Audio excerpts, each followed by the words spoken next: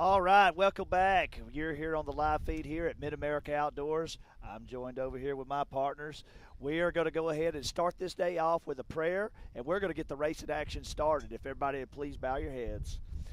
Lord, we thank you for this country, this place, and this weekend as we remember the fallen that fought hard to bring this capabilities and this freedoms to us each day that we all love and deserve, and that is fought, given by blood. These guys fought and gave all. Lord, we thank you that we have a place that we can come and we can enjoy this time together, and we pray that every racer here and every fan, spectator, and all the viewers at home, you just put a hedge of protection around them and continue to shower blessings. Lord, we just want to close this weekend out and everyone grow closer together and hope everybody gets to know you. In Jesus' name, amen. Amen. All right, guys, we got a lot of fun action going today. Are y'all ready to get this thing started right out the gate? Yeah, Right out yesterday the was a gate. primer. Yesterday was Yes. a primer. Now we're getting into the big stuff. All right. So we're starting off with the Expert Turbo class this morning, and on that row number 1, we're going to have Mickey Schroeder in that number 1 spot, Austin Braden in number 2, Harley Holland in number 3, Austin Dinger 4th, Kendra Hoop in the 5th position, Grant Stevens 6th, Christopher Smith 7th, Rusty Pipes 8th. And starting that 9th spot in the 31 will be Matt Hecker. In 479 will be Chris Welch in the starting 10th. And Here we've they got come. the green flag underway. Justin Baroob in the 43. Eric Vaughn in the 909. Jonas Fisher 13. Jeremy Farmer 222. Ian Lane in the 81. And Caleb Edmonds in the 88X. And we're underway. And we will see here shortly who will be getting that hole shot.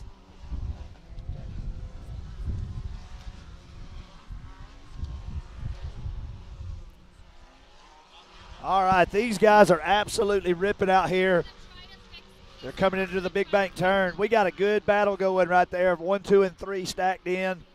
The backside of the pack right there, they look like they're battling tight too.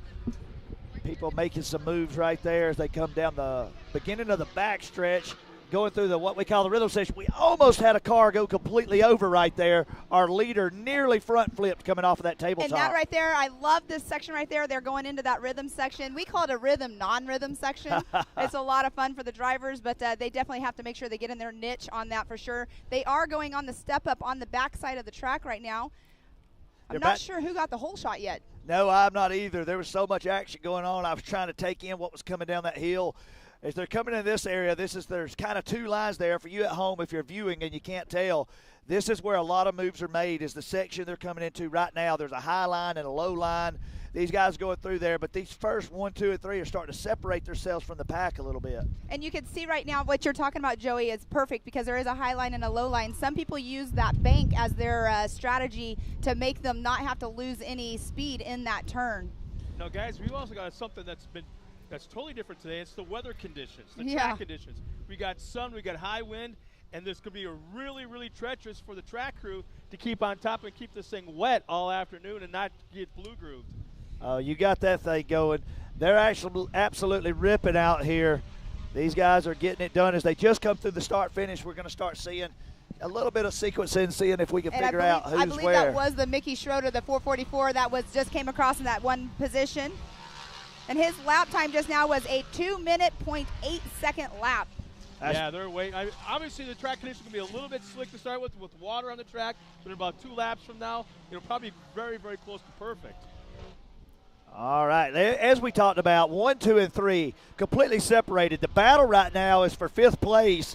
We've got 3 cars that are tight right here. Those guys are really starting to battle it out. I love seeing it whenever it's not just the 1, 2, and 3 guys that are battling out for position. Sometimes the best race is in the middle or the back of the pack. Oh, without a doubt, when they get clustered up and they're fighting to get to that podium, those guys are hungry. They're chasing it. We just had a pass for position in the top 5. In fact, the Yamaha is showing some smoke right now, having moved up into the 5th spot. I'm not exactly sure what the number was. A little far off from our visual. We only have one Yamaha in this class, and that would be the number 88X of Caleb Edmonds. Caleb's always fast. Always fast. All right, they're coming back into that double lane now. The second place person has closed in on our leader. It looks like the 261 is getting ready to go up into the Talladega turn, but he has something going on his front left that's making him not turn very well. All But right. on screen there, they're in that section, Joey, that you were just talking about. Yeah, they're coming over the big tabletops on the backside. How big are those tabletops, Pam? Oh, the biggest one is 80 feet. 80 feet. 80 feet. And some of these guys, they are flying. They're not landing on the 80 feet mark. They're flying like probably at least 100 feet. Yeah, 80 feet plus. These guys are clearing that tabletop without a problem. And I got to go back to the track conditions, guys. You know, they keep a notebook on how the race was run, how the tire pressures, all that kind of stuff. Well, after yesterday, looking at today's track conditions, I think they have to throw that notebook out because it's completely different. Yep, every day it changes for sure. Oh, wow. You may not have been able to see it on the screen, but Caleb Edmonds just almost went all the way around trying to make a move for 4th place. They're coming around the start-finish right now. Those guys are battling out. That number 88 Yamaha that you were talking about earlier is absolutely on a roll right now. You know, and I don't think his car is smoking anymore. I think it might have stopped. Maybe it just needed to get a little clearing out this morning. Well, there's always that theory of as long as it's smoking, it's good. When it stops, that's when it gets scary. Yes, exactly. Now, we are doing 5 laps this morning, and we have a Big total move by Caleb. Whoa! Yeah, he made up a ton of ground. Oh, we got him and off they locked course. up. 2 of them are locked up off course there, Oh. trying to get back on race course. Caleb got hooked into the 4th place person, so 4th and 5th went off the track. That moves the guys that were battling behind them. The 1, 2, 3 just completely separated now, yeah. but the 4, 5, and 6 holes, they all just got changed. So those are that's Christopher Smith and Caleb Edmonds. They both are number 88. Caleb Edmonds has an X at the end of his number there. We do have a spin out going over the tabletop right before the Talladega turn. That was Caleb coming back onto He's the coming course. back onto the track. Right now, our top 2, 3, like They're you way say, out. they're way out front. They're already on Memorial Day Monday. But look at 1 and 2 battling back there in the double section right through That's there. tightened up huge. Less than 1 car length separation.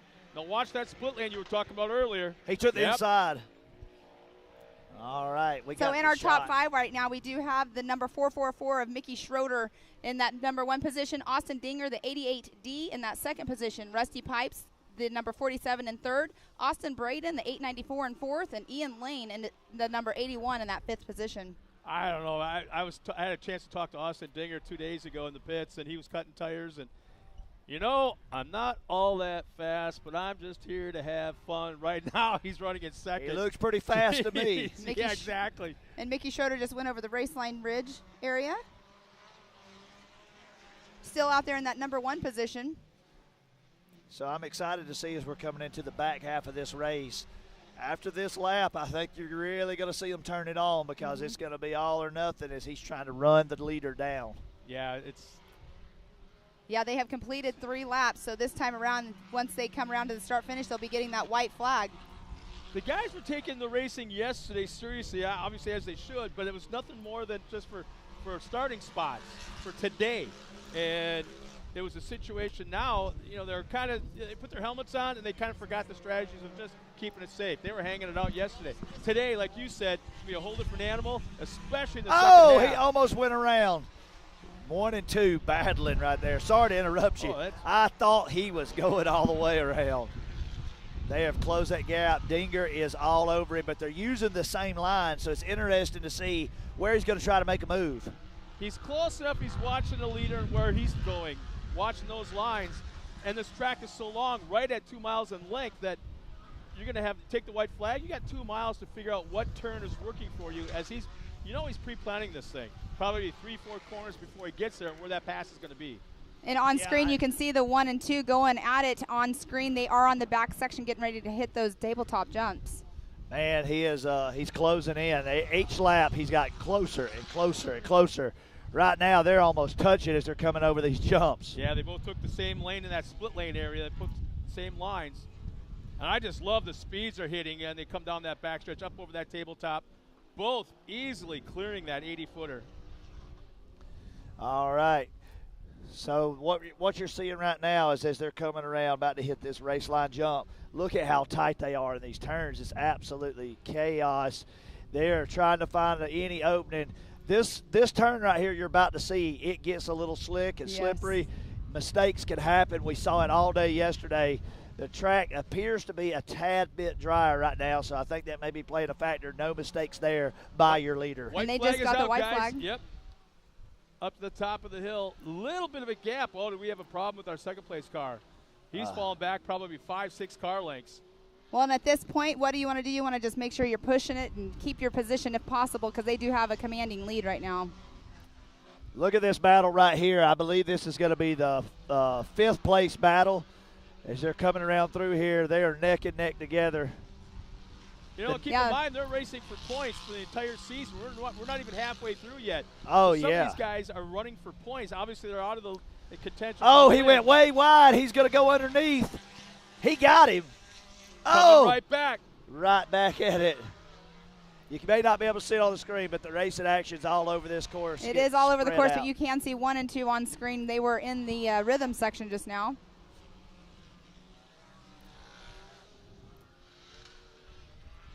Yeah, that gap between first and second has maintained about 5 or 6 car lengths. They haven't really they stretched out the lead right past the finish line at the white flag lap, but so it looks like all racers on race course just got the white flag. Everybody's on lead lap. We just got our last one crossing as we speak. So we're going to be able to get everybody through here and see this thing. We're going to get results very quickly on this one. All right. Final time down that backstretch aimed at that 80-foot tabletop. Well, what about your leader? He come out the gate with the whole shot and never looked back. Never looked back, yeah. Had a pretty puckered up tight mid-race, but now it's stretched out that lead, but it's shrunk now to about 3 car lengths with 2 turns remaining. Dinger is pushing hard right here. He just made a run at it on this last section for some way. He turned it up, but it's not going to be enough unless a mistake makes right here, and they're good. That's going to be your checker. Pam's got your results as they come across the line. So right now we have the Mickey Schroeder in the 444 in that number 1 position, Austin Dinger, the 88D in number 2. And we'll see who comes across, because we were having quite the race between 3rd, 4th, and 5th. All right, Joey, thank you for stepping in. And I know you have some Barbie Jeeps that you guys are taking care of right now, because that will be going on later. And right now it's a great shot of the Ultimax Spillway.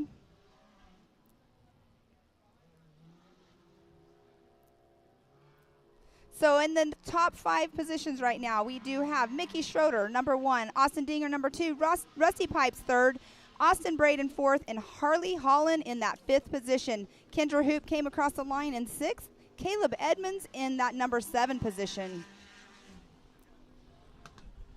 That was quite a race there. We do have, that was our Expert Turbo class. It was a fast one. I was really surprised. It just went, no real I guess you'd say drama. There was nothing really as far as accidents. It was great tires. racing. It was pretty surprising. I mean, except for the 2 88s right here that they both kind of went off track and they both got back on. But that was about the only major drama, I guess, if you want to call that drama.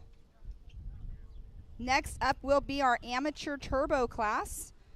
We will have 9 cars competing in this class. We have Lee Knowles, Kyle Arknew, Sean Murphy, Michael Green, Morgan Vanover, Hank Hall, Jacob Mangus, Aaron Holden, and Justin Moore. But we have Miles down there right now with an interview. So we are going to go ahead and see who he has down there. We are trackside with Mickey Schroeder, the 444. You just put on one heck of a battle. You and Austin were out there battling hard. How much fun did you have out there? Oh, it was a blast, as always, man. You were on the pole position, and you crossed the line first out there. It looked great. We'll see how it all shakes out. But, man, what a wonderful, wonderful race you put on for the fans back at home and here on site. I appreciate it, man. Thank you, guys. So what you guys you took the whole shot, obviously, and you just never got past. Got close a couple times. How much fun did you have out there battling? Just the 2 of you for the most part.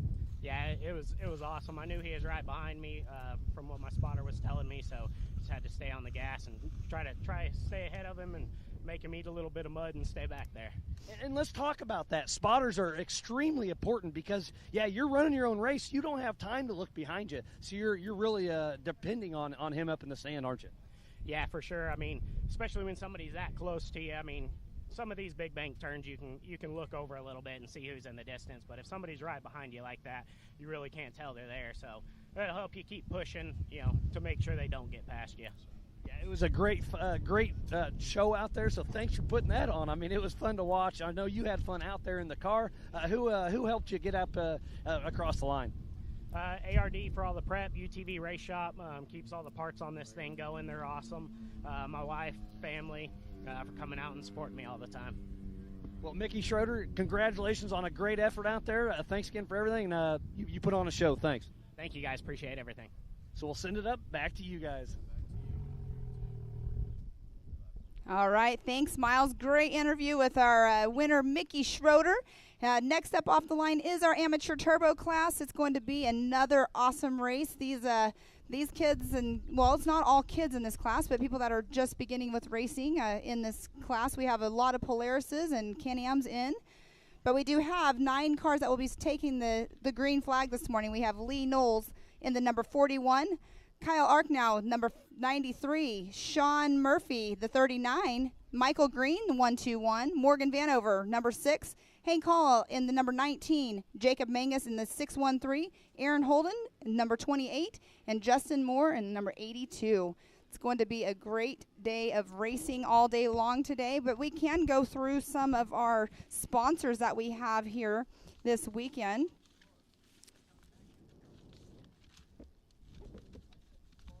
Because this park is amazing. A lot of people are partnering up, loving this area, loving what the vision is of this place.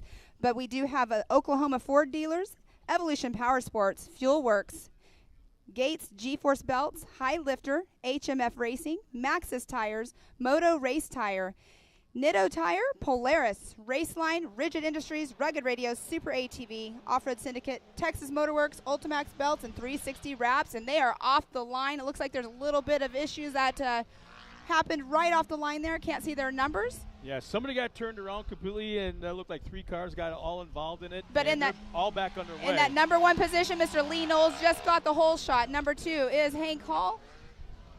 That 3rd position, I believe, is Jacob Mangus. They're going right up into that Talladega turn right now. That has been a fun turn to watch people make passes in. Some people struggle in it because it is kind of a tight area. They are entering into the rhythm section. That is Mr. Lee Knowles. He's still in that number 1 position.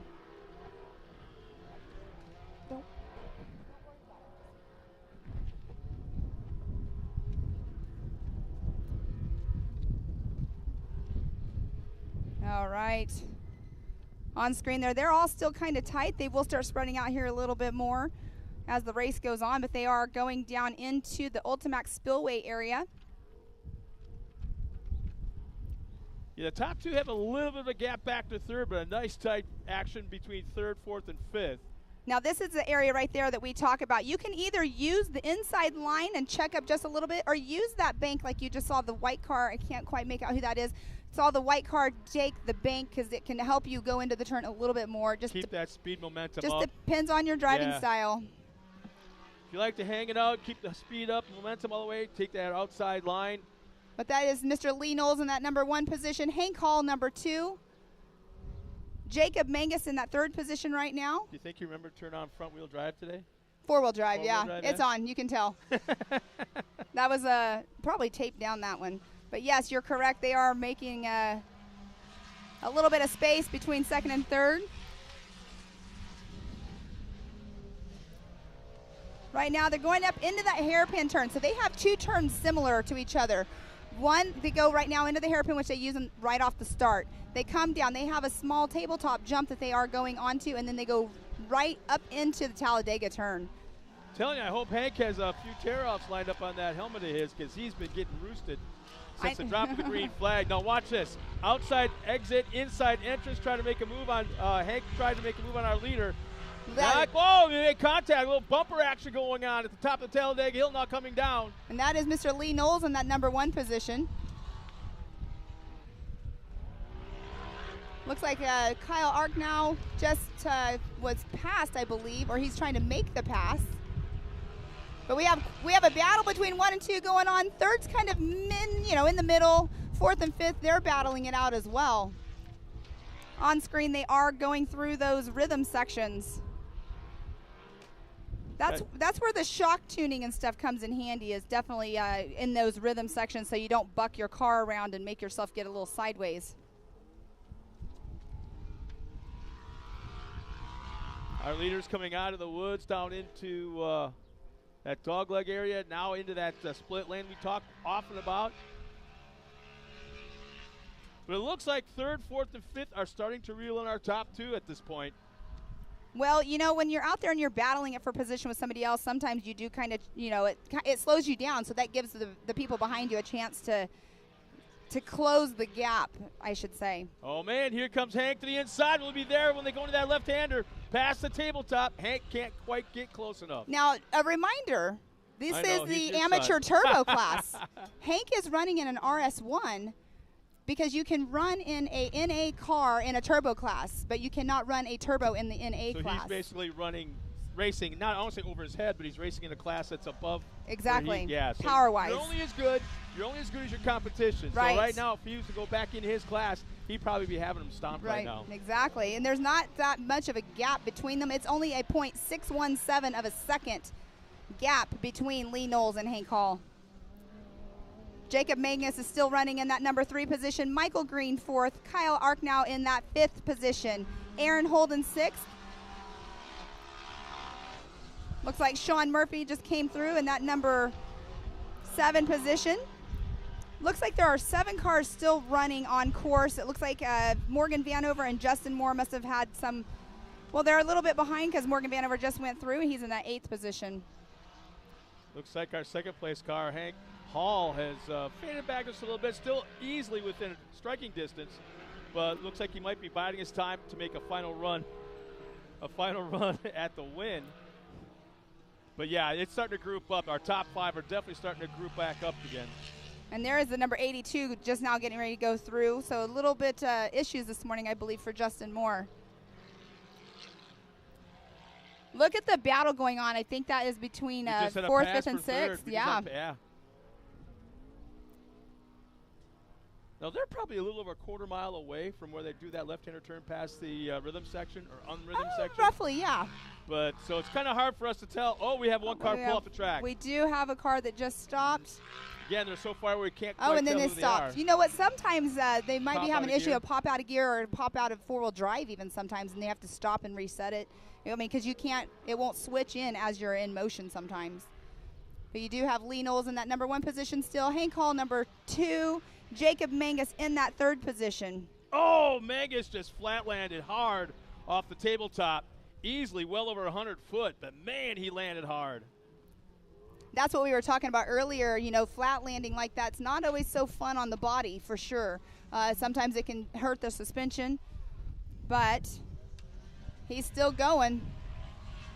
Lee Knowles coming through in that number 1 position. Let's see, the gap now is 1.297 seconds between 1st and 2nd position. This is where, this point in the race, where I start to wonder, okay, who's in shape, who's Right. getting tired, who ate their protein? Who ate their Wheaties for breakfast? Exactly, yeah. I know my kid didn't eat Wheaties. He ate something totally different. But Yeah, we should mention the fact that you haven't, to your credit, you haven't yet. The thing is, that's your son out there running in Right. 2nd place. And it's kind of neat because I'm watching your husband right below us Yeah.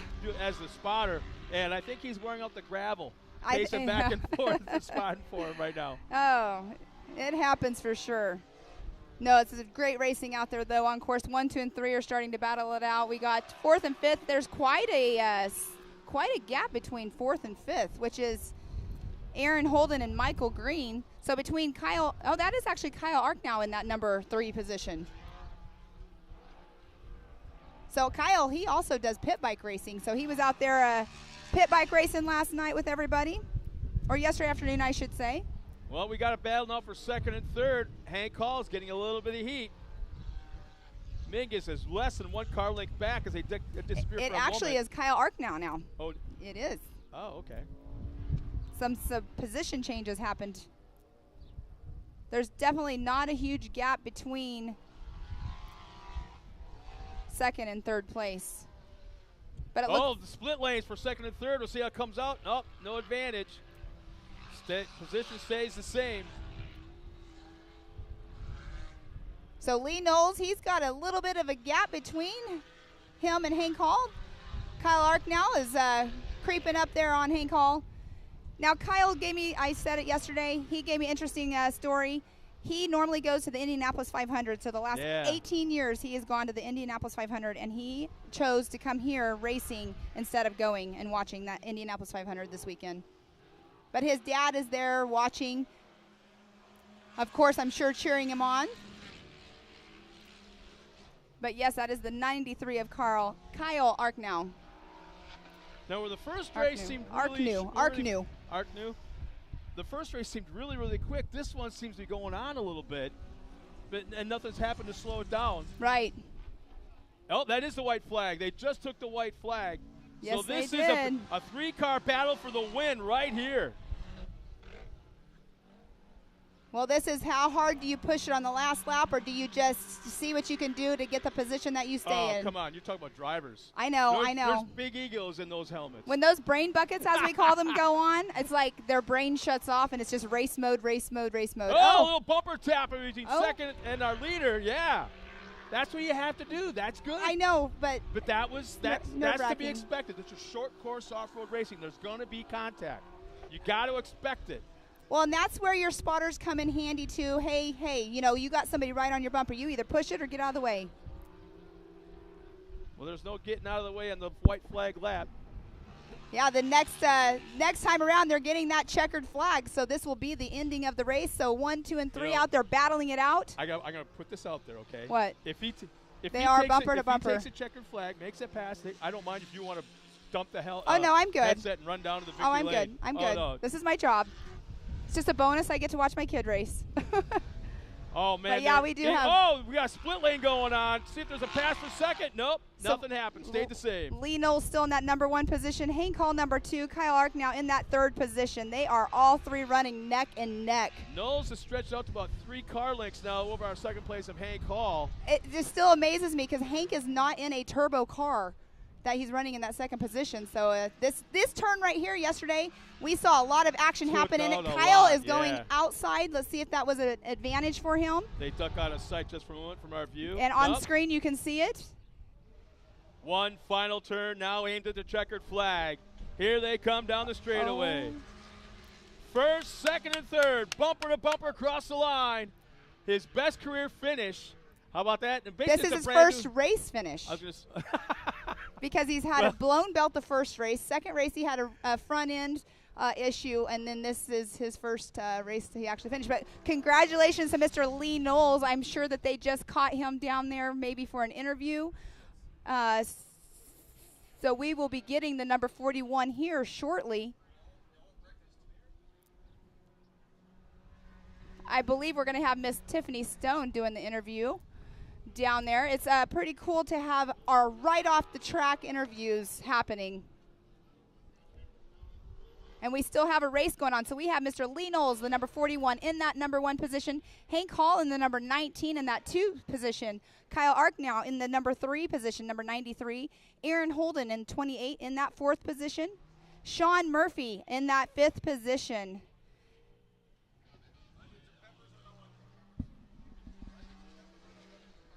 No onions, no peppers.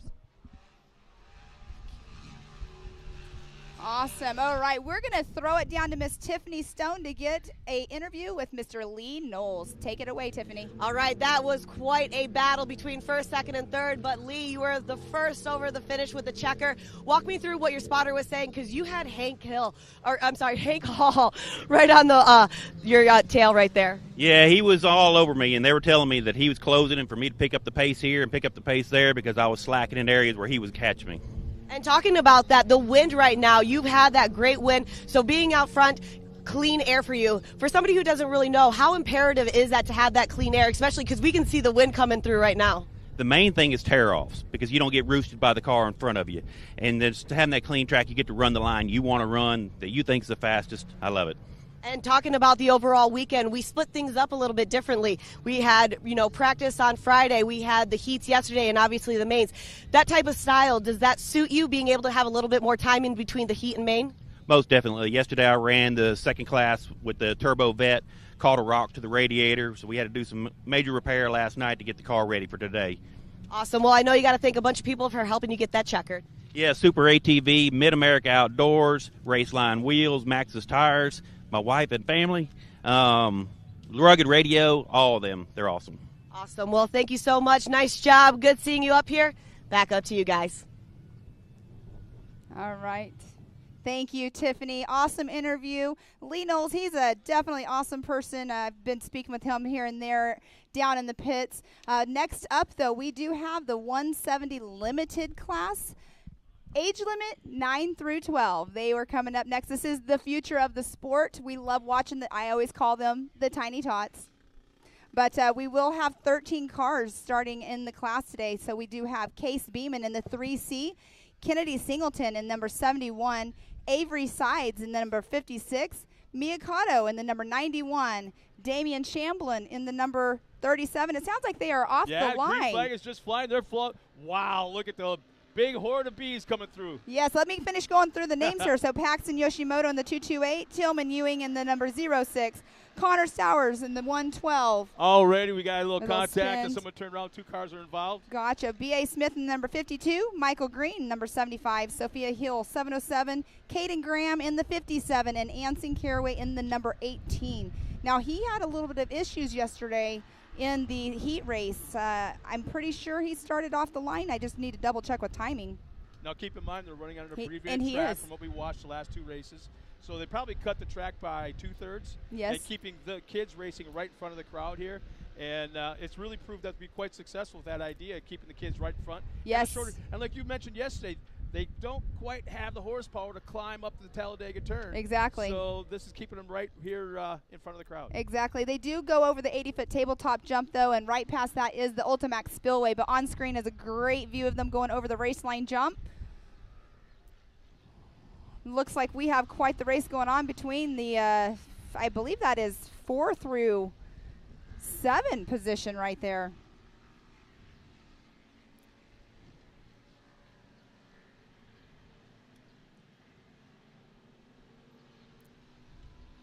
Awesome. So in that number 1 position, Kennedy Singleton. Number 2, Case Beeman. Connor Stowers in that 3rd position. Damian Shamblin in the number 4 position. Paxton Yoshimoto in that 228. That is our top 5 right now. And I do see Anson Caraway is out on course. He did have a little, he had a couple tumbles yesterday in our heat race. The first tumble he took, he landed on all 4s and he kept going. And then he ended up having a chain break. Dad fixed it, got back out on race course, and then he had another tumble where they actually, made sure he checked out all good, okay with medics, and he's back out on race course today. But look at the battle on screen right now between, that is 3rd through 8th right there. And this is our limited class 9 through 12.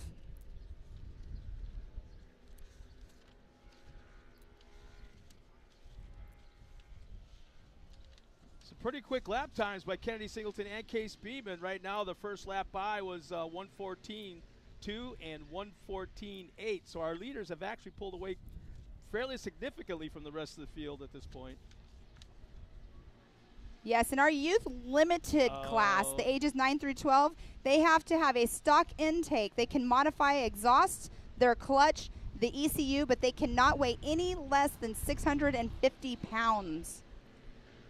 So there are limits to them in each class. Our leaders, you missed it right in the hairpin left-hand turn past the finish line. Our leaders got tangled up, had to stop, kind of rearrange themselves, get underway. They were hooked, got unhooked, and got back underway. But so they still lost. Yeah, they got a big gap, but they lost a lot of it from what they had earlier. Yes, and that is Kennedy Singleton in the pink car and Case Beeman in the number 3C. In fact, it but looks right like now, Case Beeman is in that number look at position. the back of his car, though. Our leader's car, look how it's bouncing.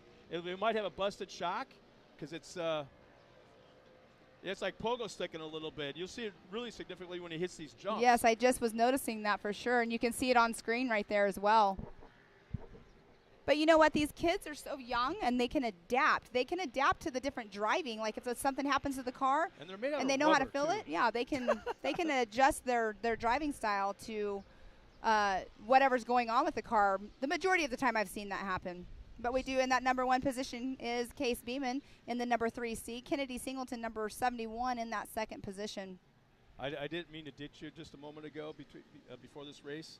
We have kind of a pseudo-celebrity here.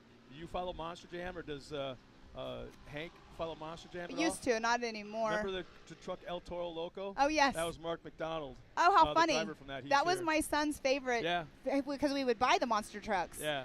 The little tiny ones from Hot Wheels, and that was his favorite one. That's awesome. So he's here. How cool is that? Well, and our USAC director is also a former monster truck driver, too. For Ultra Leo 4. O'Donnell. Yeah, Leo O'Donnell. The first ever front flip Yes. in Monster Jam history. Mad Scientist, I believe, was his truck. Yeah, VP Look Race at the Deals, look Mad at Scientist. the look at the race going on screen there. And there's our leaders right there. Case Beeman in that number 1 position with Kennedy Singleton in the number 2 position.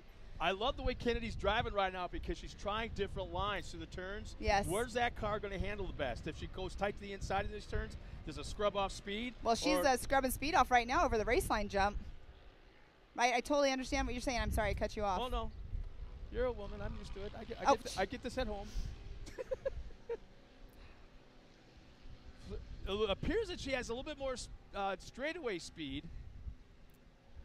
Yeah, sometimes that happens, Oh, our leader scrubs off. He gets a little squirrely coming out of the corner. Kennedy is right there on his back bumper. Great drone shot catching all this action right now up front. Now, throughout the day, we will have a total of 12 cameras, and we have 2 FPV drones. We have 1 Mavic out there. It's awesome to have all these camera coverage to keep the action going on screen for everybody at home to watch. She's the last 2 turns. She's taking an inside line and is keeping right there. Sets her up for the inside right here. Well, they're going to be getting the checkered flag this time around as well. So right now, Case is just trying to hold his position. They're on the Ultimax Spillway area right now. Hitting it right now off that jump, going into that left-hander. Just 2 turns remaining. So if he has something going on, he definitely adjusted to the way his car was handling, and he did a very good job at it. Yeah, that had to be kind of hard on the butt, these jumps, because he really has no shocks in the back the way it's been bouncing. And Kennedy's made up a ton of ground in 1 turn. Can she make up more right here in the final corner? Down the straightaway, up towards the finish line. It looks like she's running out of time. Case took it a little bit wide, but he ended up staying in that number 1 position. So Case Beeman number 1, Kennedy Singleton in that 2nd position as of now. But we still, on screen, we still have a race going on. Lots of cars out there yet.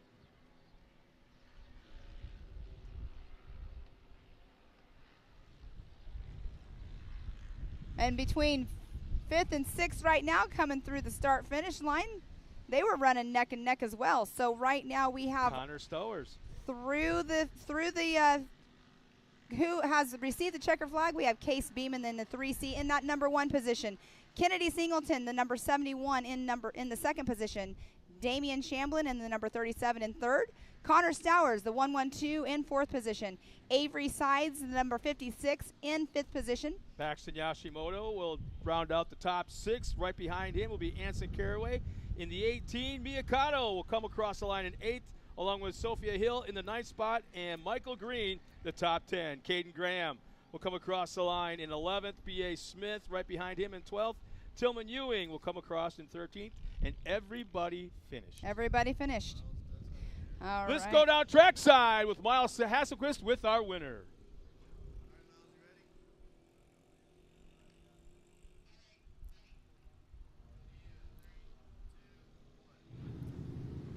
We are trackside with Case Beeman. You just had one heck of a battle with one of your buddies, Kennedy Singleton. How much fun did you have out there, and how hard did you have to push?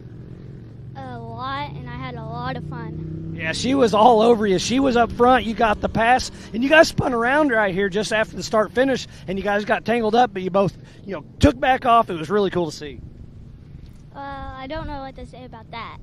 So what happened? Was it just a little muddy, or did you guys bump into each other a little bit? Kennedy turned into me because I took the inside and she didn't see me. Okay, so it was just good racing, huh? But you guys tangled up a little bit, but both kept going. It was really fun to watch. Wasn't it? Yeah. So how old are you, buddy? 9. 9, and you're already out here. You're the future of our sport. We love watching the young guys and gals out there on the track because you will be racing the pro class eventually, won't you? Yeah. So are your mom and dad just love coming out racing with you? Yeah, especially my dad. My mom likes barrel racing. Oh, okay. She does a little horse racing, huh? But it's cool to see you, with the whole family out here having fun. Who do you want to thank? UTV thing, TQR cages, and that's about it. And my mom and dad. All right. Well, Case, you had one heck of a race out there. You know, finishing first across the line. It looked great. Good job, buddy. Thank you. All right. Well, Case just had one heck of a race out there. Such a fun little battle with those 170s. So we're going to keep on racing. Back to you guys. All right, thanks, Miles. We are now going into the 170 limited class. This will be the 6 to 8-year-olds. So we're going to go ahead and go through the drivers in the lineup. So we have in the number 63 of Code St. Peter. Very fast. Very, very fast. The 111 of Easton Helms. The 8 of Slade Dowden. 21 of Tanner Thompson. 44 of Tucker Berza. The 356 of Camden Ledbetter. Then we have Bentley Fagan starting 7th in the 135. Maggie Flores in the 47 starting 8th. Starting 9th, Caden Vanover in the 22. Jace Bezecki starts, 10th in the number 7. Harper Willis starts 11th in the 86. We got Hudson Wilson in the 402 starting 12th. 98 of Blaine Singleton will start 13th. And Luke Anderson will start 14th in the 11.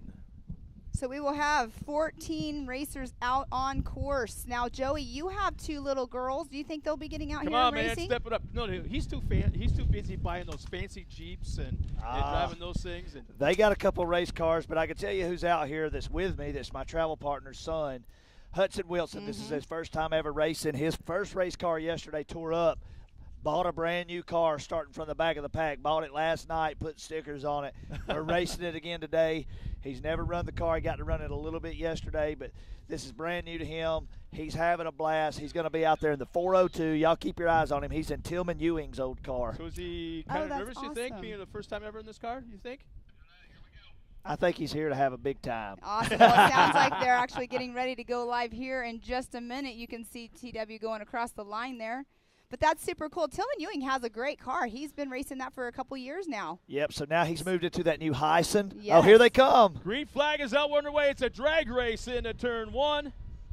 Let's see Look what's at going to be. all of them all bunched up. We got some contact going on. Is that number 2? I can't quite. The numbers are, these are small cars, so you can just imagine how small the numbers are. Yeah, they are small. There's my man Hudson Wilson in the 402 getting it done. I'm so excited for all these kids. Some of these guys are girls. This may be their first time out there, and just like Hudson, this youth program, I just speaks volumes to the growth of the sport. These kids are the future, and I'm so happy to be a part of this. 100%. And I've never met Hudson. He was down there having breakfast this morning, and I was out there, and I was making sure to tell him good luck today out there. These tiny tots are so cute. Now, this is the 6 to 8 class. Joey, is he 6? Is he young? Hudson is 6, about to be 7. He'll be 7, I think, in a few weeks. Awesome.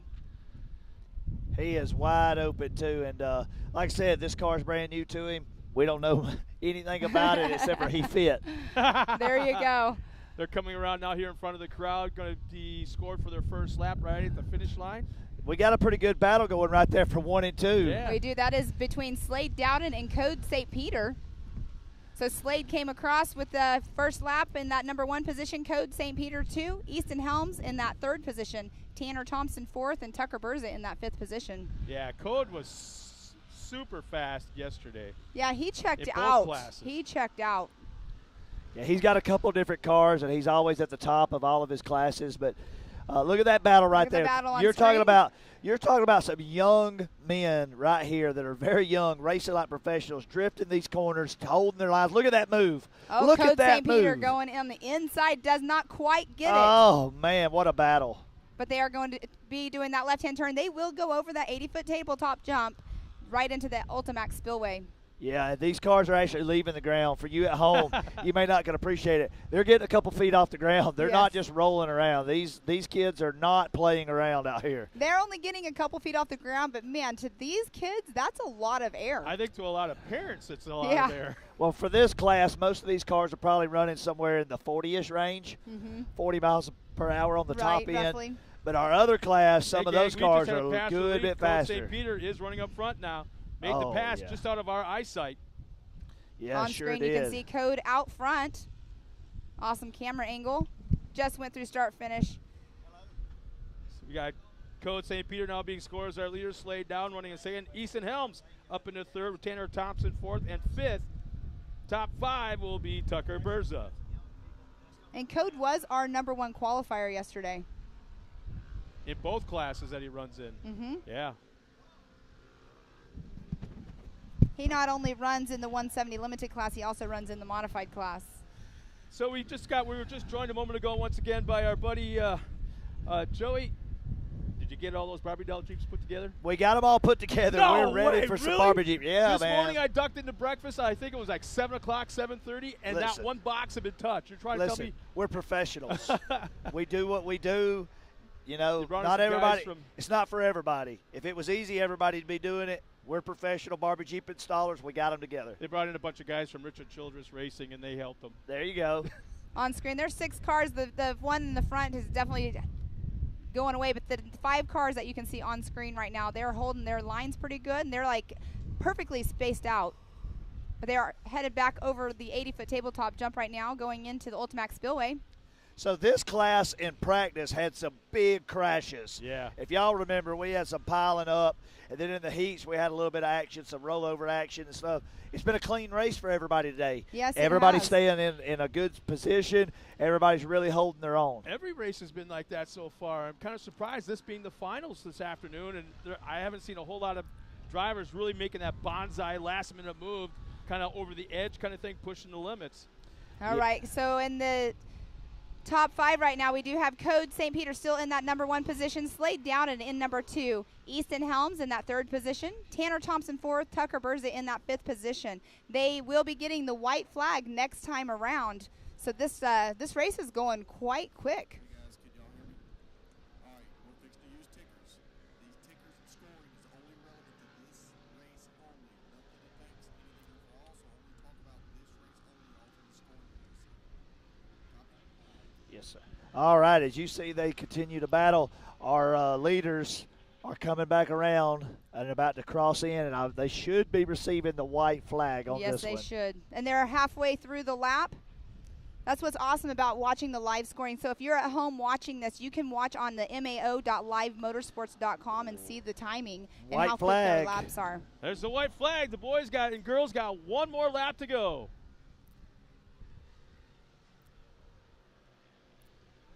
All right, so Code is still holding on to it, but I'll tell you, it looks like Yeah. second place is closed in on him a little bit right there. Slade's They not have- going anywhere. He's right there tagged to that bumper. He has a 1.25 lead or a gap between 1 and 2. Not On anymore. screen- I was Not thinking anymore. the I know. same. But Not on anymore. Screen, you can see the race going on screen here. Yeah, these guys he stepped it up. You know, Code got around him, I believe, back here on Yeah. the race line jump. So let's see if he's going to make that same pass. Look at him run him down. I believe his parents are probably in his ear.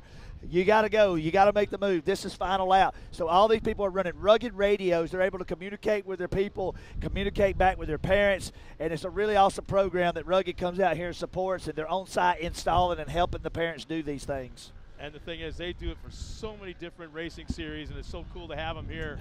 Yes, sir. We got a little bit of lap traffic right there for their leaders. Looks like they both got around cleanly.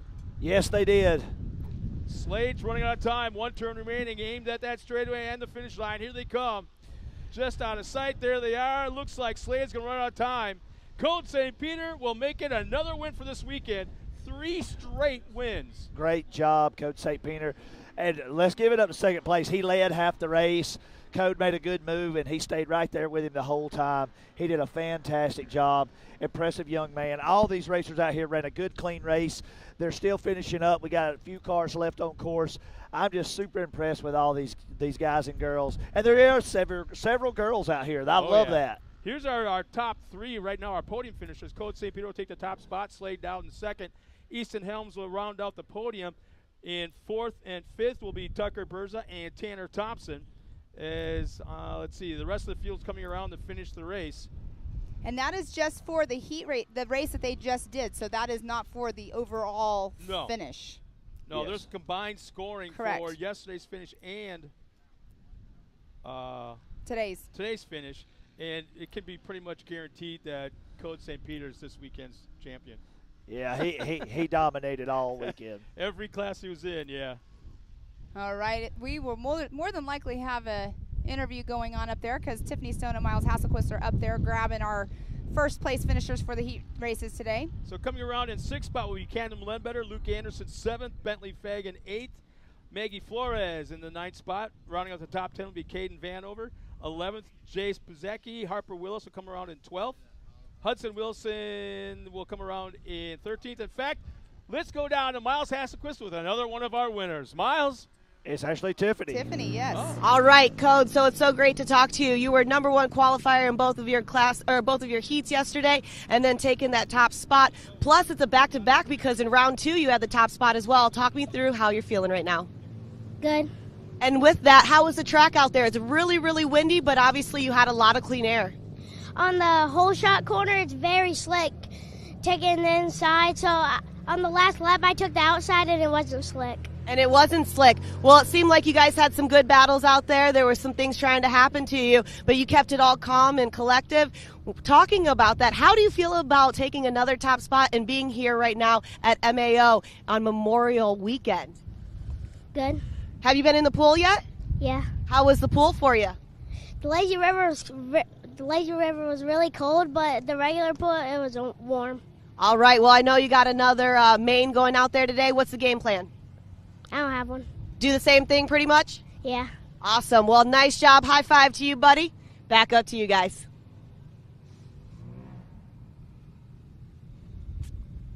Awesome. Thank you, Nice job, Tiffany buddy. Stone. Awesome interview with Coach St. Peter. He is definitely one of the children to be watching out here for sure. We are going to be moving on to the 170 stock class next. Now, Joey, this class, we have 15 cars in this class. What a testament to the program, 15 cars in the stock class. This is our most entry-level class.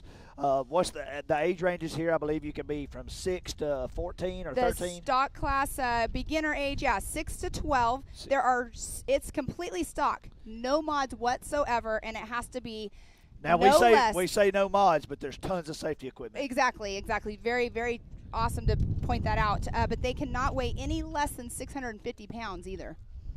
So they do have a weight limit that they have to meet because it is a stock class. You can go buy one of these from the showroom floor, go put a roll cage on it, put some harnesses in it, some seat belts, come out here and race the car. You don't even have to change anything if you don't want to. Yeah, I mean, you except that. got to have a roof panel. Kids have to have their fire suit, their fire shoes, their safety equipment, gloves, helmet, harness, neck restraints. They have to have all those things. But outside of that, you could come out in this class and be competitive. This is probably our most competitive class because the cars are so similar. Exactly. And you know what? Speaking about all of the safety equipment that they wear, yesterday we did have, we were talking about earlier, Anson Caraway. He had quite the tumble. All of his safety equipment kept him safe. He's back out here racing again already today. I know. He was back up there by the time we were doing pit backs. He had returned from the hospital, and he come up, hugged my leg, said thank you for, helping us and doing a good job. And he was thanking the whole staff. And then he said, I want to race tomorrow. I said, oh, you better talk to your parents. Yeah, I saw Dad. He had posted on his story. He's ready to race tomorrow. He's back in his fire suit, but he was still in the hospital. Well, gang, here's our lineup for the next race, the 170 stock. Starting in the front row will be Carolyn Claire Ewing in the 06. In the 5R, Rossi Thomas starting second. Starting third, Carson Sommerfeld in the 09. Aiden Ballinger in the 2011 starts fourth. Starting fifth will be Bear Medlin in the 220. Paxton Shamblin will start sixth in the 37. Ryder Thomas starts seventh in the 6R. The 022, Heston Hess, starts eighth.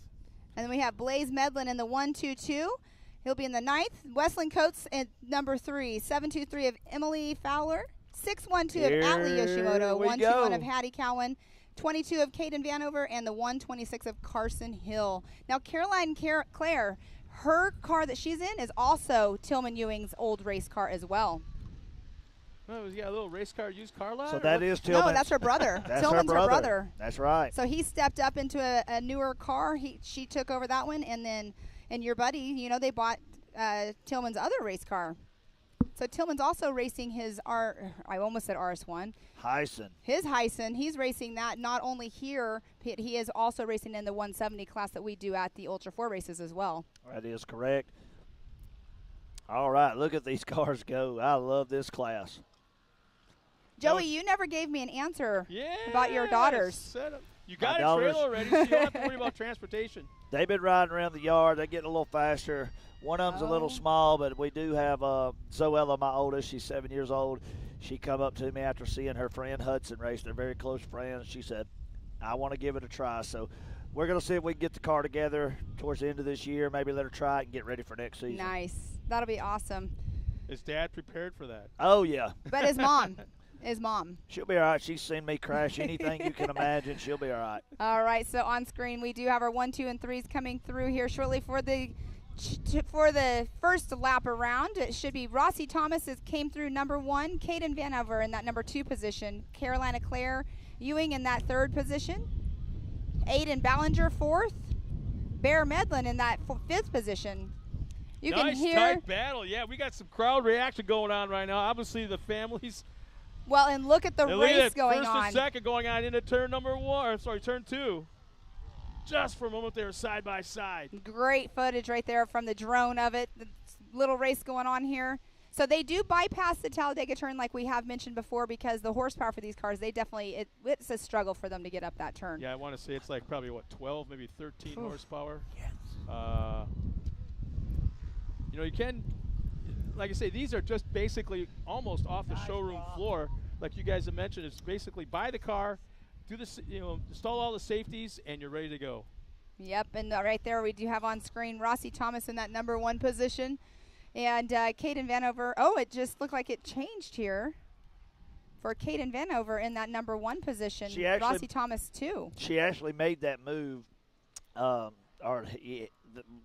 move happened, I should say, when they come around right after start finish.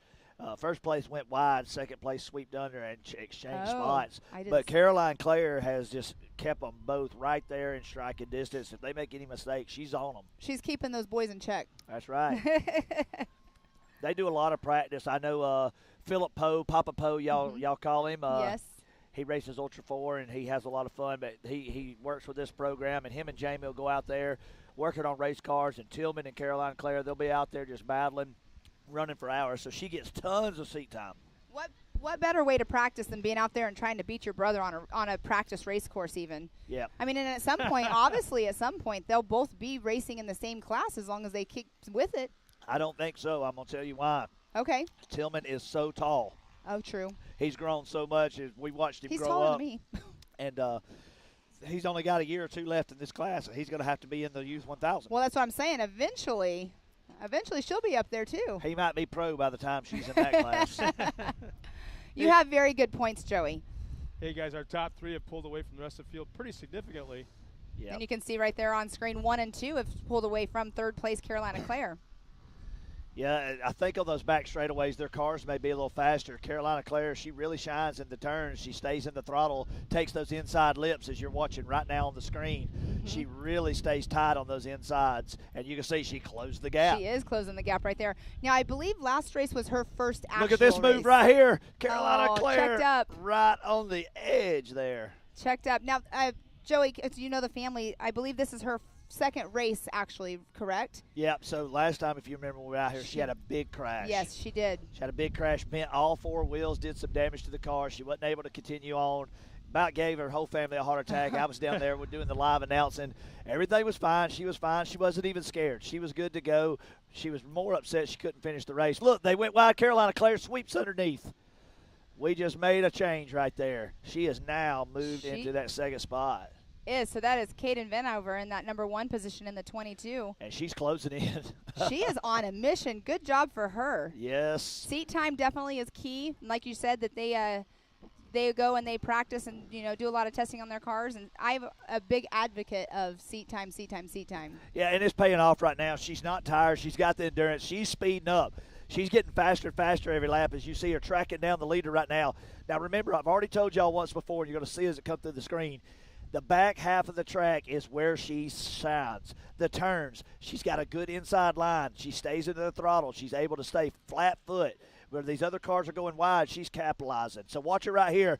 Watch this. This line right here look at that. is Yes. where she's faster. You know what I call that, Joey? Consistency. And she's going for a pass right there. They're going neck and neck She's up got to the the race insides. line jump. She's setting up the final current turn. She's now set up on She the inside. made the pass over here. We have a frozen screen, but we can see right there. Okay. She made the pass. This time around, they will be getting the white flag as well. So you could just tell how hard she was pushing it just now. She kind of did a small bicycle. But now it's all going to be about that consistency. So she may just got the lead just changed back, but she's okay because if she can continue doing what she's doing on the back half of the track, she can hold through the finish. Stay in touch. Stay close. And that's where keeping the speed in the turns like she's been doing, like you've been talking about, that's where it's really going to help her on the straightaways and close those gaps between her and Caden Vanover. So, look, I've talked with Tillman. Tillman will get in the car and ride with his sister and just really coach her, hey, you know, come inside. And Papa Poe and Jamie, they'll be on the headsets. They'll be saying, you know, you got to set this corner. She's learning how to set the car. She's learning how to run up there full speed and stay on the gas, and it's showing right now. Yes, it is.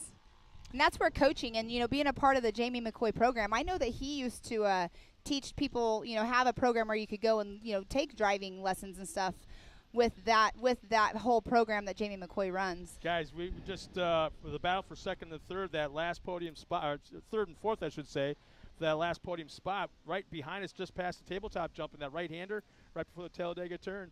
They were side by side entering into that yellow flag zone. Side by side, they ended up splitting the middle of the car that was on the track that had issues.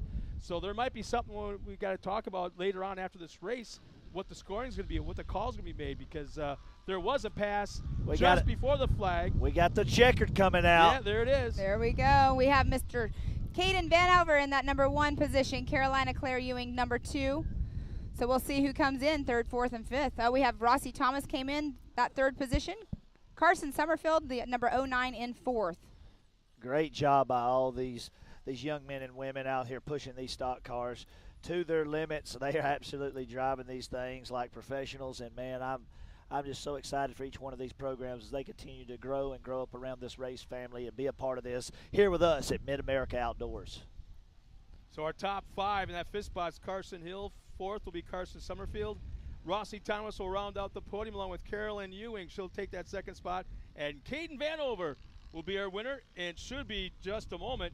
Trackside, I believe it might be Miles this time. I believe they are going back and forth. Yeah, they're taking a moment, letting these kids get out of their cars so we can see their faces, their fire suits, and everything else, and giving them an interview. What's cool is like these are little cars. Yeah. They put these little kids in little cars, and most of them, all you see are the knuckles on top of the steering wheel and maybe a little bit the top third helmet of the helmet above the window. So it's kind of a I know that Matt Walraven's son races with us sometimes. And yes. He's so tiny, and I can remember his first few races, he was just pretty much depending on his dad to say, turn left now, turn right now. He couldn't see over the steering wheel. All right, it sounds like we have Miles down there. So take it away, Miles. And fresh off the track, Caden Vanover had one heck of a race. You had so much fun out there. You were battling with your buddy out there, Hewing, weren't you? Yes, I was. What was your favorite part? What was your favorite pass out there on the track? The jumps. The jumps. You just love getting it, letting this little 170 give all the horsepower it's got and hit those jumps as hard as you can, can't you? Yes. And what a better way. I see your parents over there. Your mom was all excited, and you got to be excited watching her get all excited, don't you? I am. Heck yeah. I can't think of a better thing to do on Memorial Day weekend than to spend it with your family here at Mid-America Outdoors. And I assume you've been in that pool a couple times, haven't you? Yeah, just once. Once. Well, now you're first across the line, looking great. It was a lot of fun. I'll bet you'll enjoy that pool this afternoon even better after you get the awards done, won't you? Yeah. Heck yeah. Well, Caden, it was so much fun watching you battle with the young tykes out there. The little 170s are the future of our sport, and we just love watching you guys and gals out there battling out. Yeah. So who all helped you besides your parents get up here? I don't know. Just your mom and dad, huh? Well, it's great to see you out there, and I loved seeing that smile. All right, well, she's all smiles. So much fun out there. She did a great job. Battled all the way to the end. Caden, great job. So we got lots more racing action yet to come. Back to you guys.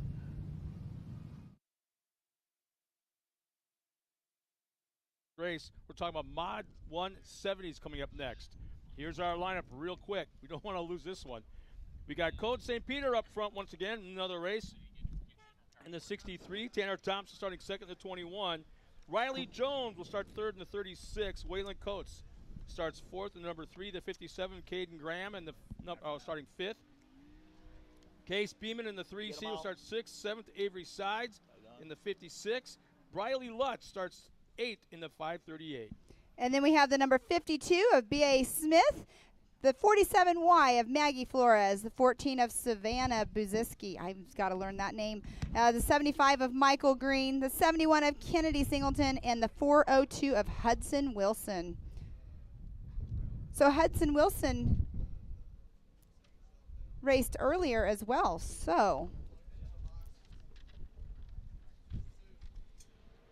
Oh, there it is. You can definitely tell by the sound when these things start the green flag.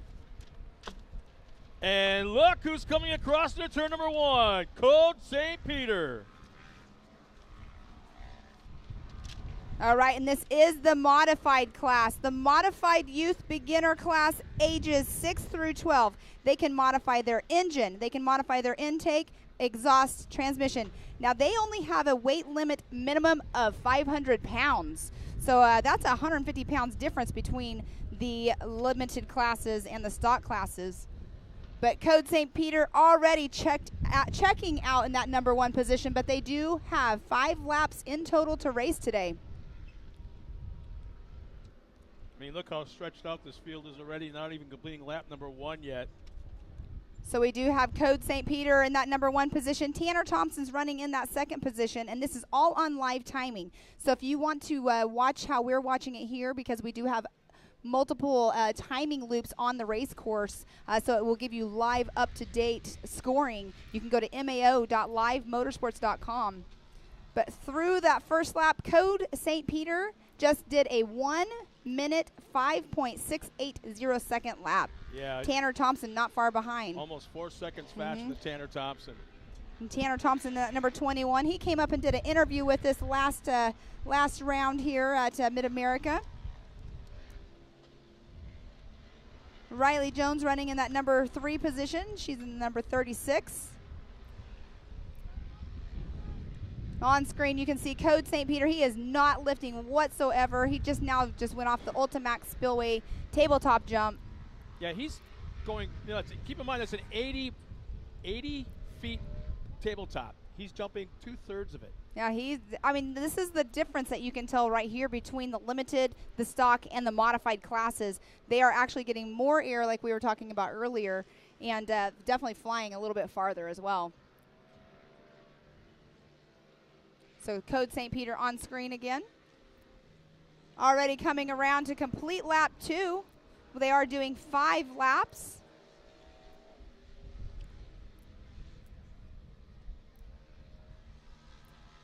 So they have a tight left-hand turn after the start-finish line when they go through it. So once they go through that, it's all about the position you're taking on the lap.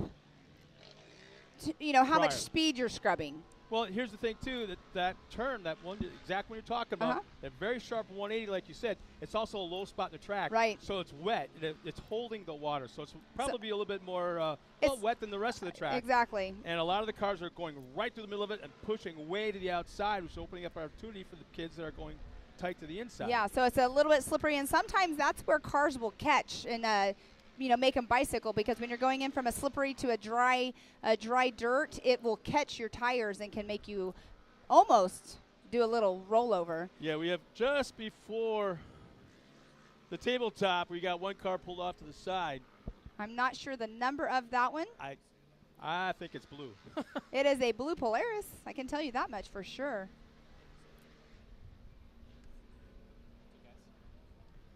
Unfortunate, though, whenever you're not even halfway through the race and seeing a car pulling off to the side.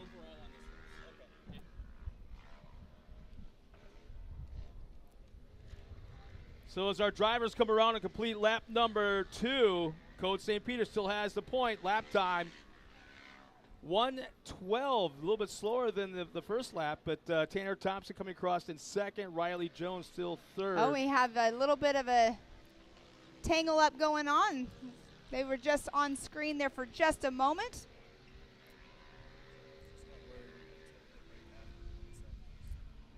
So we have a battle going through start finish right now.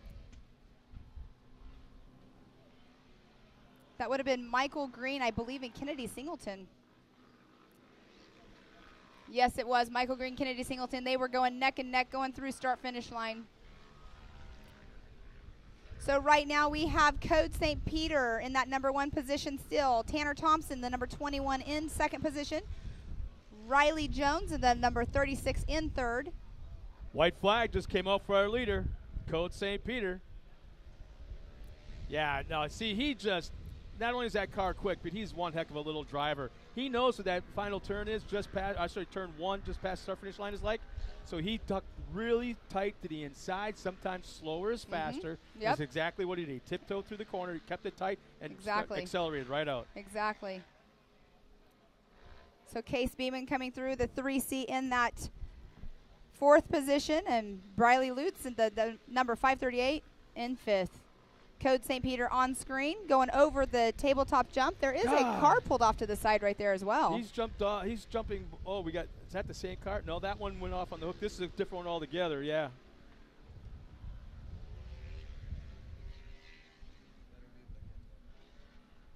Now, it looks like it's right in the middle of the traffic line or the race line, but it's just off to the left. So there's still plenty of room for the cars to get by as the yellow is out for that area. Now, keep in mind, it's a yellow zone, so there's a speed limit. And Code St. Peter, sorry to cut you off, just coming through to get the checkered flag in that number 1 position for race just now.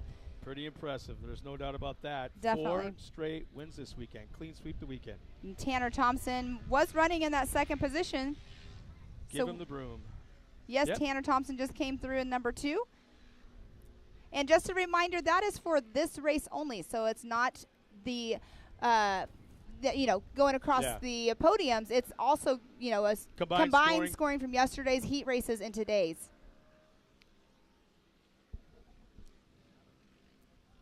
Riley Jones came through in that number 3 spot in the number 36.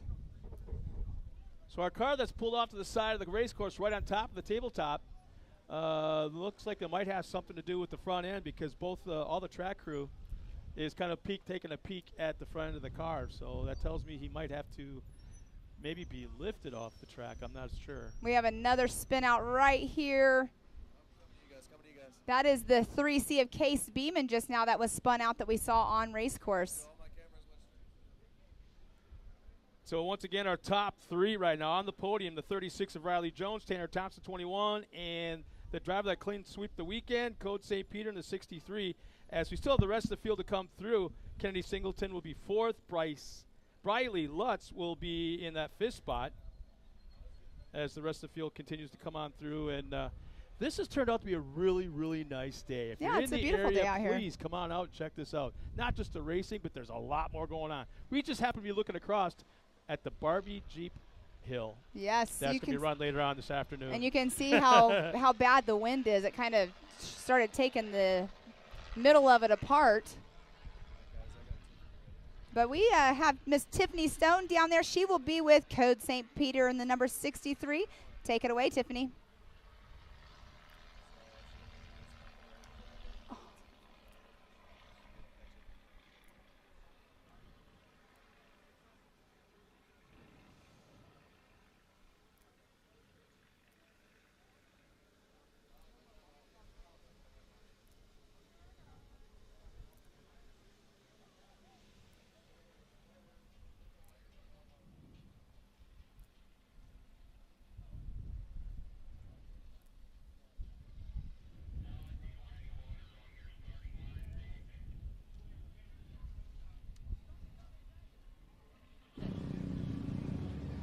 All right, sorry, Tanner. We're going to start this all over again. It's a great day. You're out here. You're an MAO ambassador.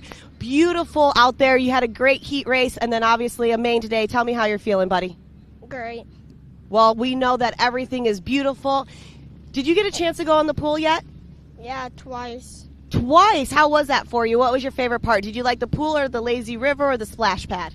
Both. Both. All right. So you've done a great job. We're going to have our trophy ceremony a little later at the podium. How are you feeling about that so far? Awesome. Awesome. Well, high five to you. Nice job out here. I'm going to let you get back up there and back up to you guys. Well, thanks a lot, Tiffany. And I guess at this point, yeah. Well, I'm sorry. I totally thought that was going to be Code St. Peter, but he just kept going on by. But Tanner Thompson, when he's up here talking to us that one time in the interview, it was super cute to have him up here. He's definitely a young man of few words, though. Yeah. But great family. He had a lot of fun out there on racetrack for sure. But next up, our next class is going to be our Expert NA.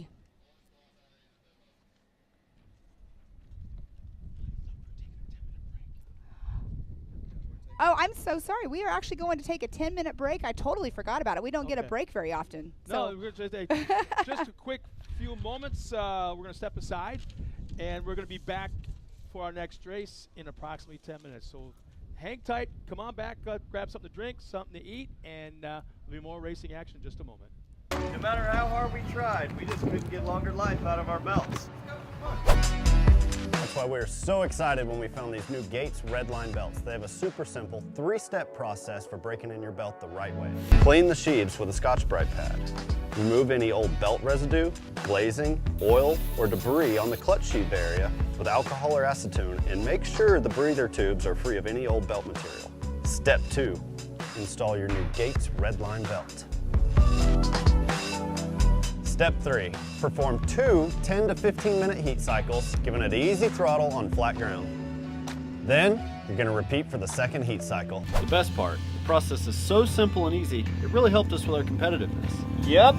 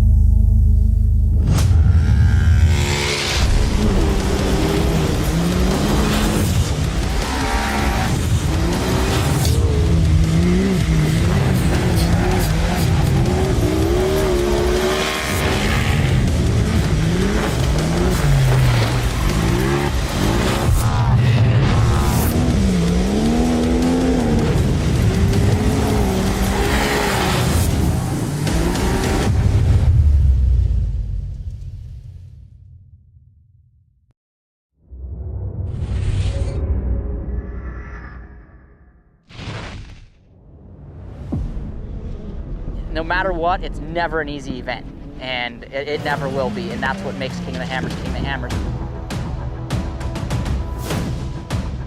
Tire choice is everything. I mean, to have a tire that's reliable and consistent and drives well out in the desert, but yet when we get to these crazy rock sections, still has grip and performs, and we can hit these sharp, jagged edge rocks and not have a problem, is what we need. And the Rockzilla is definitely our second to none when it comes to the UTV tires. And it just speaks traction. It's got big lugs hanging off the side. It's got big lugs down the side of the sidewall of the tire. If you're gonna look for something that makes traction and is gonna grip in rocks and dirt and everything, you look at a Rockzilla and go, man, that thing looks like it's gonna do the job right there.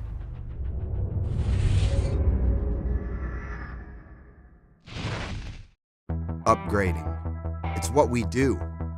So upgrading is what we did. Introducing the IQ equipment lineup powered by HMF. Designed for the most adventurous side-by-sides in the world, IQ equipment has the strength to tackle the off-road head-on. Bolt-on, American-manufactured steel. Engineered to increase strength, durability, and protection, so you're equipped to handle the most extreme performance.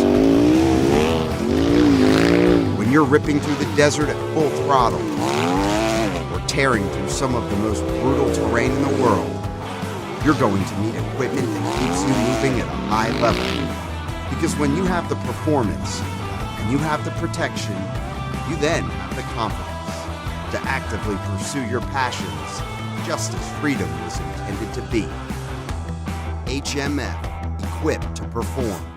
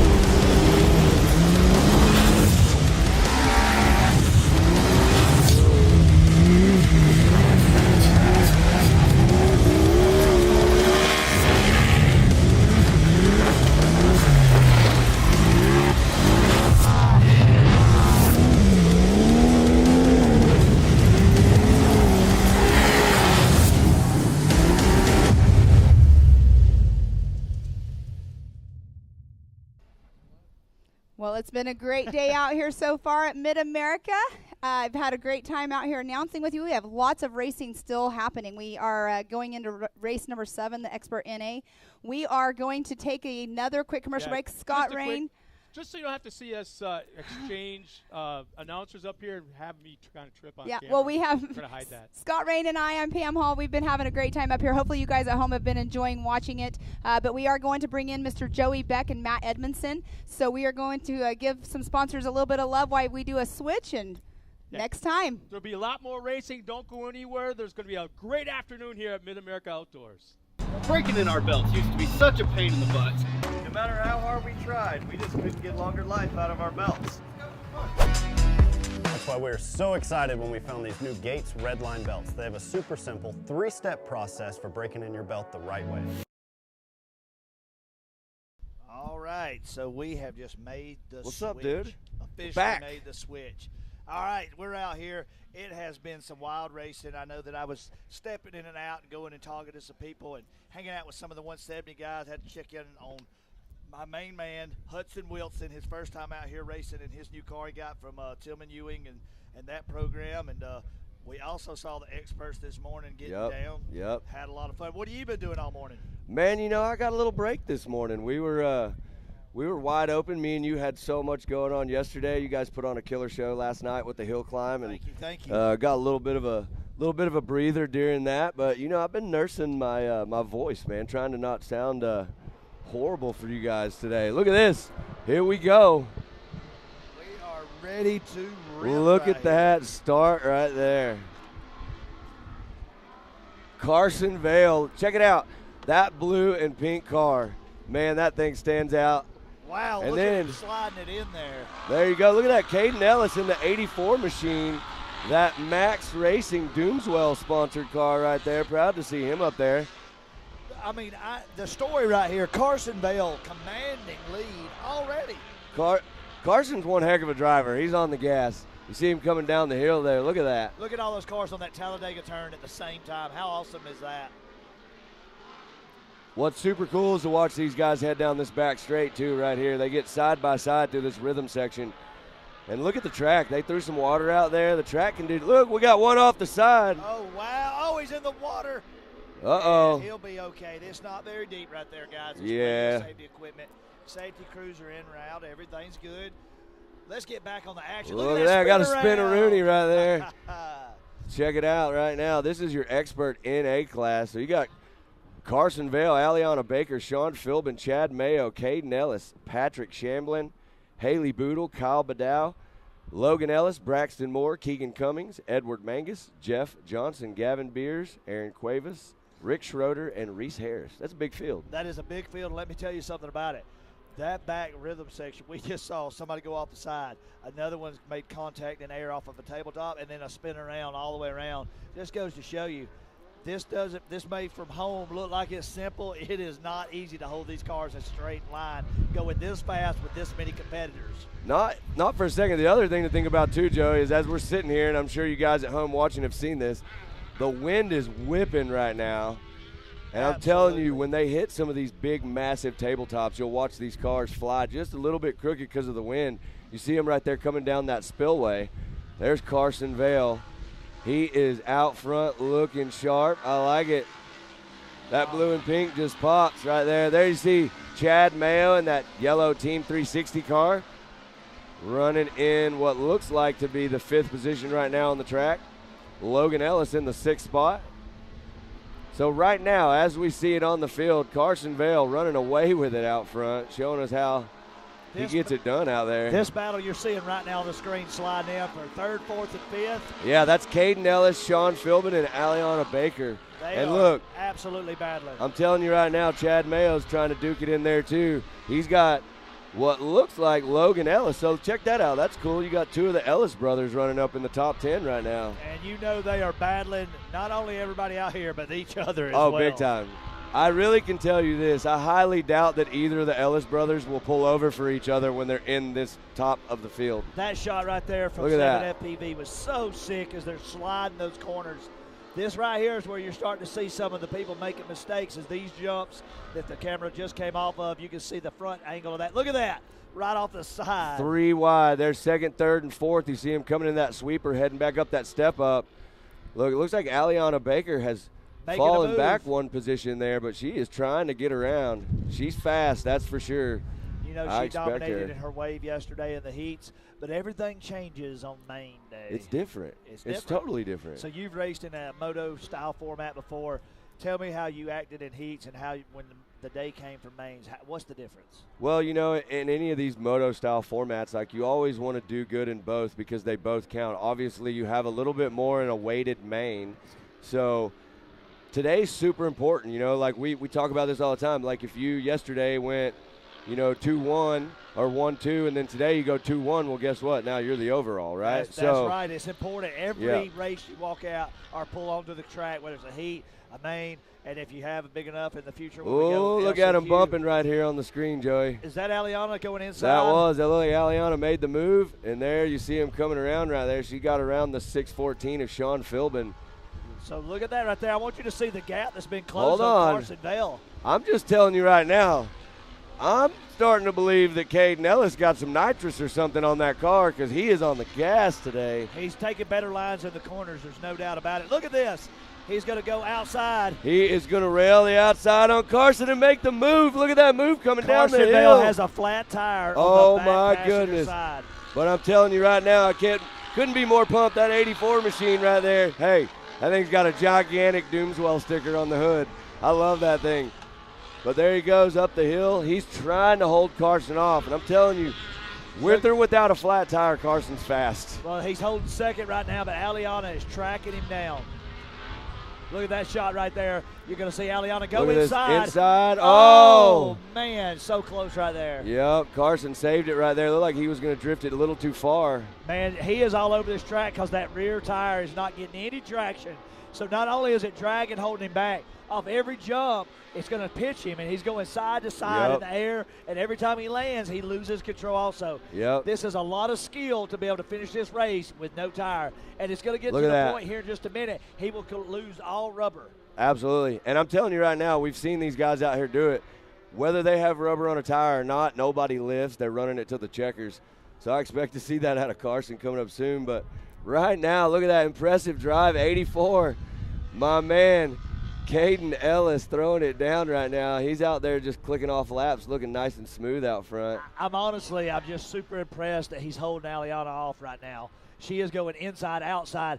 And there she goes. She got the move right there. Coming off these tabletops, Carson's got to be careful. Yep. This car will pitch, and when it pitches midair, it's not like a motorcycle. There's nothing you can do. Nope, you're just along for the ride at that point when it lands. So you can see him right there. He's just trying to salvage this main event, hang on to what he can. He's driving as defensive as he can right there, but he's also trying to be clean, which is good. Yeah, a good, clean race is always important. And he's a true sportsman. He is. He comes out here, he races multiple classes, always got a smile on his face. He's always a front runner. I know this is tough for him and his team to watch, but he's going to keep pushing this car. Absolutely. Look, he still running right there. You see him going through that MRT finish line by the spectator area. What about that Doomswell sticker? Here it comes down the hill. He needs to hold on, though, because he's definitely got some competition coming up behind him now with Aliana Baker. She is charging. So we should be on our fourth lap right here, which means we got one to go after this one. I like it right now. You got Caden Ellis out in front, Aliana Baker running in that second spot. Sean Philbin rounding out your top three. Carson's dropped back into that fourth position. And look at that. In the fifth spot, you got Logan Ellis, Caden's brother. Oh, we got a line blowed off of a race car. You may not can see it on the screen. Oh, man. But it is spitting whipping out around all over the way. It's on there. Look at that thing. Oh, man, we don't know what's going on, but it's some type of fluid being shot out of that thing. Everything appears safe. We're going to get back to the race action now as we'll send safety crews over to check on that Textron vehicle. 762 right there. So that's going to be your Textron racer right here. Yeah, Kyle Badal. Kyle Badal. And Tripp's on side over there. All right, look at the battle out here towards the back of the pack. They're all bunched up pretty tight right there. All right, you're seeing your leaders coming through. They're getting into the switchbacks. Aliana's not been able to track down the leader. he had a good gap, you know what I mean? She's got some work to do, but she has closed the distance quite a bit. Look at that line right there coming in. They're over that switch line right there. You see Caden goes high. Aliana goes right to the middle right there to try to get some more speed over that.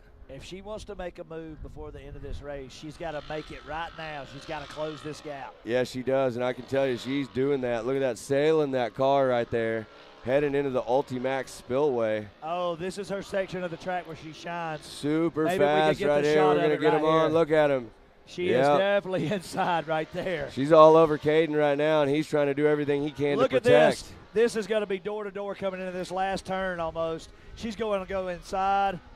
Oh, he closed protect that line. That was a good line by Caden, but looks like she may have some drive heading this way on the inside. Switching inside. Look, there she goes. Knew she was going to go for that line right there. That was a good move. All right, this top turn and this bottom turn could be the decision of the race as the white flag is officially out. Look at this. There's also a caution on the track right in front of them. That'll play a part. There you see Aliana checking up. Caden getting through the corner. That caution actually helped him right there. Yeah, she wasn't able to make the move she wanted. She still got a lot of track as this track's 2 miles long plus. But look at Carson Vale still fighting to stay in the top 5. There you see the Team 360 car in yellow going around Carson. That's Mayo? Chad Mayo. I wonder what race suit he's wearing today. He did tell me this. He's wearing his race suit, but he ran out of body wash. Oh, man. So he smelled really nice earlier when he was down there. He told me he smelled like strawberry shortcake. There you go. I was like, I don't know if I'd tell anybody else that, Chad. So I see back there on the back stretch, and you can see the shot. Aliana right is going behind back him. And forth. She's looking for a spot. Caden's done a great job so far of holding on to this lead. Fabulous race by Caden. I'm pumped for him. The Ellis family, one of the coolest families out here at the park. They got Robbie, Logan, and Caden out here. If you Mama Ellis. If you were going to rank cool families behind yours and mine, what's the next rankings? Man, there's so many, man. Okay. Like, I mean, you know, how many times we ride around the pits here at nighttime? We got to stop 25 times Just on the to way. say, hey. Yeah. Hey, I mean, can't go by this is a family spot, right? Look at the battle. Still holding on. All right. Hey, she was fast right here. She made some moves on the back of this track. She's got 2 big turns and then the final turn. I think she needs to be a little bit closer, though. If she can get a little bit closer because she's running out of time. You know both teams are on those rugged radios right now. They are talking right now. Screaming, you have got to keep pushing, keep pushing. And here we go. They're going to come around. Look, she's going to push super hard right here. I guarantee she's going to try to set him up in this last corner. She's going to go outside in right here. He does a good job of protecting that line. Oh, my gosh. He got the drive. What a finish. Is that it? What Checkered flag. Look at that. My man Caden Ellis holding on to Aliana Baker in second. Sean Philbin in third. What a race. Look at that. Logan Ellis moves up into the top 4. And then you got Chad Mayo in that 5th spot rounding out the top 5. What a race. Man, I'm telling you, that's just fantastic for this main event here today. I'm just so stoked to see all that. That was some great races, some great sportsmanship. We did have a caution on the track. May have definitely allowed Caden to hold that spot in a turn where Aliana's known for making her moves. Yep, for sure. And I can tell you this, man, you know, we were just talking about families. There's, you know, those 2 families that battled up front, the Ellis family, the Baker family. God, you know, what a group. And also been great advocates for the sport here at Mid-America and MAO Short Course Racing. All right, so remember, everything we're calling out here today, this is unofficial. We're telling you what we're seeing with our eyes visually, but the results for the weekend and all the official results will be released. Just want to remind all of you at home, if we say the wrong name or we call the wrong number, it's all in good fun. We're here just to keep everything pumped up and to have an exciting time, so we're definitely not your official people. No. We're the official unofficials. Hey, Joey. Yeah. Miles is over here. He's got an interview for us. You ready to go check that out? Who do you think he's standing with? Caden Ellis. And fresh off the track, we have Caden Ellis. That was a battle from start to finish. Carson Vale got to jump early, was way out front, had a flat tire. Then you and Aliana Baker battled all the way to the end. Thanks for putting on a show. That was awesome. Man, I appreciate it. It was tough. I seen Carson's tire go down, and I was like, this is my chance. And then I kept hearing them behind me, and I was looking at my mirrors, and I was like, man, I got to step it up a little bit. And finally we had the stamina to finish, but Yeah, so you had to push hard all the way to the end because, like I said, Aliana Baker was not giving you any slack, and it made for one heck of a show. Oh, yeah. I appreciate it. I'd like to thank my sponsors, Doomswell with Matt Edmondson, SDR Performance, Sawdust Fly Designs, and Mid-America for putting on a heck of a show. And then you were just telling me, like, hey, I don't have a whole lot of time because you're getting ready to go watch your dad, so I'll let you kind of get to your thing. But thanks for taking the minute to chat, and congrats for a great finish. Thank you. All right, Caden Ellis is going to head down, watch his dad. The whole family's here. Everybody's having fun, including myself. I hope you are too. Back to the booth. All right. Thank you so much, Miles. What a great interview. And like you said, Doomswell in the house. we did that one. That was a good drive. Caden Ellis showed up for us. He did amazing job out there. Aliana Baker absolutely killed it. Sean Philbin, Logan Ellis, Chad Mayo, your top 5. That was a great race. That was a good one for us to come in here and start it off with. Hey, that's what I'm talking about, and there's a lot of great racing still to come. Absolutely. We have many races still to go, but not only that, if you're tuning in this afternoon, are you entering the Barbara Jeep race or what? I got to know now.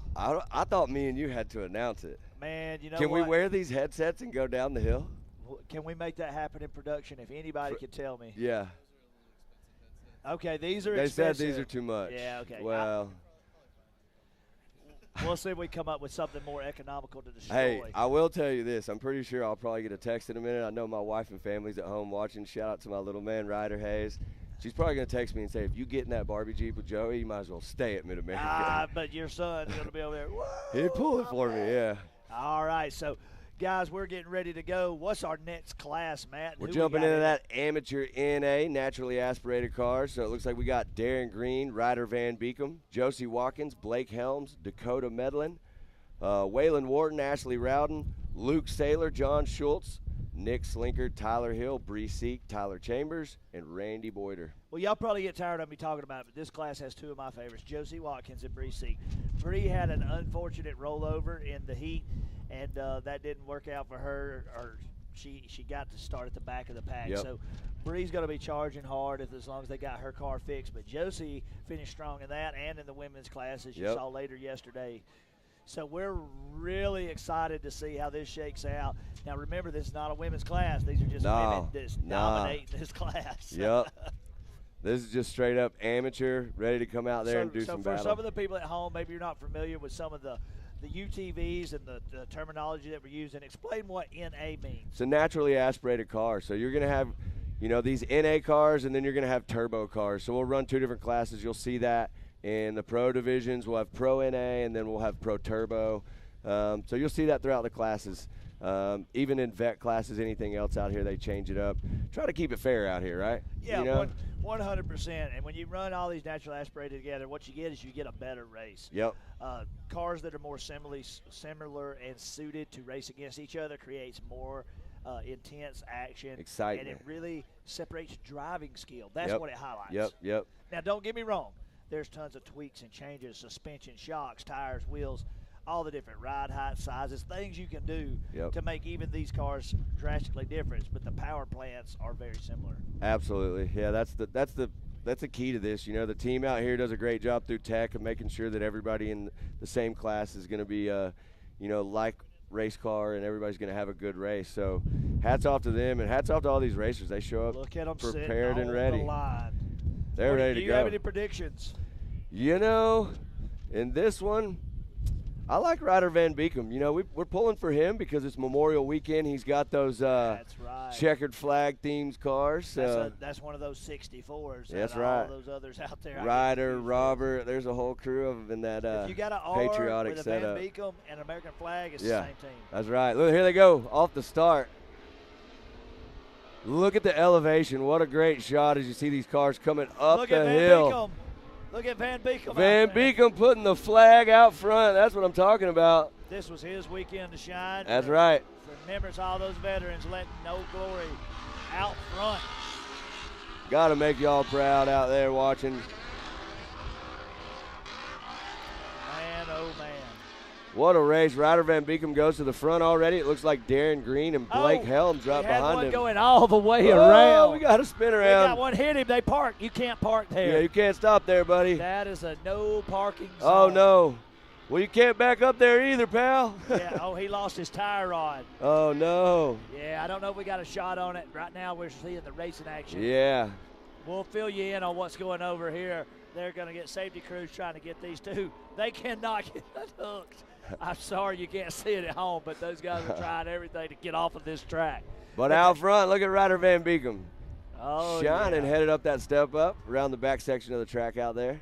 1, 2, and 3 tight. This is what we like to see. This is why we say, you know, this is in A class. These cars are all light cars, so the racing is going to be tight. So it's Van really Beekum going is to in showcase a skill. RS1. Yep. So that's a Polaris Yep. manufacturer's unit. You've got Yamahas, you've got Hondas, you've got Textrons that could be in this class.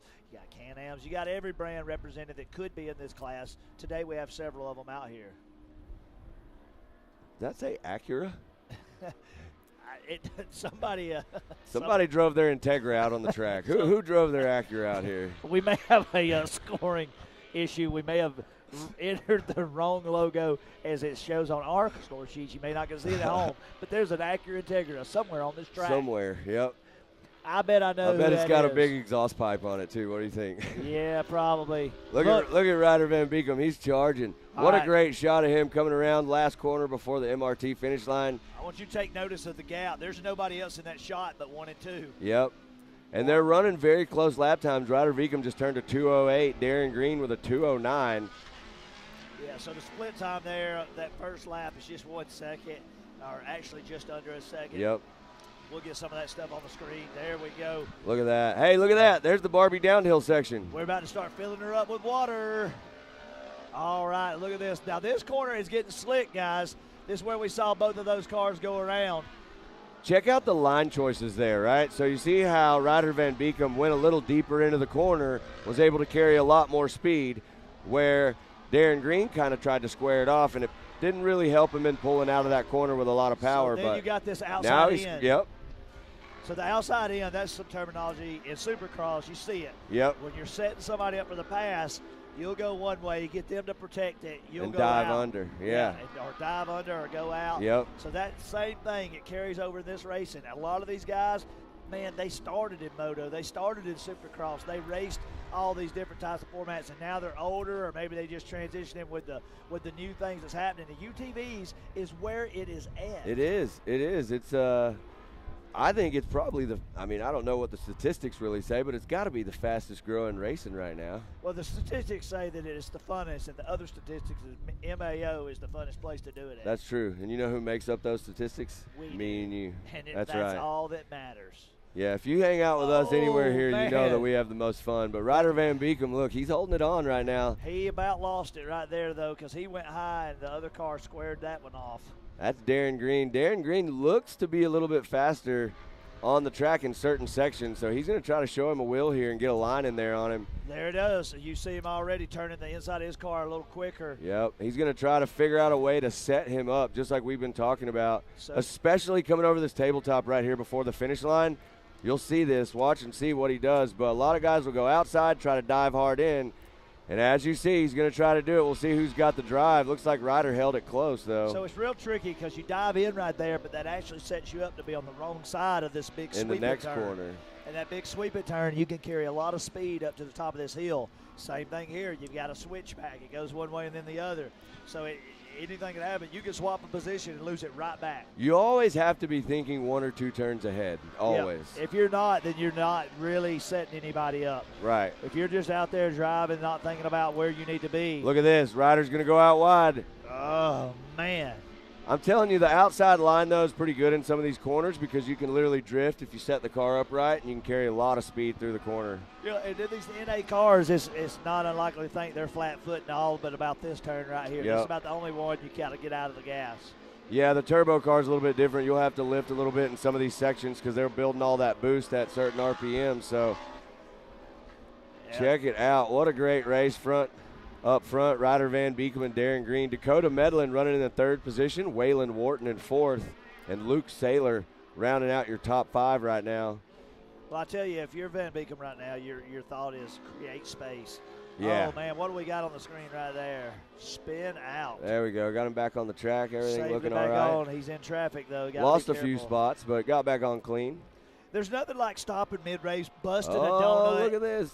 Asserting your dominance mid-race, cutting donuts, letting them know I'm here to party. It's a subtle flex. Yeah. You know. I did offer a bounty that one time for anybody who could do a donut and back through the finish, and it still stands. If you're listening and your race is to come, we put a hundo on that. Yeah, I mean, we put a hundo on a backflip last night in the pit bike race, too. Yeah, you know what? I could tell without Pemberton being here at the Pit Bike Championships, it wasn't going to happen. Good old Pemberton. We miss you, buddy. If you're watching, we sure miss you. All right, and he is protecting this line. I can tell Over the you, creek. Look they at that. both did a little different that way. He swept a little wide with the lead. Our backside guy went a little more inside, but I don't think he could carry the speed that he had the first time. We talk about this a lot, too. Earlier you said something about it. Rugged Radio is one of the sponsors out here. You know, these guys are all using a communication system in the car. So they have a spotter down here who's telling them, hey, he's right behind you. He's 2 cars back. He's coming on the inside, whatever. So these guys are working right now. They got their spotters working full time. Look, he's going to try to go inside right here. So these shots that you're seeing where they're super close and getting in between them, I dared Josh with 7FPV to take a little risk. Remember that conversation? I did. I said, take a little risk for me and see if we can really get in there. I want to see the whites of their eyes. And he is tightened down on them, and it is awesome to watch this footage. Yeah, this is some great feed for you guys at home watching. And thank you guys for tuning in and watching. We hope you're all enjoying the show. Hey, take a minute, like everything, share it, Yeah. get the message out there. Let's spread some love and get it all out there in social media land. Yeah, you guys check it all out. There's tons of cool stuff that's going down here at Mid-America Outdoors, and that is the best place to stay up to speed with everything that we're going to be doing out here.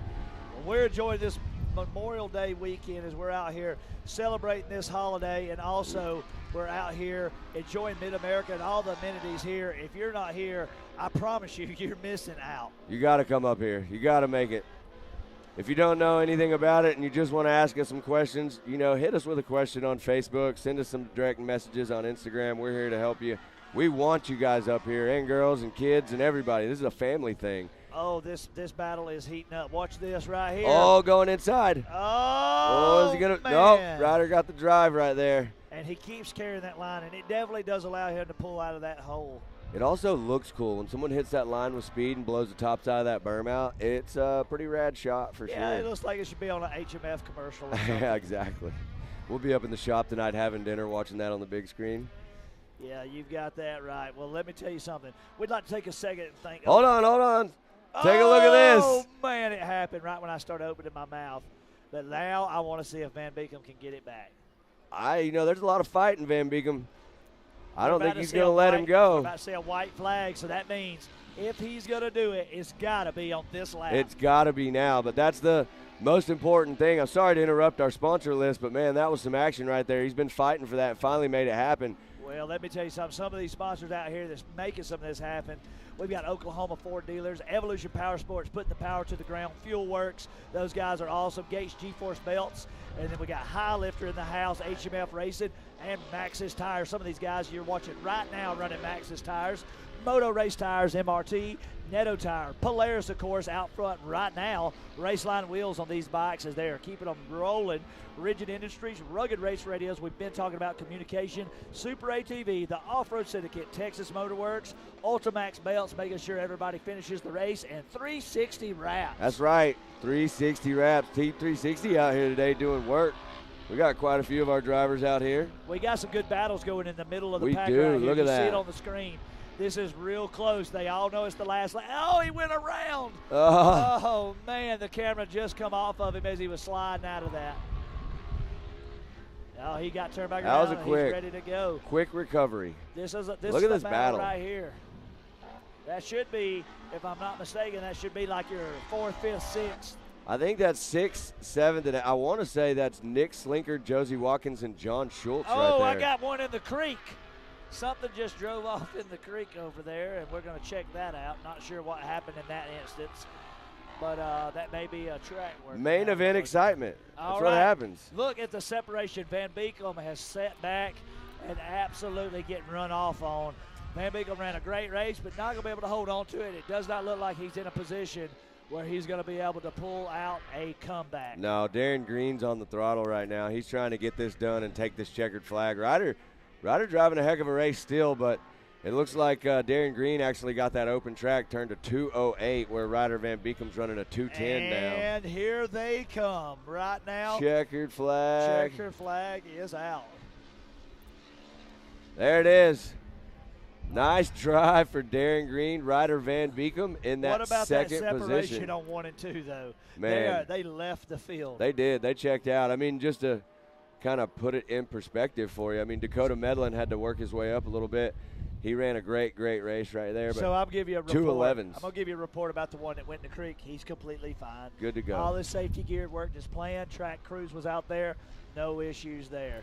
These guys are still battling. As you see them all the way to the finish right there coming through. We got a few cars still left on race course as they are closing this one out. And what a great race right here for your amateur in A class. Hey, but Joey, guess what's next? One of my favorites. Pro in A. This is going to be a battle. And let me, I think we got to talk about this a little bit. And I think the guys in production may have a little bit of something for this. But yesterday in Pro in A class, we got to see Colin Truitt and Kyler Holcomb battle it out. And it went to a gnarly crash over here, right? It took Colin out, and I'm not sure that they got his car back No, together. they did. I watched this whole thing on social media last night. We talked about this earlier. The families are out here so amazing. So the Baco Racing team, J.D. Baker and them, dragged Colin in his car over to the shop. They welded a new cage on it, did everything. He's ready to go. He's here. He's ready to go. They worked all night. How remarkable is that? And I'm pretty sure, production guys, I think, have an interview. So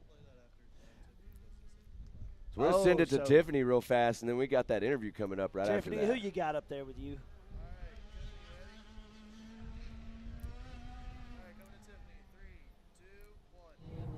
Darren, that was quite a battle for you out there between you and Ryder.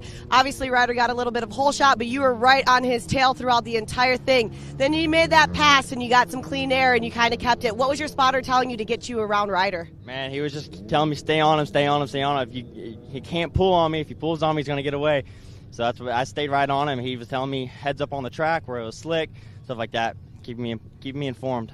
Well, coming through the start or the finish line right down here, you go right into that big sweeper, straight up into that hill. For somebody like you, how do you keep that momentum, especially when you're trying to get in front of Ryder? Man, I really just don't lift. I come through, and I know my smooth line through there, so just try to keep it to the floor as long as possible. Perfect. Well, it's a beautiful day out here. We switched things up like we've been talking about all weekend. You had your heat races and your mains. For somebody like yourself as a driver, how do you feel about that style? Man, I really like it. It really gives me the whole day Saturday to really make sure the car is completely ready for Sunday. So that way when I come out Sunday, the car's ready to go. Well, big congratulations for you. Who would you like to thank for helping you get here on this weekend? It's a beautiful one. Yeah, I'd like to thank Express CNC, Double E Racing, Hess Motorsports, Amsoil, and everybody else. Thank you. Wonderful. Well, Darren, that was a great race. And like we've been seeing, Darren and Ryder battling. There's some more racing to come. Stay tuned. Back up to you guys. All right, so that interview you were just talking about, I think we may be able to get the footage. We ready to do Who that? we're going to be interviewing right here. So Colin Truitt, we're going to go back to that. I'll just, kind of prep this interview because it's such a cool story. You guys at home are about to get to see, just how much work went into after a big crash. Colin and Kyler, no hard feelings, got together. It's just racing, but Colin took the brunt of it, right? Yes. And they had to do a ton of work last night. We caught Colin coming in from doing a bunch of the work, and we got an interview with him to talk about that whole process, and we're going to send this over to him or to the interview with him and hear about that story. Colin, seeing you right now, your face says everything. Can you walk us through kind of what happened? Obviously, we see a little bit of damage to the car right now. Yeah, just didn't get good out of the hole a second. The guy in front of me was just blocking like crazy, and we caught up to lap traffic with a flat tire, and I went around him, and I got around first place, and he just didn't like it apparently, and just sent me on over, and it cracked my cage and did just all kinds of damage, and I haven't looked it over yet, but it doesn't feel very good. But I'm not very happy about it, but it's racing, anything can happen. Just now we got to go back to the pits and make sure if it's even raceable, which it probably ain't, but we'll see. Well, talking about that, you say race, it's racing, and we all hear that, and I get goosebumps a little bit because it just breaks a lot of stuff. It breaks my heart. Your car is a little broken. But the good thing about this weekend specifically is you have a full day to kind of get ready. But like you said, you know, we know once that cage is bent, you can't really race, but you're going to have some time to check it over. And with that being said, if it's not ready to race, what is the mentality that you're going to have? Well, we got one dropper race this year. I just don't want to use it this early in the year. So we'll see if we can find a spare car or just something to get some points or laps in, and we'll see. But, you know, we got a day to work on it. And we're going to see if we can get it back together. But my hopes aren't the highest right now for it. We'll see. Awesome. Well, Colin, I'm going to let you get back together. Like Colin was saying, a lot of damage. And if you guys want to kind of follow me around this way, you're going to be able to see what exactly he's talking about.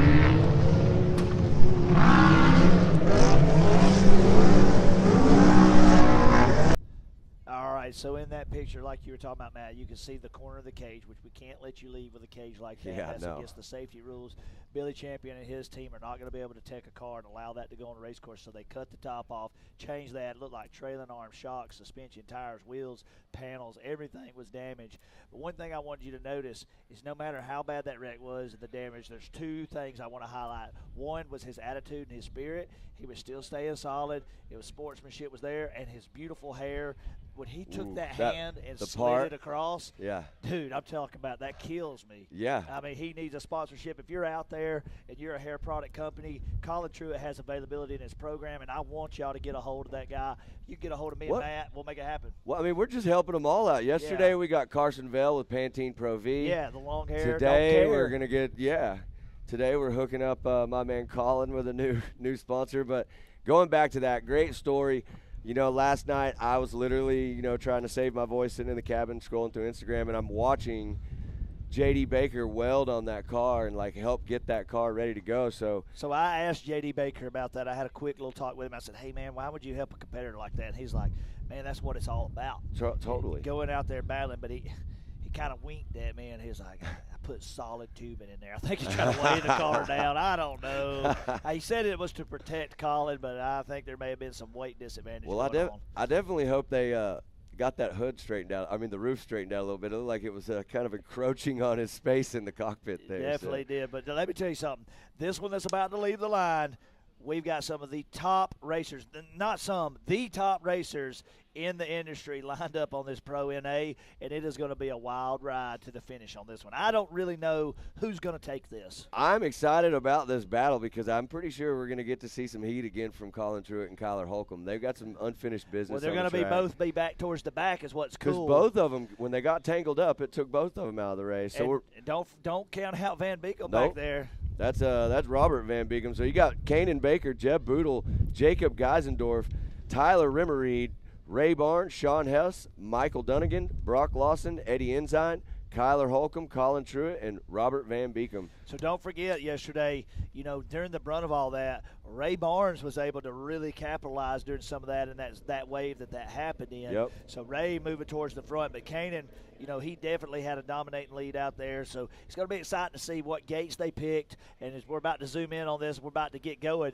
But the gate picks and how they lined up because of the way they were seated in that heat. Yeah, I'm excited about this one. I'm hoping for big things from Tyler Rimmerreed. I think he's going to get out there and show us how it's done. He's in the 43 machine. Kanan Baker, Kyler Holcomb, Colin Truett, all these guys are going to be fast. But right now, look at that start. You're about to get to see it. Here it goes. Look at Kanan Baker in that white car trying to pull. He's got the inside line going to the top. Yeah, 100%. See who it's going to be. There's that PPI car right there. And we got Colin Colin Truett having some tough luck. He went all the way around. You're about to see him coming to the screen in a moment. There he is. All right, as they're all entering, look how tight the racing is. It looks like NASCAR on that Talladega turn. They are doing work right now. Kanan Baker out front, Jacob Geisendorf in second, Michael Dunnigan running that third position. So Jacob yesterday, we were saying his name a lot. He was right there in the mix with everybody going hard. Yeah, Jacob, he'll be out there. He'll battle it out pretty hard. I love this how Pro NA, look at how stacked they are heading down that straightaway. So Colin's got some catch up to do. You're about to see him on the far back of the screen. He's going to be jumping those jumps all by himself. I think that may be the Ray Barnes that's out here on the track limping around, unfortunately. And, you know, you mentioned this earlier. You said, JD, why would you help a competitor? For all of you at home that are watching right now, the kid in the lead right now, Kanan Baker, one of the youngest drivers out here in the field, that's J.D. Baker's son. Yep, and I'm sure he was over there wrenching and having fun, or at least hanging out with Colin, watching him do it. Yeah, absolutely. So Kanan out front right now, he's absolutely on rails. I love the way that white and gold car looks right there. Jacob Geisendorf, he's driving in that PPEI car, looking nice and sharp right there.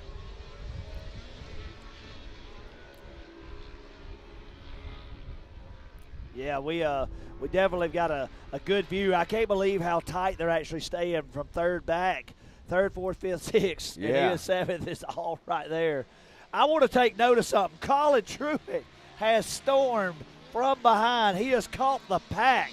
Guys, that last car that you're seeing, that is going to be the Colin Truitt car blasting back up in here. You know, there is something about driving in a main event or racing in any main event. After what happened yesterday, it adds that element of anger. Oh, we just had a big move. You want to make it happen. Fourth and fifth, just exchanged. Is that Van Beekem? Look at that. That's Van Beekem.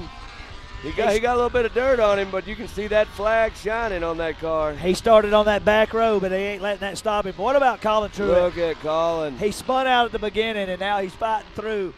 I think you're about to see him come into some of these camera angles in just a few moments.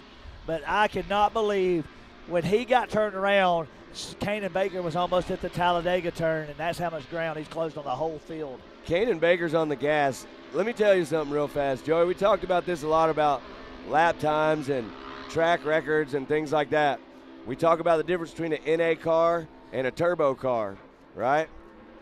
Kanan Baker's one of the kids that will sometimes run an NA car and Pro Turbo. He now has both cars ready to go. Kanan just ran a 159.1 in a naturally aspirated car. In an NA car. And the Pro, I think the Pro Turbo 157s, 156s. 155. Oh, well, yeah, Cody Martin yesterday. I think he actually got a 154 yesterday. Yeah, it looked slower to me, so I added a second to it visually. That's good. Cody likes that. He always likes 1 second. Kanan is pulling away. He's flying. Look at him sailing that car. So I'm going to stop talking about how far out Kanan is, and I'm going to get interested in this battle. 4th, 5th, 6th, 7th, and Colin Truitt making another move right now. Oh, he is. Look at that. Watch this tabletop. Watch, he's going to jump right past him. Yep. Whoa. He blew that competitor. You see that? He went blew so that fast they got scared. Right out of the way. Yep. That is how fast Colin Truitt is. The wind force from his UTV sent the other guy spinning like a tornado. He's on a mission. He is jumping that race line jump 40 foot further than anybody. Yeah, he just sent it straight down to the flats. There you see him right there. He's got nothing but dirt on him. Look at that Barbie Jeep in that shot with Kanan. That is the downhill course, guys. All the action coming up later on that. Oh, we had a little bit of bumping and rubbing up there for your 5th and 6th spot. That is going. Who is that? That's the 824. 5th and 6th. That's Eddie Ensign and the 524 of Michael Dunnigan right there. They're battling too wide right now going up the hill. All right, you can see the shot as they come across. They're coming up now and coming back down. I'm going to keep talking about Colin Truitt because I'm just so impressed. I am too, man. He has run this pack down, and he's making moves. He's got 3 people right in front of him, and if he can get around them, he's going to encroach on the top 5. He's got a little bit of time. They should be on their 4th lap right now, which means they've only got one more big full lap. Yeah, Colin's got to get around Tyler Rimmereed and Sean Hess. And one thing to note, this is Pro NA. These are the fastest NA guys Let me here. tell you something about the Tyler Rimmereed. This is one of the biggest up-and-comers of the sport. Tyler, no doubt, has the talent. He's networking himself well. He's getting in here. He's doing the work on the cars. He's honing his skills, honing everything that he does about his race program. Big things are going to come from Tyler Rimmereed. He races everything, right? Ultra 4, short course racing, anything local to him. He's traveling the country back and forth. This kid, he is the real deal. Yeah, and they've got some great help. They got Greaves building cars for him. So definitely going to be fast out there on the track. I don't know if you just saw that, but that was probably the biggest flatlander I've seen all day over that tabletop. It probably was until Colin Truitt just blasted over it. That's right. Colin trying to jump all the way to the finish line. So Colin is charging the front hard right now. I think he's just moved into He did. He moved up to 8th right now. 8th So place. he's got Sean Hess and Michael Dunnigan right in front of him. Right behind him now. Oh, he just made the move. He made the move. Look at that. He's trying to get that 5-2-4 right All now. right, That's so Michael on Dunnigan. On our camera shot, you can see your first through 4. 5th just come into the camera shot now. What a charge. But the battle you're about to see is right here. Yeah, what a Van charge. Beekum in 5th now. Look at Colin. Colin's coming down that hill. He's going to try to set up the 524 right there. And he got Goes to the inside. He's going to try to jump by him. Look, he's got him set up for the inside corner right here. Perfect. He set that up nicely. That was no problem by Colin Truitt as the camera stays on him. Absolutely burning this Talladega turn. Turn and burn, back down. He is on a mission. This man on a mission. started in the back. He took a bad start, spun completely around 2 donuts before they ever hit the first hill. Everybody was out front. He's already passed half the field and made the comeback. He's encroaching, trying to get in that top 5 right now and salvage this points weekend for his series. Yeah, he's doing a good job right now. He's put in some fight for sure. I know he's going to be worn out after this race. But what about the story of that leader, Kanan Baker, in a league of his own, 100%. Look at him hitting that hump right there around the corner. Just no mistakes. Going for it. No mistakes. Just driving flawlessly. The car and his program and his family that works on that just totally setting him up for success right there. And when I say you can see it, it's by a mile right now. He is all out there. Kanan on rails. There you see that PPEI car in second. That's Jacob Geisendorf. Yes, sir. And that is a good battle you got for second, third, fourth. There's Jeb Boodle. Jeb Boodle's back in the mix right there, 3rd position, the 41.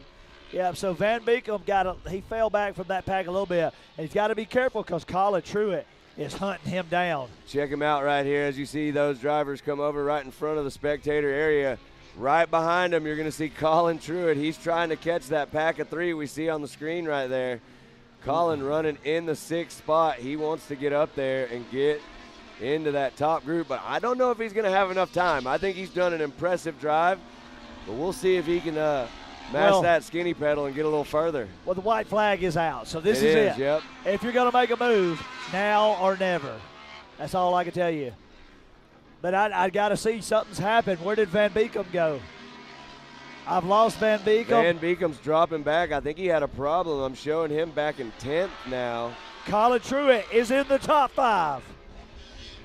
He is there. So we got a little 2-wheel action right there. Y'all saw it on the screen. Is he going to lose a position? Yes, he lost that position. We just had a change for 3rd place. Was that Jacob that got up on 2? Yep, Jacob is in that. So you got Kanan Baker, Jacob Geisendorf, and Jeb Boodle, 1, 2, and 3. So they're battling out. Eddie Ensign running in 4th. So Jeb Boodle moves into that 2nd position. That's a big move for him. He had a good race yesterday in the heats. Now he's showing us how to get it done in the mains. But Kanan Baker, my man. They are absolutely smoking this thing right now. Kanan, an ambassador himself for Mid-America Outdoors. And rightfully so. I mean, it speaks volumes right now. He's putting on a clinic out there. If y'all would like to sign up for the Kanan Baker driving experience in school, you could get with me. Email me or Matt. We'll get you set up. What are we charging? I think we'll do $210 since he's 21. Per hour? Yeah, per hour. Yeah. Because when you leave, you're going to go as fast as he does. We guarantee it. Yep, and no money back guarantee. Yeah, no money back guarantees. All right, we're coming up on this checkered flag, guys. I couldn't be more excited for my buddy, Kanan Baker, absolutely dominating the field. Look at this battle for 2nd, 3rd, 4th. Guys, they're sliding in here. What's going to happen? Oh, who's it going to be? Jeb Yamaha. Boodle holding on to that 2nd spot. Jacob Geisendorf in the 3rd spot. Eddie Ensign right there on the bumper in that 4th position. Oh, my goodness, what a last lap. There you see Colin Truitt rounding out your top 5. What a drive for Colin. Starts in the back. Great job. Makes it to the front of the pack. He's got to feel a little bit better after what happened yesterday. Well, he's probably not feeling better because he got a bad start, but that running from behind and fighting that hard speaks volumes to character. Oh, absolutely. And, I mean, we got to give it up for Team Baco. Kanan Baker, absolute clinic out there. Takes the win in the main event here. Jeb Boodle in that 2nd position running the Yamaha number 41. He absolutely crushed it. And then Jacob Geisendorf in the PPEI car driving that Honda Every time you say Jacob Geisendorf, I just think of like Lord of the Rings or Harry Potter. It's like a name out of one of those movies, bro. But he's so cool, such a cool guy. Yeah, for sure. That whole crew over there. You know, we'll see Corey Willis, part of that team. He'll come out and do his stuff later. So we're gonna do 2 interviews on this one. 2 good ones. Well, we got 2 great ones. Great 2 great ones. We're gonna give you the winner. Then we're gonna give you one of my favorite racers with Tyler Remery, the up and comer, and we're gonna talk about his experience out there on the track today. Because every time he's getting better and better and better. So as soon as they tell me they're ready, we're gonna send it up there, and we're gonna see if it's gonna be Miles or Tiffany. I'm not exactly sure who it's gonna be this time. Miles. Right. It sounds like Miles is gonna be up there, and Miles is always excited.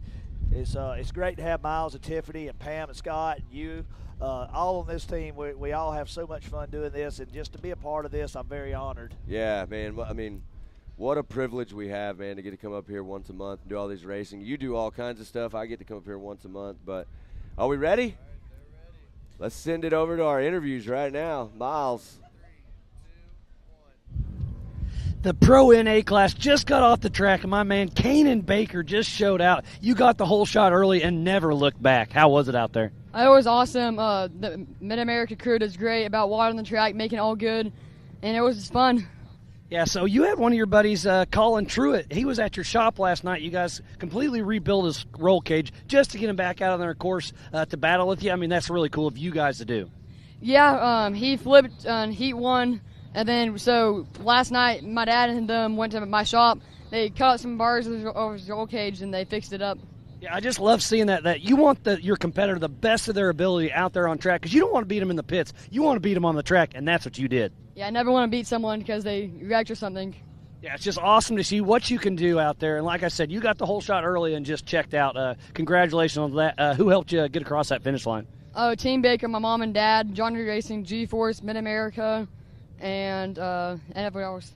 Well, Caden, great job out there. Good work. We'll see how it all shakes out, but that was a fun one. And then we've got another one over here, a young gun. We've got Tyler Remery over here. You just started short course racing about a year ago. You've been doing a lot of short course. You've been racing Ultra 4, and now you're here at Mid-America doing some good things. Yes, sir. So you and your dad, he's going to be racing here in just a little bit. You know, we chatted last night. We've seen you at some of the Ultra 4 races up at Crandon and all that, and it's great to see the father-son out there having as much fun. I mean, we were chatting last night, and it was just all smiles from your dad. He is so proud of you, and it's cool. You got to be excited of that. Yeah, it's been a journey the whole way. I mean, we started with just some short course racing, then we went to Ultra 4, King of Hammers, and now we're getting so much seat time here, and it's so valuable. Yeah, and you guys are driving back and forth across the country, getting cars here, getting cars there. I mean, you're busy almost every weekend doing it, and you're, like I said, an up-and-comer for sure, and having the support from your dad, it's just amazing. Yeah, I can't thank them enough. They're, this is a dream of mine, and we're fully invested, and, it couldn't happen without them, and it happens to be my full-time job now. It's just our race team, so we're all in. Yeah, it's awesome. Like you said, you race King of the Hammers, you race Ultra 4, you do lots of short course. So bring that all together just has to make your arsenal even that much better. Yeah, I think coming into the Champ Off-Road season this year, we're going to come out swinging for sure. Yeah, it's awesome. Well, thanks for coming to Mid-America Outdoors and playing with us, and we'll definitely see you around at a lot of these races. Yeah, thank you guys for having me. Appreciate it. All right, so Tyler Remery, we just talked to Caden Baker. What a great race, and we still have a lot more yet to come. So back to the booth to you guys. All right. Here we go. Well, thank you, Miles. I appreciate you getting those interviews. It's always nice to see this young and upcoming talent, and they're dominating against all these seasoned veterans and pros. Yeah, for sure. That was a great drive by Tyler Remery. Great job for your 1, 2, and 3 right there in the Pro NA. Also, man, Colin Truitt absolutely crushed it out there. But we got Vet 40+ Turbo coming up right now. Yeah, Rusty Pipes. Here they come. Harley Holland, Robbie Ellis, Sean Murphy, Lee Knowles, and Chris West. And, man, I'm telling you right now, Robbie Ellis, he's out there doing battle. You're going to see that 84 machine that Caden Ellis won in earlier back out there. These are your Vet 40+ Turbo guys, but listen, these Vet guys, they're fast. They've been doing this a long time. They know what's up. And it looks like right now Harley Holland out front, Sean Murphy, and then there's Rusty Pipes in that third position. Well, I can tell you this: the racer that changes his name to something like Rusty Pipes just to be cool, Oh, man. you should take him serious. All right, exactly. All right, as you can see that shot right there, they're still in a pretty tight cluster for these 5 gentlemen right here. Yeah, the Vet 40 Plus Turbo, they like to race together. Most of these guys are really good buddies in the pits. What's this? What? Here we go, back to the start. Vet NA. That looks like Vet 40 NA. Who are we going to get to blast up to the front in that one? It looks like we got a little bit of battle. Mayo, and who do we got there? 95. Let's see who that is. That is Todd Rimmereed. Todd, that is Tyler's dad. You just saw the interview. So Todd showing you what he's made out of. At Mayo, he is the novice forever. Novice for life. Novice for life. Yeah, Mayo got it done yesterday on some pit bike racing also. Man, I'm telling you, every time I drove by his trailer last night, he was in there working on something. Yeah, he raced in all the pit bikes, 3-wheeler classes. Yeah. He raced yesterday in all the heats in multiple classes. Then he had Jennifer races classes. I mean, they're just everywhere. Everywhere. Yeah. And I'm almost positive for anybody at home that follows the Mid-America Outdoors social media, I'm pretty sure I saw a video last night of me and Chad Mayo 2-up on a 53-wheeler about to start a race last night. Yeah, I think that happened, but somebody come by me earlier, and he's like, is that same Mayo guy? I said, yeah. And he said, mayonnaise, there's a lot of them out here. Mayonnaise, a lot of them out here. That's a good one. I like that. I'm going to have to get him with that one later. Looks like Chad's made the move. He's up front now in your Vet 40 Plus NA. So I'm not seeing Harley. I don't know what happened there. Yeah, Harley has dropped back. I'm showing 4th, 5th on the screen. So Rusty Pipes has moved up into the top spot. I don't think Chris West ever started the race. No, I don't think so. But check this out. I have eyes on Harley. I have eyes on Harley. You can't see him on your screen. Oh, yeah, there he is. He's over there around that first starting area. Something's wrong with the car, maybe a belt or something. Side by side, Joe. Check the screen out right here. We got some battling going on. That's your NA class you got on the screen right there. Yep. We're going to see who that is. They come around. They're duking it out right here in front of us. There you see Chad Mayo in the Team 360 car. There's so Todd Rimmereed. he made the move on Rimmereed, and Mayo's trying to check out. He's trying to go. He wants to separate, have some room, and get to have fun. So you got Chad Mayo in the lead in your NA, Todd Rimmereed, and then Mike Buckafusco running that 3rd position. Up front in the Vet 40 Plus Turbo, Rusty Pipes, Sean Murphy, and Lee Knowles. Well, I just want to tell you something right here. That 360 there you see car, 901. The 360 car's out front. You got to be happy about that, Matt. I am happy about that, but on screen right now we're getting to see Mike Buckafusco in the 901 car coming down that hill, cutting some laps. Look how smooth they're running. These guys, they are seasoned veterans. Yeah, Vet 40s, like they know what's up. Next year, guess what? I'll be 40. Well, you could go get you a race car. They don't want me out there. I'm better at bumper cars. Oh, man, we can't have that. Exactly.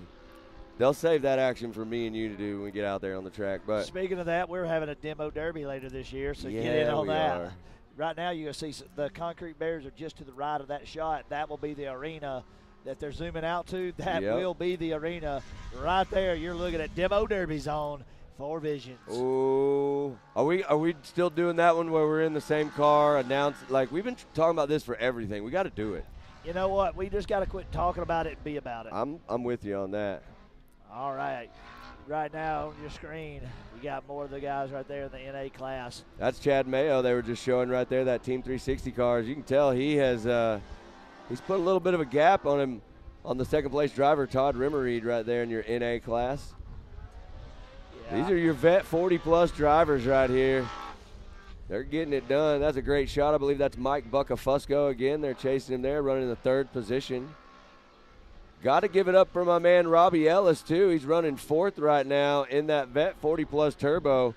Robbie's driving Caden's car. Look how close we're getting. Ooh, look at Mayo. Look at that Team 360 on the roof. That's what I like. Look, we went under the start FPV guys, man. We said take some risks, get us tight. Yeah, we go. Oh, man, there is where Look at Harley, that battle. That's where Harley's sitting right there, and they're getting him off the track. That is a cautioned area. All right. Rusty Pipes, Sean Murphy, and Lee Knowles 1, 2, and 3. And then Chad Mayo, Todd Rimmereed, and Mike Buckafusco in your NA class. I like how close it is, too. There's some of these guys that are duking it out. They're going to fight all the way to the end to get the best finish they can in this class. These are main events, so everybody wants to finish way better. Just like Supercross, you can have a horrible weekend, but if you can squeak it to the main and show off, that's all that matters. Totally. You know, these guys definitely they wanna get in this main and make as many points as they can. This is a championship series. You know, we're not racing for one day. We're racing for a whole season, and we still got a lot of season left. But several $100,000 of payouts. Lots. Highest paying out UTV racing in the world. That's right. And, you know, it's just like Colin Truitt said, you know, they have a drop race that they could do, but you don't want to take that drop race this early in the season. No, you don't know what's going to happen. Yeah, I mean, anything Whether could it's happen. on the track or personally, you may have something, someone passing your family or an accident on the way here, and you can't get here. Yep. So you want to hold on to those best you can. So that's why it's important to always charge the front. Yeah, we're getting to see this battle coming down the hill right here. 2 turbo cars, it looks like. Letting it eat right there. They're still running smooth. There's not been a whole lot of bumping and action in this one, which is great. A good, clean racing lets them absolutely open up the cars. Track conditions are looking great today. Some of the sections on the track are starting to get just a little bit blue grooved. It's pretty dry, sun shining, bluebird skies. So it's going to be a lot of fun, and we got some exciting stuff still coming up right now. Vet 40 Plus Turbo, Vet 40 Plus NA on the track. Coming up next, we're going to get to see Carson Vale back out there. Hey, how much you want to bet the car he brings out for Youth 1K is another bright and vibrant but different color? Well, they represent his personality so well. Yeah, and it's like an artist. That is his way of expressing himself. Yeah. I did notice he was rocking that man bun, trying to be more artiste-like. Yeah, and there's a pencil in it. Holding it together? Yeah. Oh, gosh. Look like my teacher from 3rd grade. Man, we're going to have a talk with him on that one. Look like my teacher from 3rd grade, but a whole lot manlier. Right now, Rusty Pipes and Chad Mayo, man, they are showing us how to get it done. Going back to these NA versus turbo cars, Chad Mayo running a 212 in his NA car. Rusty Pipes up front in turbo running a 208. So they're still pretty close. Yeah. I ran into J.D. Baker a minute ago, too, when I stepped out of the booth during commercial, and he told me, he said, hey, I got to make sure that you get it right. That's right. I said, what is it? He said that yesterday that Kanan Baker ran a 157 in his NA car. Wow, really? Yeah. How impressive is that? Well, that's fast. We totally having a blast out here at Mid-America. If you're not here, please make plans to be here at some of the next ones. We're going to bring up a guest here in just a minute, and we're going to see if she's got any words of wisdom about her experience out there on the track, and see how much fun she's had. All right. I think Matt may know who this is. I do. What's up, Miss Kennedy Singleton? How are you? Good. Are you good? Can everybody hear you good out here? We'll get this mic situated for you. Yeah, we got to get you out here. So what do you think about that right there? Look Team at that. 360 What do you think? out 401, front. that's your teammate. Yeah. So what does Team 360 mean to you? They gave me an amazing car. It's wrapped, and they give me another sponsor, and they give me another family to look up to. Oh, that's great input there. So tell us about how much fun you've been having out here getting to race this weekend at Mid-America. It's really fun. I love it out here, and it's one of the coolest tracks. It's one of my home tracks.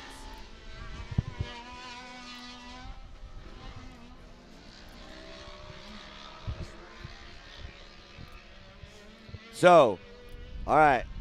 Every time y'all pull in fully loaded, 3 cars, your brother, your sister, all y'all are racing. It's a whole family affair.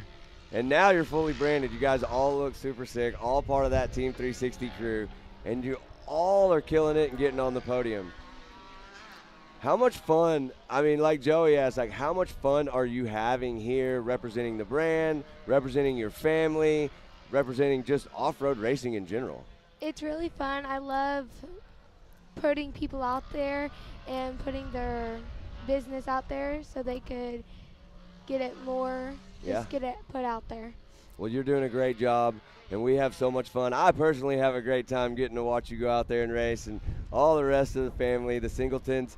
They're an awesome family. They come out here, they get it done, and we're proud of you at Team 360. I'm also proud sitting up here with Joey just to watch all this great racing you guys do out here. Hey, your race program has come so far. Y'all got the people that are backing you now. You've got everything looking good, feeling good, and y'all been racing good. You got a big future. I'm proud of all you guys, okay? Thank you. Hey, I got one question for you. Who's your favorite person out here at Mid-America? Well, that's a little hard. That's a little okay, hard. outside of mom and dad and brothers and sisters, who is it? You.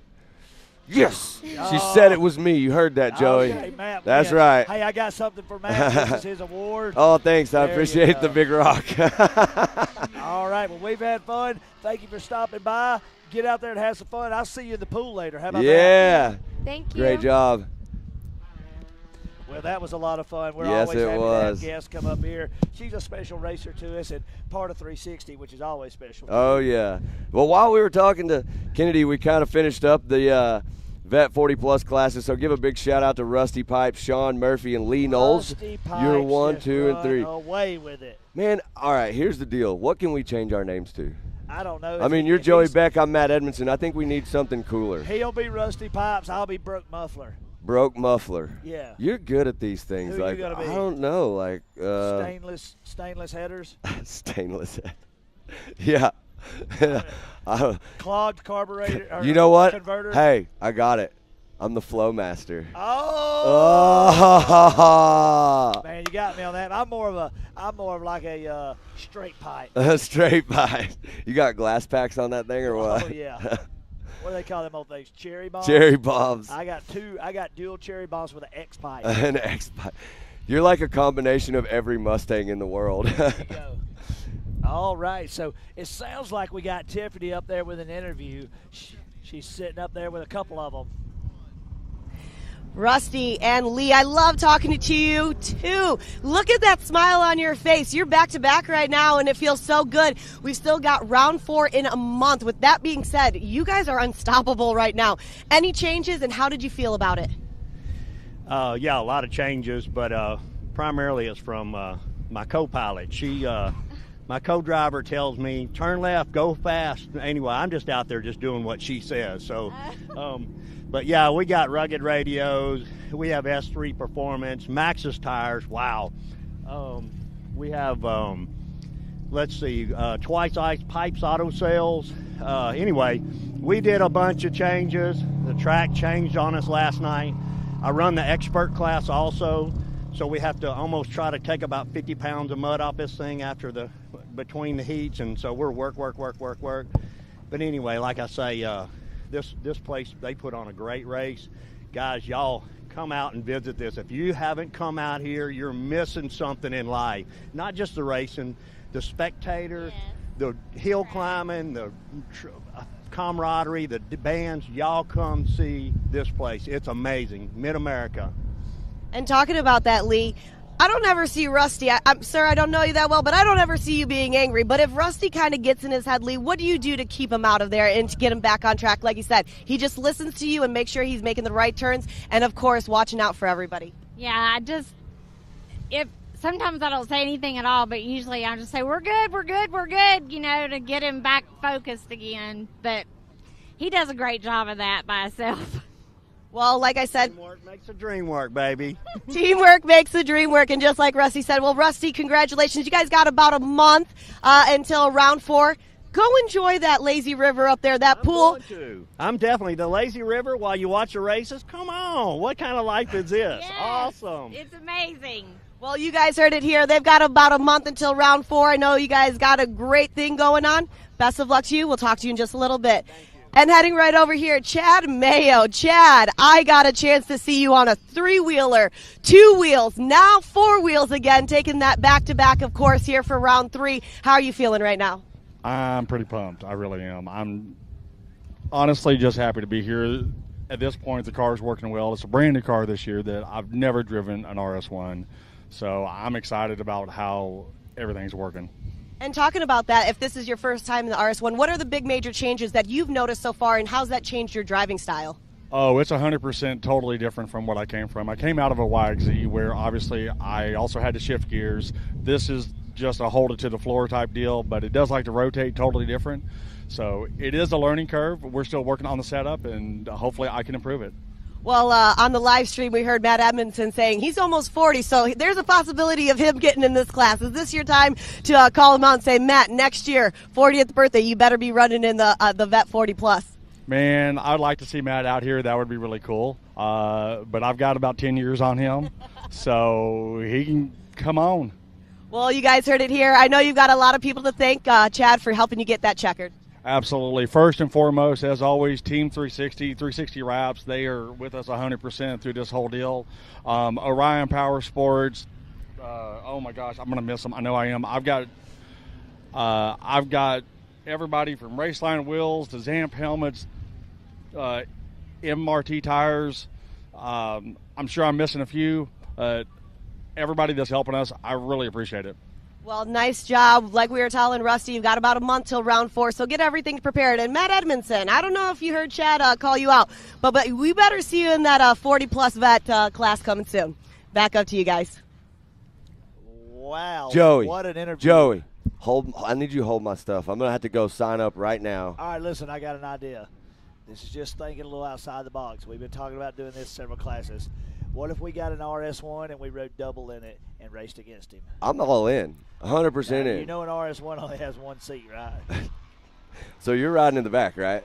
He called me out, not you. I'll work the gas. Ooh, you hang on the back. When we hit the jumps, you can do some tricks. Yeah. We'll make it a full-on show. Hey, Chad. We got to give Chad something to see while we're in front of him. Hey, listen, Chad, he talks a big game right now, but there might be a little more fear in his heart when you pull to the line next to him and rev that thing up, you know. I mean, I think we could definitely play some games with the wraps. You know, we could get a little creative. Yeah. You know. Matt Flowmaster on that side, and then we have Joey on the roof.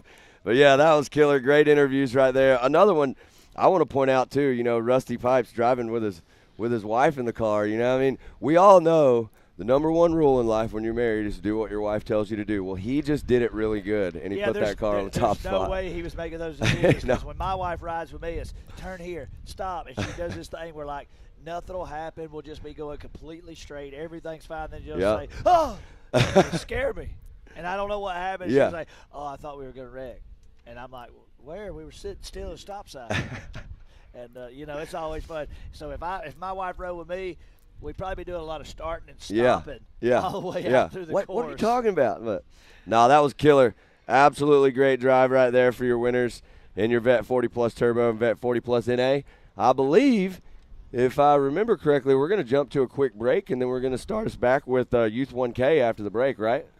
All right. Well, I think we got some messages from sponsors. All right. Let's see if we can get that thing rolling, and we'll see you in just a second with more racing action.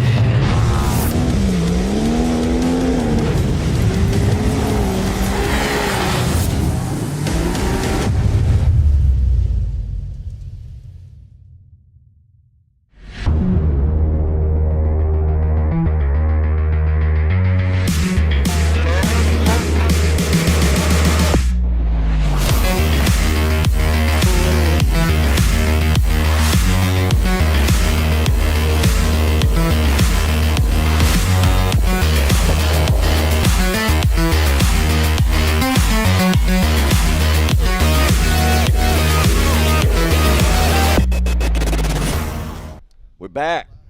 We are back in the house. You can see it here behind us. It's a beautiful day at Mid-America Outdoors.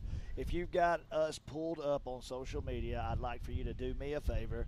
Please share this message everywhere you can share it. Put it in all your groups, on all your friends' pages. Send it out, and let's get the message out. Oh, straight pipe. us. Straight pipe and Flowmaster here, checking in for duty. I want to change mine to Glass Pack. It's Oh, pretty cooler. Glass Pack. I think he should be Cherry Bomb. Dirty Pipe. I don't know if I like that one as much as Flowmaster. I like Flowmaster. Clogged catalytic converter. Clogged catalytic converter. Call me Blown Turbo. Listen, I used to race a lot, so I've cut a few catalytic converters off random cars sitting around town just to, scrap them and get a few bucks for gas money to get to a race. And you know what? It got me ahead in life. I'm not ashamed of it. You're not supposed to tell everybody that in the live feed, Joey. Oh, here we go. Youth 1K. Let's tell them who's in here. Carson Vale, Ryder Van Beekum, Jace Leach, RJ Tremblay, Ty Lukemeyer, Rowdy Speaks, Lennox Smiley, Carter Caraway, Jocelyn Ware, and Lincoln Smiley. Carson Vale jumped out there. Look at that. And Ben Beekum is in that run. Yeah, it looks like you got Carson Vale, Tremblay, and Van Beekum running 1, 2, and 3 right there in the 4th position. Oh, getting a little sideways. That looks like Carter Caraway right there. That Caraway crew, they've been having a wild weekend for sure. Man, I've had a good time with Kobe, that's for sure. Kobe actually out here this weekend getting a focus on dad duty. Was a racer out here with us in the pro class. Decided that he wanted to focus on his kids and their racing and sold his car, and now he's out here just enjoying some time, and I think he's working 3 times as hard to keep these kids' cars on the track and keep them going in the races. But right now, look at that, Carson Vale. I told you he was coming back with a totally different color scheme car. Now it's green and was it green and purple or green and blue? Green and blue with flames. Deep blue, but it looks great. So one thing about it, when you talk about some of the parents out here, this is the Youth 1K class. Yep. And you're talking about, some of the parents deciding not to race. It's so hard. I watch it. I've seen it. I've been a part of it. When you're trying to have your kids racing and you're trying to do your racing, it's too much. And the kids, either you suffer, the kids suffer, or the whole program suffers. So what a stand-up thing for him to do is to sit back and say, you know what, I'm going to put my kids out there and let them have some fun. And like you said, I'm sure he is working harder because they'll tear it up faster than anything and leave it all for you to fix it. But they wouldn't be doing it if they didn't love it and love being out here at Mid-America. Yeah, this is the place to be right here. As you can see, I don't think there's anything else. Matter of fact, I know there's nothing else like this place in the country. Oh, definitely not for me. I've been from top to bottom, left to right, as far as you can go from one side to the other, ocean to ocean. Yep. And there's nothing like this. And just honored to be asked to be a part of this show and these events. And, man, I just can't wait to see what the future is. That's where I get so excited is this is where we are now after such a short time. Yeah, where are we going to be soon? Where are we going to be? Yeah, it's going to be wild. And we still got, this is just part of the action from today. We still got Knockout tonight, right? And Barbie Jeep downhill. You've been seeing it on your screen all day as you come around. You're about to see it right now. Yep, there they go. They're about to go around that Barbie Jeep down. It looks like right above the number 11 of Carter Caraway there coming down the hill. Look at 1, 2, 3, and 4. All pretty tight. That's actually 2nd, 3rd, 4th, and 5th. Yeah, so definitely got some separation with the first place out there, but the battle is still tight. Still a lot of racing to go as this is over 2 miles per track. So a 5-lap race is more like 11 miles. Yeah, right. That's a lot of racing. Do you think by chance that Carson Vale is listening to Highway to Danger Zone in his car all the way out front by himself right now? I actually asked him, I said, Carson, look, we know you got the hair. We know you got Pantene Pro V. We know you're good. You're number one. You're in a league of your own, and you're just a little more charismatic with your cars, and everything's different, more like an artist. And he said, yeah. And I said, what do you listen to when you're out there when you don't have to be tuned into your pits and they're not having to tell you your every move? And he said, I listen to Miley Cyrus, The Climb. And that gets him so pumped. And what's crazy is, dude, it gets me pumped. It gets you pumped. We slapped hands and looked at each other's eyes. Y'all had a moment? We had a moment. Y'all just became best friends? Oh, man, we had best friends. Then we went and did activities. You do karate? Yeah. Oh, okay, cool. Yeah. I was just making sure. Carson's really good. He's like a 2nd-degree white belt. Yeah. I know, which is That's good the for beginning me, stages. Which is good for me because I have no belt. My pants just fall down. Fall off. Yeah, you are a plumber, right? Yeah. All right, you can see him selling that tabletop right there. It looked like Van Beekum just come by in that one. So right now, Vale, Beacom, and Leach. So he has moved into second place now. Looks like R.J. Tremblay may have had an issue. He's dropped back one. I think he was running in second. Never know what could have happened there. Looks like. Now, if you remember, Carson Vale had a demanding lead in his other race. Unfortunately, on that car, he got a flat tire. He did. So anything could happen, guys. We still got a lot of racing as they're turning up, starting this third lap. Yeah, you see him going up through that MRT finish line right there. While we're at it, Youth 1K's on the track. Let's give a big shout out to all of our sponsors out here making it happen. The Oklahoma Ford dealers, Evolution Power Sports, Fuel Works, Gates G-Force Belts, High Lifter, HMF Racing, Maxxis Tire, Moto Race Tire, MRT, Nitto Tire, Polaris, Raceline Wheels, Rigid Industries, Rugged Race Radios, Super ATV, the Off-Road Syndicate, Texas Motor Works, Ultimax Belts, and 360 Wraps. That is a huge lead. Is insane. That may be our biggest lead of the day by Carson Vale. He is out further than anybody else. Cannon Baker's out there, and he wasn't that far out. He's also running about 4 seconds faster than the whole field right now. So, which means by the end of the race, after 5 laps, he's going to be 20, 30 seconds ahead of everybody. Absolutely. He's on rails right now. Carson's always got one mission, and it's make it to the top step of the box and receive some hardware and a check. But I gave him a little pep talk after last year. I wanted to make sure that when he actually gets to the top step of the box, he steps on it and not fall off of it. Yeah, that was some good entertainment. But let me tell you something. These cars also could go through some tech inspection. We got Jody Hickman in his program that Billy put in place. So if there's discrepancies in these cars or you're not supposed to be running certain things, they can crack the motor open, look in there and see if you've got certain types of things that are restricted, and if your turbos or added a turbo to a naturally aspirated car, all that stuff is checked. So I can promise you Carson Vale is playing by the rules. He's just literally that fast and all that. Yeah. But I can tell you, we should probably consider testing for performance-enhancing materials. I agree. Yeah. I think that he's definitely got something going out there for him right now. His hair grows so fast. Yeah, I know. I feel like he needs to – I wish we could see it, like, blowing in the wind as he can – like, you know? Well, right now you can't because he's got that pencil slid through that man bun we were talking about. But I can tell you one thing about it. He uses horse shampoo combined with that. That gives him that thick volume. The mane and tail? Yes. Yeah. Right now still watching Carson Vale, Ryder Van Beekum, and Jace Leach lead the way right there. There you see Carson in that sharp-looking green and black car. Got that nice flame job on it. So if you remember that he had a lead like this at the end of the mains last round, and we were joking around trying to see if we went back through the finish. He could do it today. We actually tried. We actually got on the radio with his dad, Marvin, down there, and we were like, "Hey, let's tell him." Marvin was all game for it, but I don't think he could hear us. He said he had his Top Gun soundtrack was going too loud in there. Yeah, he definitely don't want to risk doing something funny like that and then messing him up. Yeah, for sure. He's Carson, we joke with him about this whole spin around in the track thing, but man, he's a class act here at the park. He's a great racer. I don't know if we could pay him enough money to actually get him to do it, but it sure would be funny if he did. He represents himself well, and his race team is serious. You can tell that by the work and the art that goes into the car. They show up looking good, and they finish good. Yeah, that's, once again, talk about another great family, Marvin Vale and the Vales, they just, every time you see them, it's a great conversation. Nothing but happy to see you. So I'm actually I'm pretty pumped right now. This Youth 1K is looking really good. Ryder Van Beekum's right behind, well, not right behind him, but behind Carson Vale. Ryder running that American flag wrap this weekend, looking nice and sharp. Jace Leach in third.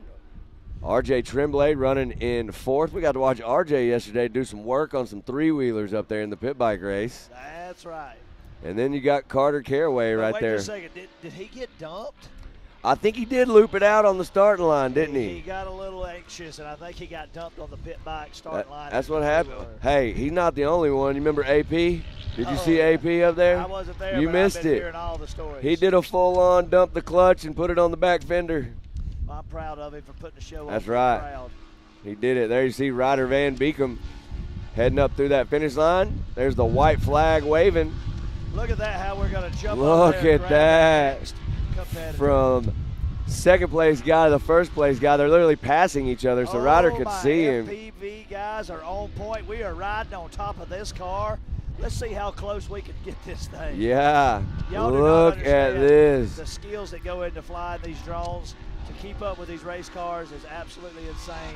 What a fantastic job by the production team bringing this shot to everybody here at home. Take a minute, share this footage.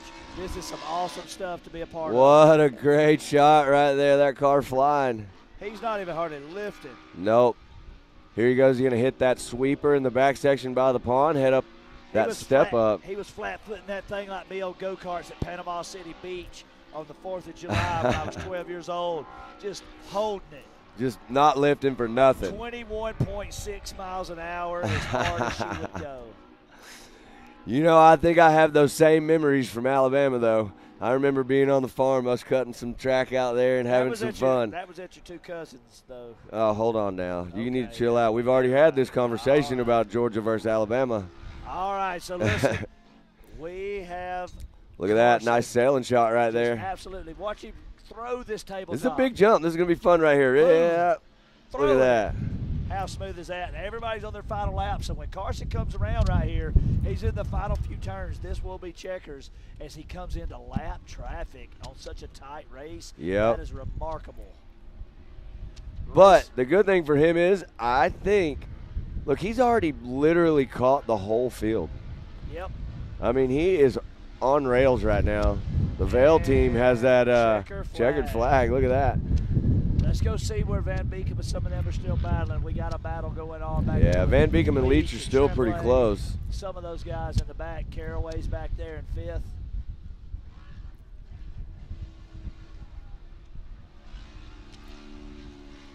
Look at that shot. Man, how beautiful is this place? Checkered flag. It looks like we got Ryder Van Beekem coming through. Let's see. Jace Leach in the 3rd position. I believe we're about getting ready to start some of our women's classes. It's time for the ladies. We got the women's classes, but after the women's class, is there anything exciting that's coming up? Oh, yes. Big, big excitement. If you're at home and you're getting ready or you've been waiting patiently, we got Pro Turbo coming up after that. Pro Turbo. I'm excited to see this. So for some of these people at home that may not understand, tell them what Pro Turbo represents and what it is. Pro Turbo is the absolute fastest guys out here on the property. Those are turbo 1,000. They're stock 1,000 cars with turbos on them, right? These guys are all a little bit modded in the Pro class. Not going to be very much the same. But before we get all this stuff going, I think we got Miles ready to interview our winner. And fresh off the track, Carson Vail, you've been on a mission all day long. Earlier we saw you with a great lead and then had a flat tire, but this time you got the whole shot and never looked back. Yeah, I mean, that flat tire really set me back, but I held the lead for 3 laps in that class, but I had it coming where they were going to pass me, but this car held up great. Yeah, so this race you got the whole shot. You got out front, and I think you had close to a 20-second lead by the end. I mean, was your dad Marvin on the radio saying let up at all, or are you just in the zone doing your thing? He wasn't even really talking to me. I was asking how far back the other dude was, but I wasn't worried about it. You just kind of ran your own race. Again, you had a great showing earlier until that flat tire, but that's racing, and it didn't even get in your head at all, apparently, because you put on one heck of a show. No, I always come out here and try my hardest no matter what. Yeah, it's great to see. I mean, this little RS1 Razor, both of them are very similar cars, so the driving style's got to be about the same. So seat time, seat time, seat time. That's really all it is out here. So who all do you want to thank for getting you across that finish line? Shoot, Hoosier Bikes for gripping me up and getting me across the whole shot. Kaiser Wheels, Kaufman Off-Road, Simpson and then Race Quipped, Marvin's Tow, D&M Body Shop. A lot of other people. E-Power Steering for sure. Jeremy Marsden for building the car. My buddies Austin Friend and Colton McCarty for helping me build it. And PRP, Polaris, a lot of other people, but there's a lot. Yeah, what a great showing. So now that you're done racing for the day, you've been a busy man. What's your next step here at Mid-America Outdoors? What you going to enjoy next? Probably go in my camper, cool off for a little bit, come back out and hang out with my friends. You gonna hop in the pool? You gonna do a little Barbie Jeep racing? What's next? I don't got a Barbie Jeep, but I might go cruise around on the pit bikes. There you go. Well, Carson Vale, great showing all day long, and another great finish here at Mid-America Outdoors. So, again, congrats, Carson. You have a great season going. You won at round 2. Now it looks like it's going to be looking good for round 3. You got a great season. We'll see how it shakes out. Yes, sir. Have a good one. All right. Thanks, Carson Vale. So, lots more racing action yet to come. Back to you guys. All right, Miles, if you can hear me, I'd like to say thank you, and if you could just run your fingers through that locks of hair. Locks I just of wanted love. to touch it the whole time. Oh, I'm here to tell you we are getting lined up, and we are ready with the next class. Yeah, we got the ladies, women's NA and women's turbo. We're going to see Josie Watkins, Haley Boodle, Ashley Rowden, Caitlin Helms, Brooklyn Singleton, Shaylee Broker, Holly Mulligan, Michelle Patiska, Callie McGuire, Paige Lukemeyer, Jocelyn Ware, Elisa Graham, and Bree Seek on the track right now. We blasted out with the turbo. Look at that. class. Kendra Hoop jumps right out to the front, 9:17. She's a Mid-America Outdoors ambassador also, sponsored by Mid-America Outdoors. And I'm pretty sure, yeah, we're going to run Turbo's class first. turbo class first, it looks like, and then we're going to dive straight into the NAs. Well, these are some really awesome cars, and these girls, they lay it down. We'll be coming to you with some lap times after a couple laps are turned. So actually, the cars out on the track right now, Kendra Hoop, Morgan Vanover, Katie Thomas, Lacey Tewksbury, Marissa Smith, Jen Mayo, Ben Anai, and Crystal Rowden. So this is your turbo division you're seeing right now on the screen. There you see a good shot of that 917. It's a very patriotic-looking car also this weekend, the Mid-America colors. Look at all these flags out here flying. What a great weekend to be here, Memorial Weekend at Mid-America Outdoors. So Kendra Hoop, she's been putting on a clinic out here in the females division, and she's absolutely one of the fastest cars out there, and she turns some times and it's right there with all the amateur and expert times of all classes. Well, she doesn't just run the women's turbo. She runs expert turbo also. So she is she's showing us how to get it done right now, Kendra.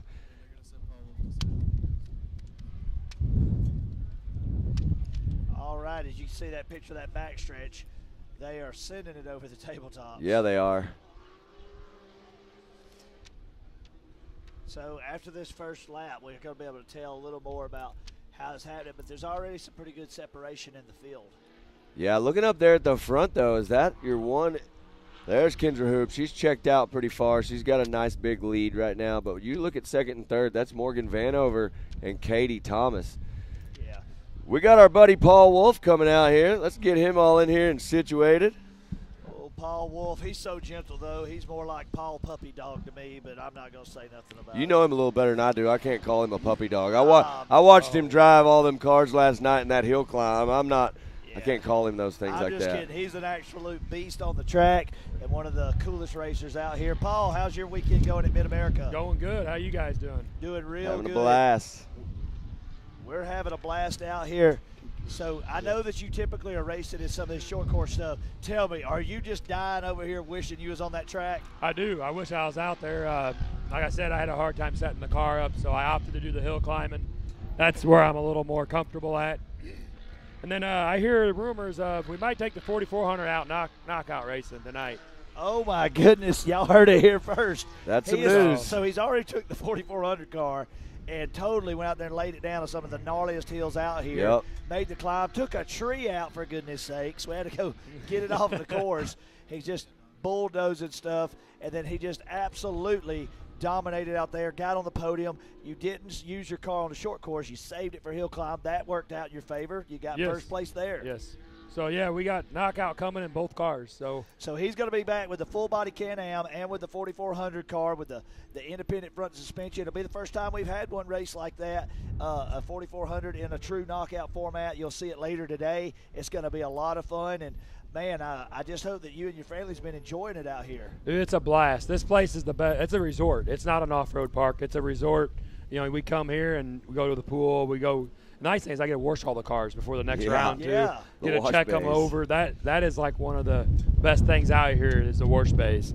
and stuff. So that's super awesome. And then plus I don't have to load them in a trailer all dirty and clean the trailer when I get home. So it makes it super easy. But these guys out here are laying it down today on this short course, man. That's pretty awesome. Paul, I got to ask you, Pro Turbo's coming up a little bit later.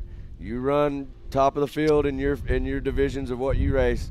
Who do you think is going to be the one to beat out here today in Pro Turbo? I got to go with my boy Kyle Chaney. Yeah. Me and him are pretty tight. We race hammers against each other and stuff, and we actually work together. But I got to go with him. I think he'll lay it down. But I know there's some guys headhunting for him, man. There's some fast guys out there. It's a stacked class, to say the least. Yeah, Mr. Martin will be after him hard. You know, I think you're going to see a good battle. Yeah. Especially if them guys get out of the whole shot clean and are able to race. I think you're going to see some guys throw down pretty hard. You know, there's a lot of guys that can mix it up. Champion can be right in the middle of all of it. Yep. So there's some fast dudes right there. I'm actually going to do a little spotting for Cash LaCroix. Nice. Just try to help him. He's trying to transition from hill climbing into short course. So short course is a lot more disciplined. You got to really, really pace yourself. Where hill climbing's kind of get a little wild. Oh, we just had a roller. I'm sorry Oh, to interrupt. man. Man, that looked like that may have been, is that a Tewksbury car that clipped No, that? possibly might have clipped it there, but I see Lacey Tewksbury. It looks like she's clean headed back up the hill over there. We'll get all the team over there, get the caution flags You may out not real see it, quick. but everything's going to be okay. We're going into caution in this area right off the bottom of the first big downhill turn. Had a car go over, just a little bit of bumping action. It happens as part of racing, getting everybody out there with the tracks, make sure they're fine. But out here on race course, the battle where they're charging the front, we've got a good cluster that's out there, and then we got a few that's just really stretching out from the field. Yeah. It's definitely a good battle. That downhill does not do justice on camera. That downhill is really big, really steep, and you're setting the car sideways. So it's a huge gamble. And we're also starting to see some blue in that corner. That right there is getting grooved in, and man, there's really one center line, and you could choose to dive it, choose to go straight in it, or you could go just to the outside and get in that loose stuff. And I think that's what happened right there. Had a driver go to the outside, and she slid and hit into another car. Ooh. Unfortunately, it threw her car into the number 44. She will be out of this race. It looks like she's pulling off the track. But what about Ben and I all weekend long pushing the front? On the gas, you know. Kendra Hoop, Katie Thomas, Morgan Vanover out front right now. Ben and I. This is fast ladies class. These women, no, they don't play around. They get out there and try to get on the box and win some stuff. So that's awesome to see how hard they battle. That's for sure. And you know, Yes. sometimes when you're trying to make a move, it goes south. But you got to gamble once in a while and go for it. That's right. So how many times have you been charging the front, something happened, and you're like, man, you beat yourself up. But if you never tried it, it's just as bad. Yeah, you never make it nowhere. So If you never try it, you miss Yeah. 100% of the shots you don't take. you got to risk it for the biscuit. And, you know, I miss 100% of the shots that I do take. So Yeah. for me, sometimes it's better just sit up here and announce. And, man, you take a lot of shots. You take a lot of shots. But you know what? I'm no quitter. No quitter. That's what counts right there. As long as you don't quit, you keep coming back. Keep you know. coming back for more. Oh, yeah. All right, as we're getting close to the close of this one, we've got these girls. They are absolutely battling it out. So we also have another women's class that'll be coming out after this. We're going to be running some of the naturally aspirated stuff. Yeah, the women's NA. We'll dive straight into them next. And So let me tell you something about women racers. what? Paul Wolf has a wife. Yeah? She races. Why do you say that like you're surprised? I'm not surprised because she's faster than he is. Oh, I bet that. True. Now, there's been times where he may crash out or something, and she'll get on that podium for him. Backup Bring it driver. home Yeah. for Wolf Racing. That's right. That's She's awesome. actually been hinting at coming out here and racing the short course, the She women's absolutely short course. should. Yeah. Absolutely. We've been talking about it and stuff. If I build a short course car, I got to make it adjustable so she can drive it. Man, how Oh, true, awesome would true. that be? And then So- you'd be able to say, not only does Paul Wolf race it on short course, Ultra 4, hill climb racing, barrel racing, drag strips, but then his wife also does all those same 5 too, all with the same car. It'll be neat. Can-Ams, you just Yeah. totally impressed. Yeah, with you're a the jackpot ride. for them. They totally hold up to it. Them cars take some abuse. I don't know how that poor car of mine, it does everything, and I don't know how it still runs. This is Well, I the quit second betting season against on I it. can tell you that. I keep saying, It- it'll break this time. Nope, it didn't break. It took you long enough. Lost everything. I finally doubled down, went the other way, got it all back. So I'm good now. There you Good go. now. There you go. go. So, Paul, after this weekend, what's the next big event for you? We got AOP coming up, Yep. actual Ultra 4 race or whatever, and we're gonna go down there to it. We'll take, of course, the side-by-side Can-Am, and then we got the 4400 car too. So we'll be down there doing battle. I don't know, Joe, are we doing hill climbing down there or not? So right now we don't have plans to do hill climb because one of our sister series that we partner with here at the park, Outlaw Off-Road's got a race that's real close to there. So right now we're just going to focus on Ultra 4. Okay. If anything changes, we'll keep you updated. But right now that is the plan, is to support the Outlaw series on the following weekend. That makes my life easy. Then I only have to, Right. I only have to get 2 cars prepped now, so that makes it There a you little go. easier on me. We didn't know you owned multiple cars anyways. We just thought it was one for Yeah. life. Yeah. So Ooh. last night, you was racing. It's like you were racing with something to prove. And Oh, some may say They gotta throw that salt you were in there, huh? a little upset Just rubbing about it Prairie in. City that you let Lauren Healy get a little bit of the best of you, and you were Oh. getting some aggression out last night. Is there any truth to that? There's a lot of truth to that. Was that tree Lauren Healy? Is that what you imagined on that Yeah. downhill? If I should have did that. I should have pushed Lauren in there a little Or harder. you go and- put a sign on it and put Lauren's name on it. Like a cardboard So, cutout, It's one of them deals, he's a veteran, so I'm trying to be respectful and not rub against him too much. You But gotta let those old guys. yeah, I got to give him a chance, But no, Lauren's fast, Now, and I he's a would really say- good now, driver. Hold on, So, Paul. You said you're not going to rub on him too much. Do you remember the side of this car? That was just a bump. Okay. That was like a tap. For you at home that didn't see it, and I happened to be there, and I got to see the damage afterwards. When he said I barely bumped him, the whole side of that beautiful Ford Bronco got a little bit of damage. But everybody was smiling at the end, and Lauren loves that intensity. Him Yeah. and Paul have been battling all year long. They did it in Moab. They battled over at Prairie City, and I'm sure you're going to be battling at the next few. Yeah, I'm excited to see him. I know he's going to be out here for Visions, and that's going to be a wild battle again. And that's what's cool about Lauren is we have a true friendly rivalry. He literally gave me brake fluid 5 minutes before we went out and raced at Prairie City. So that's what wasn't kind brake of stand-up fluid. He actually poured water in that. Hey, it worked. It works. That's all I got to He say. tried to It make worked. that $20 like Joey. What he don't know is you don't use brakes. So joke's on him. Yeah. You were just So- saying where his sportsmanship character was, and you don't use brakes. And he has it. So I got to give huge props to him and the whole Ford crew, man. They're awesome guys, stand up, and I look forward to battling them hard. I'm definitely not going to back off or back down. So, and I know they're not either, so it's going to get pretty rowdy. So, man, that's what keeps this such high intensity and so much fun. And in my personal opinion, I think many would agree, it is definitely the most exciting forms of off-road racing or any racing in the world because so many things can happen, so many things come into play. We're always doing something a little different, a little more exciting, whether we're short course this week, we're in tight woods, then we're in the open desert. You've raced all of that and everything in between in all formats. Out of everything, what is the most fun to you? I like all of it. The thing I like about it is like you don't have to have the most expensive car to win in Ultra 4 racing because, like, if you have a huge rock pile, the best guy in the world can brake, and the guy with less equipment or whatever, if he's consistent, keeps his car together, runs a good pace, he can roll right up there and take the win. That's what's huge about it. You don't have to have big power. You don't have to have it. I mean, granted, it helps. Don't get me wrong. I ain't trying to say it doesn't help. But you don't have to have that stuff to win. Where, like, short course, you got to have a really good car if you want to win. That's right. So I feel like Ultra 4, you can lay on the driver a little more to drive the car, even though the car may not be 100%. Well, I completely agree with that. I've raced a little bit of everything myself and put on races of all of it myself, and I enjoy watching everybody like yourself make those transitions because it's a learning curve going from one format to the next. It is, and it definitely makes you a better driver. So. Joey. All right, we rounded out that race. Let's see who we got. We got Tiffany up here ready to go.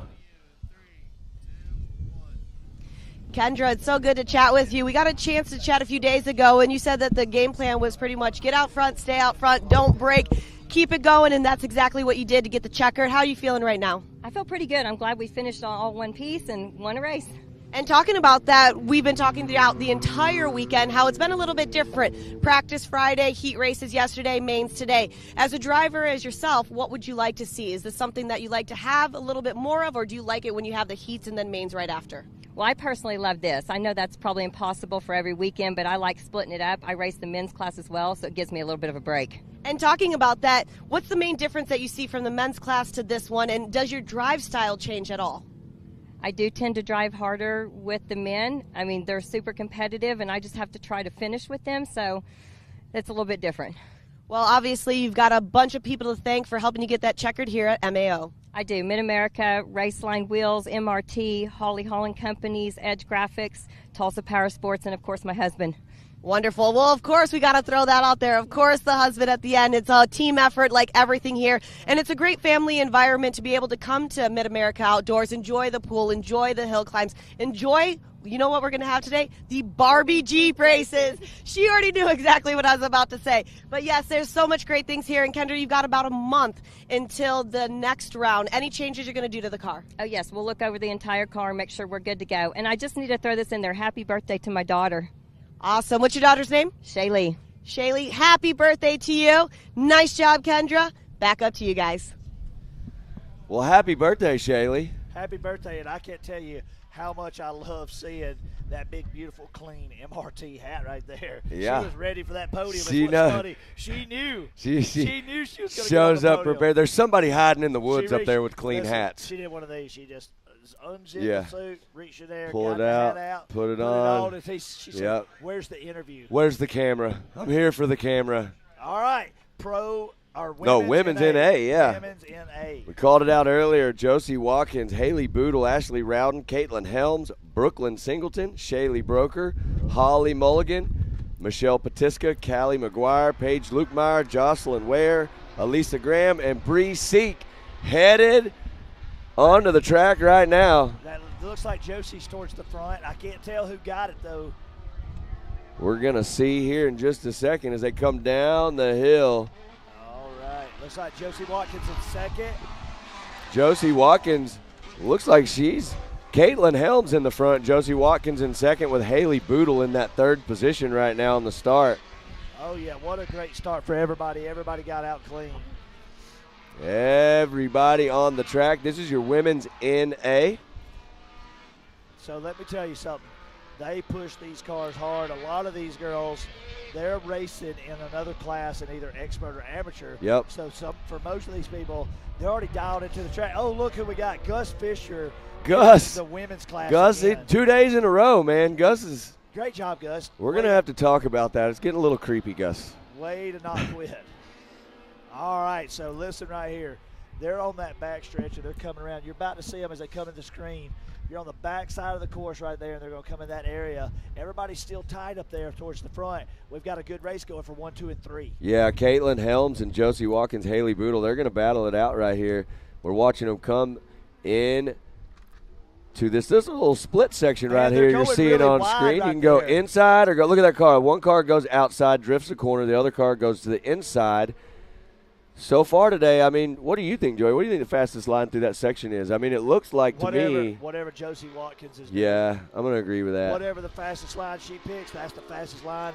There's no doubt she is running towards the front. I want Yep. to see if she can get up there. 1, 2, and 3 right here. They're doing battle. You can see them right there coming around the corner. So right there in that shot, we're a little far back on that drone shot, but I'm closer to it in person, me and Matt are. It's actually really choppy. The ruts and the way it's chopped up right there. Yep. You can't appreciate how hard they're throwing their cars in there. They're not only throwing the car over, they're jumping over a creek, but in a corner. So they're throwing the car sideways through a jump.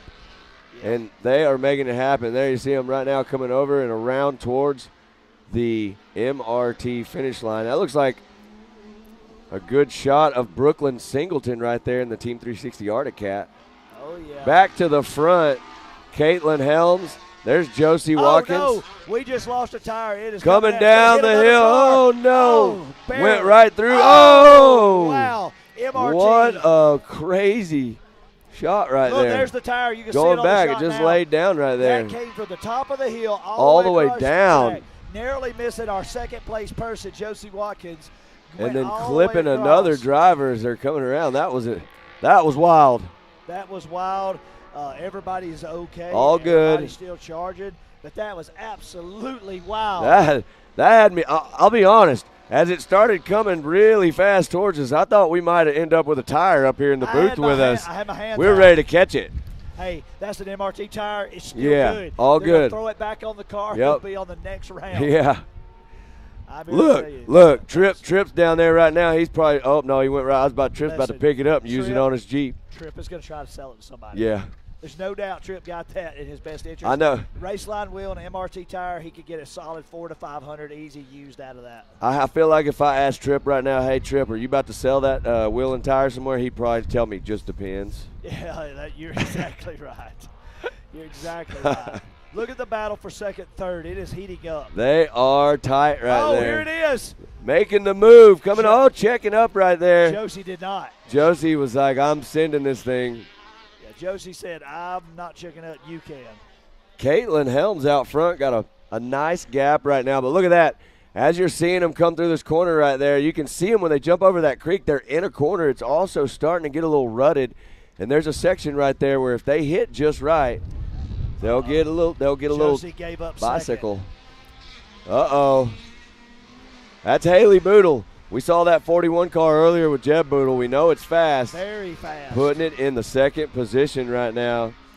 Caitlin Helms, Haley Boodle, Josie Watkins, Ashley Rowden in fourth, Jocelyn Ware in fifth, rounding out your top five right now in women's NA. So don't forget that Yamaha, you are shifting gears in that machine. So it's a little more to drive, but I think there's some advantages to that. Yeah, I love the way those things sound. They scream out here. Yes, they do. And it looks like, I'm telling you right now, Haley Boodle on a mission to run down Caitlin Helms. She may be able to do it now that she's got Josie out from in front of her. She's got a clear track right now. Track conditions are looking nice. If she can put the power down and make some good corners, she'll be able to get up there and do some battling here just a few. Not very long, because they are literally almost rear end to front end there. So I Caitlin Helms, Haley Boodle. Remind everybody, if you're watching this show, go ahead and take a share. Yeah. And send it out to all your friends and family and social media world. We're about to come into our final race of short course, and directly after this will be our Pro Turbo. Ooh, all the action. All the money, Turbo. all the action, all the excitement, the intensity, and it's going to be a wild one. I don't know what you did last night, Joey, but I rode around the pits and kind of tried to stir the pot a little bit and see what people were thinking, what they were talking about. I told Cody Martin, I was like, hey, man, you need to calm down a little bit. You're out there trying to break the speed of sound. Look at this battle right here. Not to interrupt you, but she has run her down. Boodle has caught up to the leader. Yeah, I knew that was going to happen. We'll see. If they're all side by side, look at this right here on the screen. Oh, it's so close. It is so close. Haley's going to try to get close enough right on the back of Caitlin Helms so she can set up Caitlin and find a place to get around. See if it comes here just shortly. A lot of passes have been made on this elevation section. I like to refer to this front section where all the elevation is, the roller coaster hills, but everybody's got their own name for them. Josie Watkins. I'm here to tell you, this is a battle. This is a real battle. Yeah, Josie Watkins still running in that third position, but all the action right now on your screen is up front with Haley Boodle and Caitlin Helms. Right now, both of these drivers are driving a great race, both of them running. Well, actually, looking at lap times, Caitlin Helms with a 2:10 and Haley Boodle with a 2:07. So Haley Boodle's obviously the fastest driver right there, looking for that spot to get around. That's right. Pushing the cars to the limits. Look at this. Oh, there's the drive. Going to dive inside. Oh, man, look at this. I think we might get to – whoa, they are literally bumper to bumper. Look at this action right here. Right, let's see if she sets her up on the inside right now, trying to go back to the inside. Oh, it's so up the hill. She checked up. Oh, man. What a great job. Smart move by Caitlin, yeah. What a great move by your leader. Caitlin closed the door right there. Haley still, look, all over it. They're coming into that section of the track we talked about earlier where there's going to be that split line. So let's see if Haley tries to go wide. Right here, as you see it coming up, you can go inside. There you see Haley Boodle's going to go wide. Try to lay the power down. She got it. She's got good drive right now. Oh, there it is.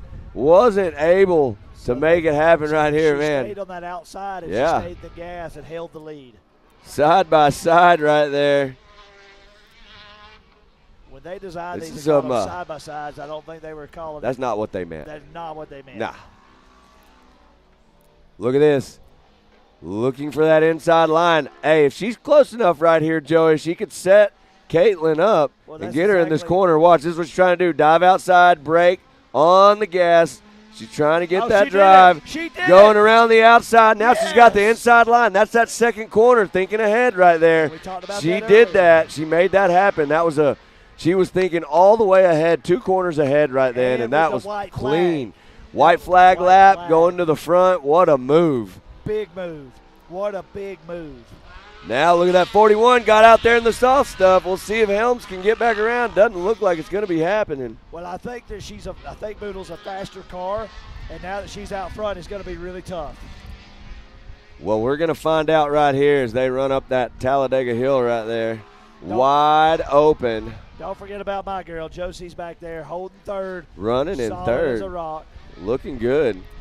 Hey, I don't think this fight's over at the front right here, Joey. We're watching them. Caitlin Helms not giving up at all. There you see Haley Boodle getting a good drive out of the corner and getting a little bit of a gap, a little bit of breathing room. Yeah, 100%. This has been a good battle. I'm excited to see it. I just love a good tight race like this. Yeah, me too. This is a lots of fun, a lot of action. You know, I guarantee you these drivers out in front are having just as much fun with them close together like this. It just makes the racing that much more fun. Oh, I was having some fun with my buddy Chris West, and he just totally knocked the drink out of his girl's hand and went all over the dog. Poor dog. I mean, at this point, the dog's cooled off. Yeah. We don't know really what happened. All right, here we go. Boodle is pulling away. Yeah, there you see Boodle right there hitting that big tabletop, coming back around, headed to that Ultimax. Boodle was fourth off the start. Yep. Moved into third. Yep. Picked off second. Charged the front. 2 laps chasing. Got first on the beginning of the Final last lap. lap. Yeah. And here we are. All she's got to do is make 2 more corners, and she is going to be your main event winner for this class. That's right. Haley Boodle showing us how to get it done, working up through the pack, literally on rails. Here she comes right here around that last corner, heading to the MRT finish line. Your main event winner, taking the checkered flags, Haley Boodle. Great job. A great race by Helms. Great race by Josie, and all the women out here doing a fantastic job. Yeah, absolutely. Great job, Haley Boodle in your top spot, Caitlin Helms in second, Josie Watkins in third in the main event for women's NA. Well, guys and girls and friends and family and everyone at home that's watching me and Joey up here, watching the action out here at Mid-America Outdoors, hey, guess what's next? Pro Turbo, but before Pro Turbo, we're going to have to take a short break because we got to put some water down, right? Some interviews, we got to put some water down, and we'll be sending you some commercials for all of our great sponsors and partners, and we couldn't do it without them. Yeah, the partners and the sponsors that we have out here are the best in the game. You know, 360 Wraps with all the signage out there. Where? Said it at the right time. She came over. Yeah, there it is, 360 Wraps. They got all the great signage, all these cars looking good out here. Ultimax belts. We have so much fun with our friends from Ultimax. They're always bringing us cupcakes and sweets and hanging out. I even hear Cash LaCroix is going to be running an Ultimax belt. So let me tell you about that. He broke a belt in practice. He's breaking belts left and right. Ultimax said, I can tell you this. Try our belts, and he'll never break another one during race day. We guarantee it, and they will support that 100% factory-backed warranty. Don't matter what you do to it. Don't matter what you've done. They will back it 100%, replace it. He put it on there, dogged the car. It's been great. He said, I'm ready to race. Let's go, let's go. Well, before we get through the rest of these sponsors, we're going to send it over to Miles real fast. He's got an interview for us. And what a race that was, all the way to the finish line. Haley Boodle, you had to earn that one, and it wasn't – I mean, there's 2 laps where you were just chasing. You finally did the inside-outside, got that pass. How exciting was that to get out front? Very, very exciting, especially since I did some racing tactics, and I've always found it fun to do the crossovering move, but a special thanks to my brother for letting me borrow his car since my transmission started to screw up. But the track was great. I want to thank the MAO staff and the people putting on the live so my grandparents can watch it at home. It really means a lot for them to watch us be here, but they can't be here, unfortunately, as it's 18 hours away.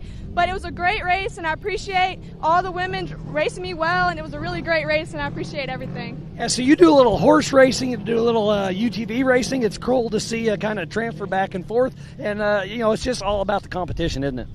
Yes, sir, especially from horses to horsepower. There's competition everywhere. Big money people in the hunter jumpers, big money people here.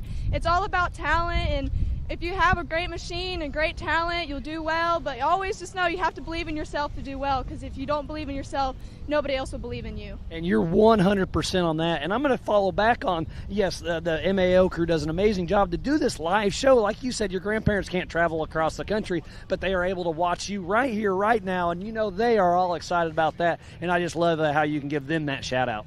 It's great because, every racetrack I go to, there's never a live. There's maybe one live at one racetrack all over the East Coast, but coming out here and racing here and having it live, it really means a lot to my grandparents, because they'll go home, they're like, oh my God, you did such a good pass, or I wish we could have been there to see it, but, having the live makes it really open to everybody to watch if can't make it out here. Absolutely. Well, again, Haley Boodle, it was a fight to the finish, and once you finally made that pass right there at the start-finish line, at the white flag, you kept it. You started pulling away just a little bit and drove one heck of a race, so congrats for that, for finishing across the line first. Who helped you get there?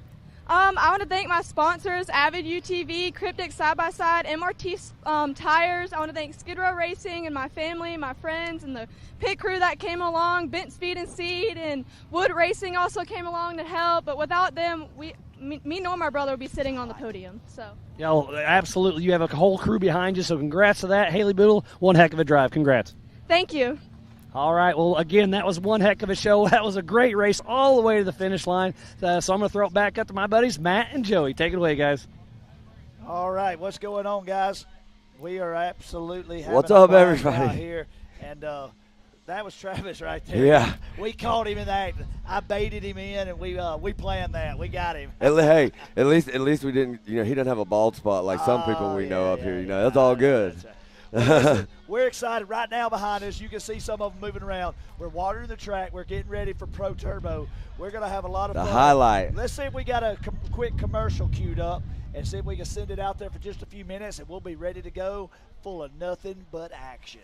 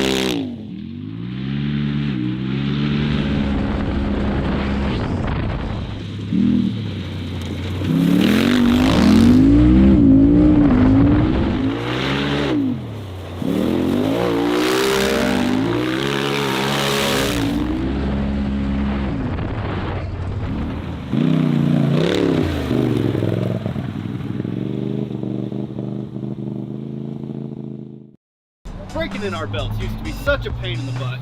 No matter how hard we tried, we just couldn't get longer life out of our belts. That's why we were so excited when we found these new Gates Redline belts. They have a super simple 3-step process for breaking in your belt the right way. Back. Right, we are back. Getting ready for that Pro Turbo coming up shortly. I'm so pumped up, and I'm so ready to see what's I going on. moved the seats out. We stand up. We got to get room here. This is exciting. Yeah. Crazy, I'm worried about this booth right here. If you see us just disappear, it's because we got excited and we're on the ground now. So we already know the stories from yesterday and the battles and what happened. Scotty Champion had an unfortunate start. Yep. He I think he got hooked up, and who did he get hooked up with? Was it Tewksbury, or who did he hook up with? Maybe even Ben Cheney or somebody at the beginning. No, it was him and Cody Martin. Yeah, that's right. Cody run off and just run off. Yeah. But what ended up happening, Scotty wasn't able to finish, so he's going to be coming from the back. Yep. Cash LaCroix had a fantastic race running in the top 5, I believe, and he ended up having to blow a belt on the back corner because he didn't run Ultimax. Didn't have that Ultimax. So he had to pull off to the side. He'll be starting in the back. Several people that we thought would be charging the front, starting in the back. So that should make for an interesting day and a very creative start. Yeah, for sure. And, I mean, look at this starting line. I mean, we're running through this list of drivers. If you guys were tuned in yesterday, you got to see the waves of them. Well, now we're going to stack them all together, and we're going to run them all at one time. So this is going to be a big, big show right here for you. If you're at home right now and you just ran to the refrigerator to get something to drink or eat, you better do it quick and get back up to the TV or the computer, whatever you're watching us on, because it's Pro Turbo, man. This is full action right here. Yeah, man. Hide your kids, hide your wife. It's getting crazy. It's about to get Western. So, yeah, we're going to see Cody Martin and Kyle Chaney. They're going to do some battle. Jeb Boodle, Corey Willis, Zach Beavers, Alan Corbin, Ryan Tewksbury, William Thomas, Mitchell Huddleston, Mike Park, Adam Reed, Ray Barnes, Randy Clifton, the Alabama boy himself, Cash LaCroix, Kanan Baker, Daniel Kelly, Austin Vanover, Jordan Berza, Scott Champion, Jeff Hughes, and Zach Smith. So Beavers had a great day out there yesterday, so I'm really excited to see what happens with that as well. Joey, let's tune in right here because we are about to kick off Pro Turbo right here. All of these cars you see on your screen in the starting gate are going to launch at the same time. Everybody trying to get to that first corner. Who's it going to be? Right here. Here they go. Holy cow. On the gas right now up the top. We got them all together. Whoa, we got some hits happening right there. All right. All on screen. Look at this. You guys at home are getting the best show ever right now. This is Pro Turbo. Look at them. They are getting together. But look at that. Cody Martin out front. This is what I wanted to see. Cody Martin, Kyle Chaney. There's Zach Beavers running in third. Yep. That looks like Corey Willis in first. Jeb Boodle, Kanan Baker. I go through this whole list of people that are out here, and they're all so fast. Man, they are stacked in there, too. These guys are running hard. Cash LaCroix has already picked up 4 positions since the Look start. at him making a move right there. He's got Paul Wolf up here spotting for him. That's definitely going to help out a lot. All right, look how many cars are on Man, this look at the front right now. There is Chaney and Cody Martin. Cody Martin is going to try to hold on. He wants to win this so bad they got after the last round.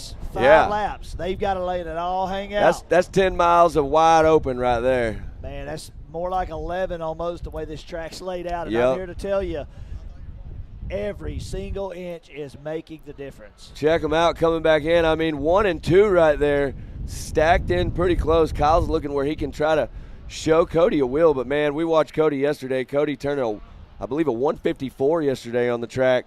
I'm excited to see what he can do now because he's got one of the fastest competitors in the field with Chaney right there pushing on him. Look at this battle right here. Kanan Baker's behind traffic. Oh, he's going to try and find his way. Look at that. Zach Beavers and Corey Willis right there in front of him that are holding him up. Yeah, but he's pushing them along. Absolutely. These guys. Look at that move right there. Kanan Baker has just slid up one more position. We're watching him on the screen. He's in that white car. You may not have saw it on the screen, but I just saw Cash LaCroix save the car out of a bicycle. There you see him going back up to that MRT arch. Cody Martin leading the way. Kyle Chaney. Oh, man, was that Scott getting all sideways right there? Believe it or not, Scott Champion is showing to be in 6th place. Yeah, he just got sideways right there at the start-finish. Coming down the hill. Look at this side-by-side. Kyle Chaney and Cody Martin. Look at this action. What a move by Kyle Chaney. Look, Cody's going to try to set him up, get the drive on the inside right here. All right, so it looks like Kanan overtook Scotty. Kanan definitely did move into that 5th position. Impressive drive for Scott Champion. I mean, after what he had yesterday, he had to start not in the best position, but look at where he's at right now. He's doing great. But I'm telling you right now, look at this action out front. That is Kyle Chaney and Cody Martin. And it looks like, do we have our 3rd place driver trying to get in the mix? Is that Jeb Boodle? Jeb Boodle, look at that. On rails right now, trying to get in there and show us what's up. And then you got Corey Willis and Kanan Baker. So Kanan Baker picked up a couple spots that round. I'm going to pull it back to Cash LaCroix. Those are our 2 young guns in this class. Cash picked up another spot. He's running down, fighting to get to where he could get to a better position. So the caution's being cleared out over at the start line area. So that's going to change the game as they come through here. No one's going to have to slow down. No slowing down, yep. Look at that. Cody Martin airing those things out. Look at every one of them, man. Jeb Boodle back there in third, too. He's going to send it all the way to the bottom of that jump. He's trying to catch these guys. Cody Martin, Kyle Cheney out front. And look at this battle back here between Kanan Baker and Corey Willis in the PPEI car. That's who we're on right now on your screen. And Kanan's going inside. Kanan's trying to send it. There's that jump where you're jumping sideways. He's trying to find the line right now to get around Corey.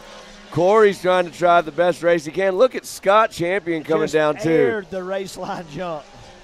Coming around the corner, still battling up the hill through that MRT finish line right there. Kanan is literally all over Corey Willis. He wants to make this pass really bad. And the quicker he can get around Corey, the better chance he has to try to tighten up with the group in front of him, the leaders, your 1, 2, and 3 with Jeb. Oh, Boodle. Jeb Boodle sends her to the flats right there. Little too much sauce, mate.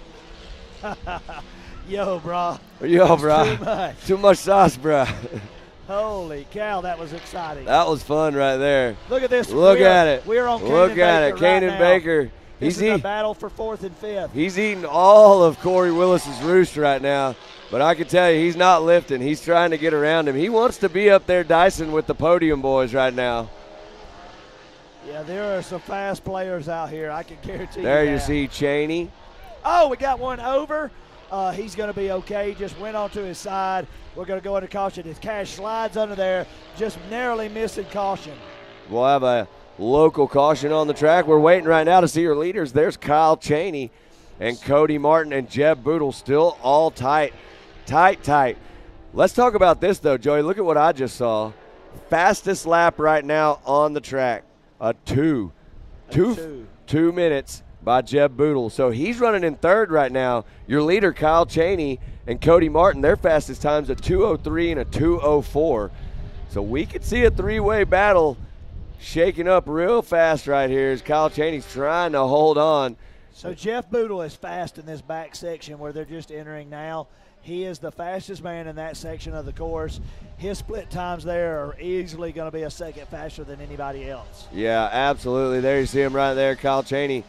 Cody Martin, they're just charging right now, but so far Kyle's been able to turn in some heaters and stay up there in the front. Oh, Kanan Baker is down. Kanan Baker, oh no. Kanan has He's on the outside edge of the track there. Cash LaCroix is also down. Oh no. Yeah. Oh no. They are racing hard. That is racing. We do see these things happen, but those are two big heavy hitters out there that are on the side of the track now. That's good for Scotty Champion, though. That is really good. There's Scott. You see him coming over the tabletop here in front of the spectator area. But look at this battle. I'm telling you right now, the highlight of the day, the best race. We couldn't ask for anything better. 1, 2, and 3 on the gas, dicing it up. Kyle Cheney, Cody Martin, and Jeb Boodle. Look at all these times. All three, 1, 2, and 3, a 1:57. So they're on the same lap times. I mean, they are flying right now. Kyle Cheney able to put a little bit of a gap, you can see there looking at the feed. So this battle that's a little bit further back, there's about 4 or 5 people, or actually 3 clustered up. Should be the battle for like 7th, 8th, 9th. They are really getting aggressive out there as well. That would be Mike Park, Ray Barnes, and Adam Reed, it looks like. So we got some good racing. Oh man, we just had somebody pull off to the side. No, he's back on. I think he blew off the side. I see him over there, but I'm not sure who that is because our 1, 2, and 3 still all tightened up. Yeah, but look at this. Cody Jeb Martin's Boodle. in big trouble. Cody Martin's in big trouble with Jeff Boodle right there. Jeb Boodle is Look at this. this. He's trying to go inside. Oh, Cody man. closes the door right there. He better keep it closed. Don't you crack it open. Don't say hello. Yes. If they ring that doorbell, you better slam it. We welcome no solicitation right now. He is not letting anybody come by his house. I'm here to tell you, they absolutely. White flag, last lap right here for these 3. Oh, look at my this. Goodness. Look at They are this. Flying. I mean, look at this on your screen. If you're at home watching right now, what better show? This is going to be where the move's going to happen. Yep. I feel like Boodle's going to He's trying to square it up, but tuck it in. Cody He's going inside. Cody took the Here same he line. goes. Let's see. Oh, Oh, they're close.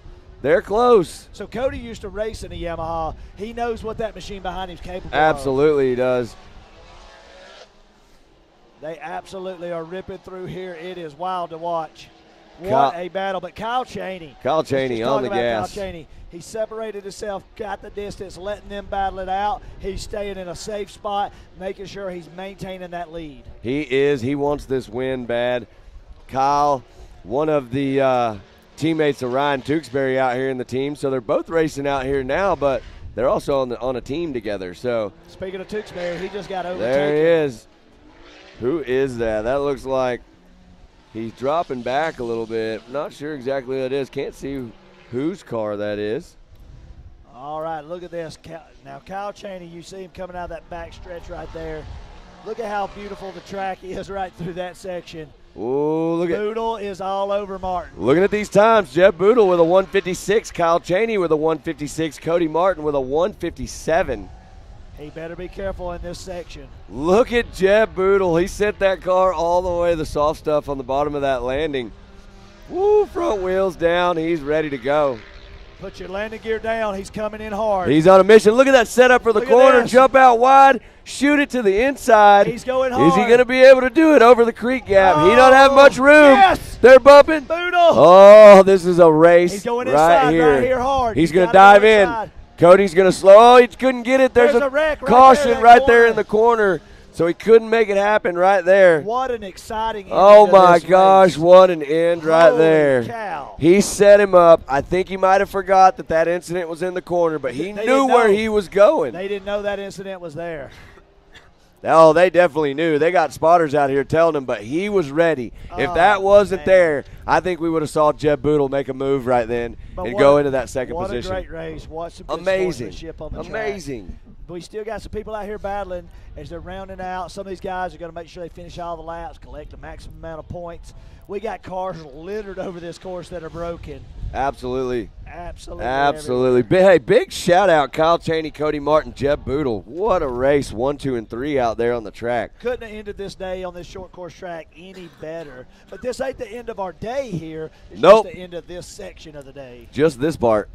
What do we got next, Joe? We're going to go up and do some awards, and then after we do some awards, we got Barbie Jeep Downhill. Barbie Jeep Downhill. If you are in the park and you want to do that, you need to make sure you get signed up in the office or be by Hillside. We're going to have a big time with that. Yeah, we are. Slipping and a sliding down that hill. Man, I'm pretty proud of my buddy Scott Champion, too. It looks like he rounded out the day in the 5th spot after a rough day yesterday.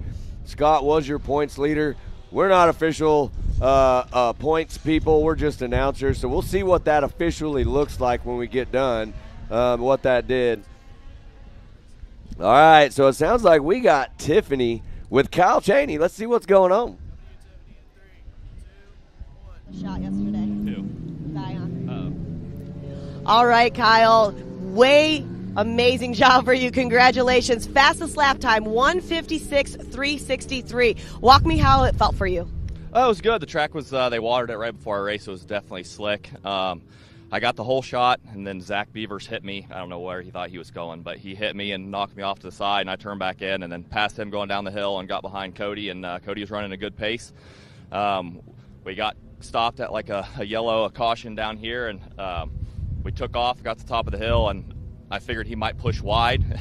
he was going to, but he brake checked me, so I couldn't duck under him, but I kind of just waited for him to go and ducked under him, and me and him had a great race the whole time. My car ran great. Yeah, it was just a great race. You know, I love a good race like that. You know, he was all over me the whole time, you know, so I was having to push the whole time, so it was great. Well, and talking about that, you're 2 for 2 right now from second round to third round. Obviously, you've got this car dialed going into round 4 in about a month. Any big changes, or are you going to kind of keep the same setup? We'll probably keep the same setup. I mean, I guess it all depends on, you know, I figured for the Pro NA, they didn't water right before their race. So I figured they'd probably do the same for us. They wouldn't water right before our race, but they did. So I kind of put a setup on here for the track to be a little drier, not as slick, but it still works great. I mean, my suspension works great all the time. I'm just picky sometimes. And talking about that, Kyle, obviously you got to thank a lot of people for helping you get here, helping you get that checkered at MAO. Yeah, for sure. Can-Am, Yokohama, Raceline Wheels, HMF, Fox Shocks, SSI Graphics, Factory UTV skid plates, Evo, CT Raceworks for building the car, my mechanic Jason, just everybody who's coming out and watching the race, and everybody that supports me and everybody that loves racing and loves coming to this event to watch. Well, talking about events to watch, coming up next, we've got the Barbie Jeep races right over there that you kind of see it. Question is, Kyle, are we going to see you in one of those? No, I'll be drinking a Miami Vice from the pool. From the pool is open. It's awesome. Well, Kyle, congratulations for you. Nice run today. We are going to take a quick commercial break, and we'll be right back.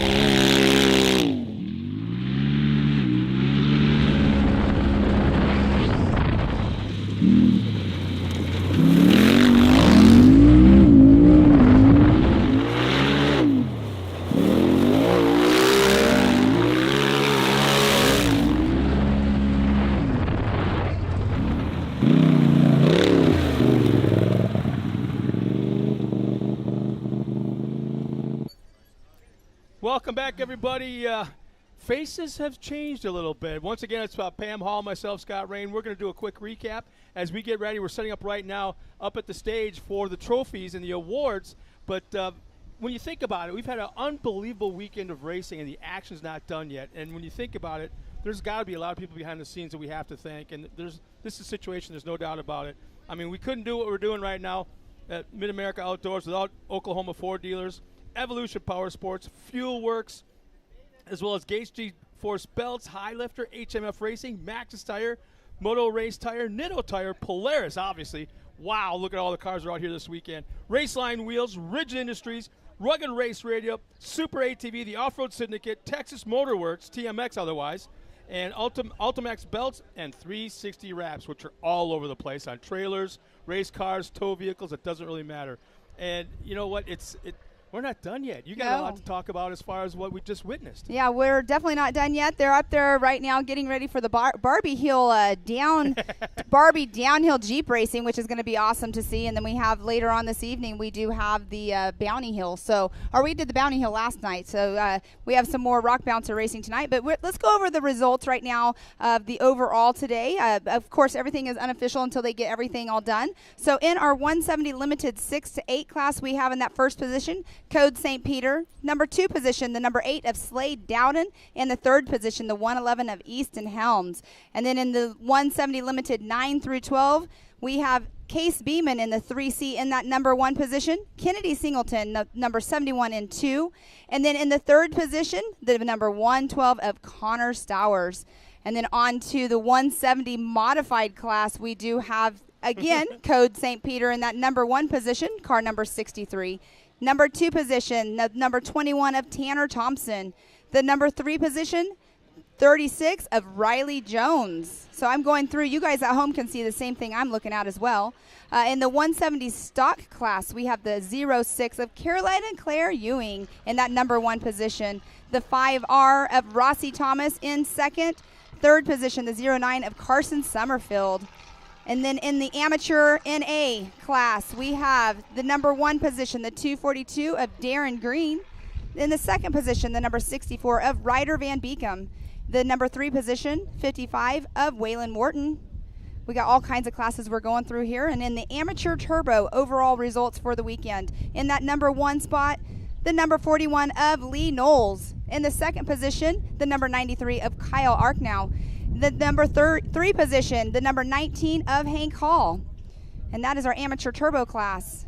The expert NA class, the number 84 of Caden Ellis in that number 1 position. Number 2 position, 12 of Aliana Baker. The 614 in that 3rd position of Sean Philbin. We have lots of classes, guys. It's awesome to see here. And then in the expert NA class, we have in the number 1 position, 84 of Caden Ellis. The number 2 position, the number 12 of Aliana Baker, again. And then the 614, oh, I just went through this, didn't I? Sean Philbin. Sorry, guys, got lots of classes here. So the Expert Turbo class, the 444 in that number 1 position of Mickey Schroeder. Number 2 position, the 88D of Austin Dinger.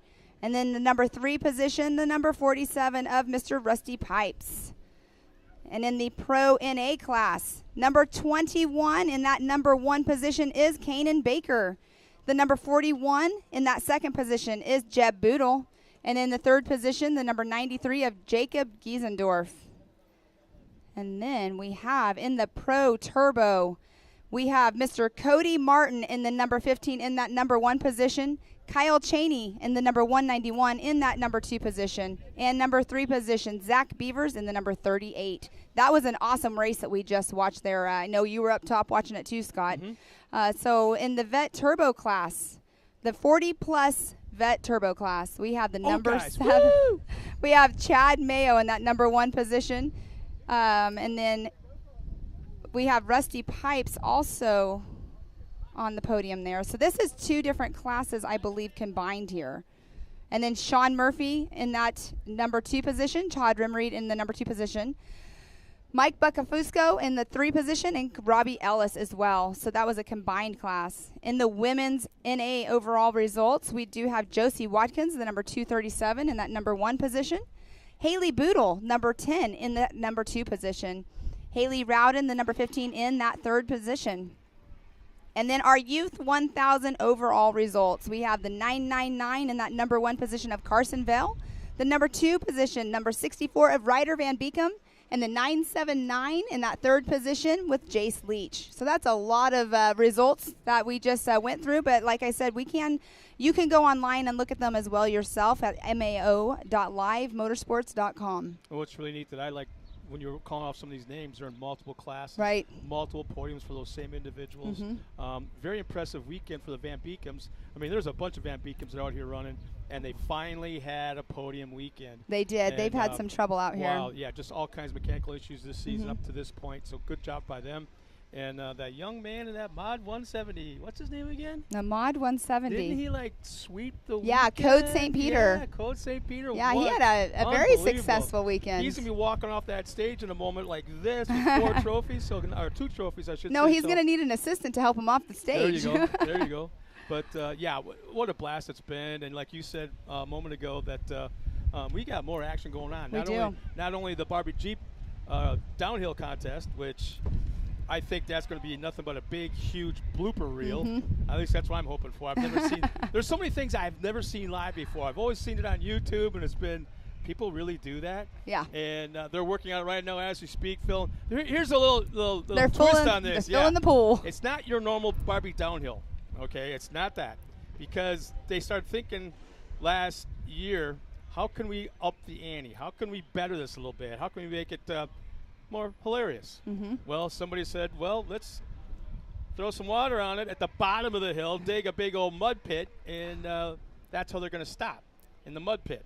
Well, then somebody comes up, you know what? I just happen to have a fire truck right here. I can pull up here and hose them down on the way down. Oh, and then the water balloons. Yeah, and then everybody's provided water balloons. Right. So as they're coming down, they're being pelted with the water balloons. So you have all that going on. But then you got some serious stuff going on back in Thunder Valley. And that will be happening tonight. They're going head-to-head, Rock Bouncer. Yeah, that's exciting to watch. That was first time I ever saw that was at Rush, Kentucky last year, and they did it again this year. It was my second time watching it live, so it's super cool to see all of these different styles of racing taking place here at Mid-America Outdoors. I mean, because this is really a destination place for some people on the weekends. Because what do they want to do? They don't want to deem it a race. It's an event with races added to it. And that's what's really cool about it, because I've been just driving around, and lots of families are here just hanging out. Honestly, God, truly, there's thousands of people here that don't even really know that there's a race going on, because they're in their side-by-sides or quads running around the trees, running around the woods, out on the over 1,000 acres of property here on all these trails. Exactly. I did actually, when I was pulling up here to the production trailer this morning, I had a couple come up and they're like, we heard there's some kind of racing going on here. We're just here hanging out. And they wanted to know what time it started. And as we were down here announcing earlier, I did see them come back over here. I told them 10 o'clock, come back. You're going to want to watch this racing. And they pulled up over here. So that was super cool, because they didn't even know that the racing was going on. Well, I'm going to be really curious as I'm going to reference the rock bouncing again from last night. We had one driver was having issues getting up the hill, doing pretty darn good, right? Got up to the top of the hill, turned on, came back down, and he missed a turn, went really wide in the woods, and no lie, the tree was about this big around, and he just backed up and just nailed the tree, knocked it over, and created a whole new line for these guys up there. That's one way of getting down the hill. I'm wondering if they're going to do it again. I don't know. I don't know what hill they're using for the racing tonight. I don't think it would be that side, but I don't know. Yeah. That's up to Joey. Yeah, I believe if we were told it was going to be someplace closer down to here. I believe. Oh, okay, cool. Yeah, I know it's fun because they're going to be side by side. Yes. And expect contact. You're going to get contact because that's part of rock bouncing. I forget exactly what they call it. And it's whoever makes it up to the top first. Yeah. Whoever makes it up to the top first is the one Knockout. who Okay, there you go. is racing. But they will be doing some podiums here in just momentarily. And I think what's going to happen is we're going to show some commercials of our sponsors, and then we'll come back and do a closeout, and then we'll come back on later on with the podiums. All right. Well. I'm sorry. We're not closing out. We're staying live. So make sure you stay tuned. So is this the time we take the commercial break, guys? All right. Well, we hope you had a great time watching us here at Mid-America Outdoors as part of the short course series. Now it's time to celebrate the boys up at the podium. Miles, Tiffany, let's take it away, guys. But in the meantime, let's take a step aside and talk to some of our sponsors.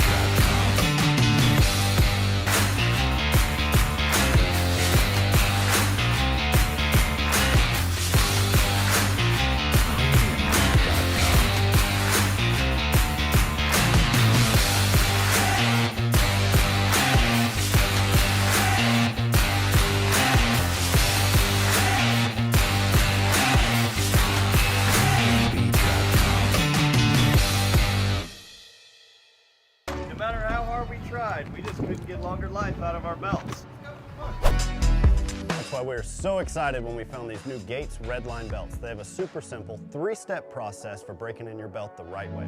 Clean the sheaves with a Scotch-Brite pad. Remove any old belt residue, glazing, oil, or debris on the clutch sheave area with alcohol or acetone, and make sure the breather tubes are free of any old belt material. Step 2, install your new Gates Redline belt. Step 3, perform 2 10 to 15 minute heat cycles, giving it easy throttle on flat ground. Then, you're gonna repeat for the second heat cycle. The best part, the process is so simple and easy, it really helped us with our competitiveness. Yep.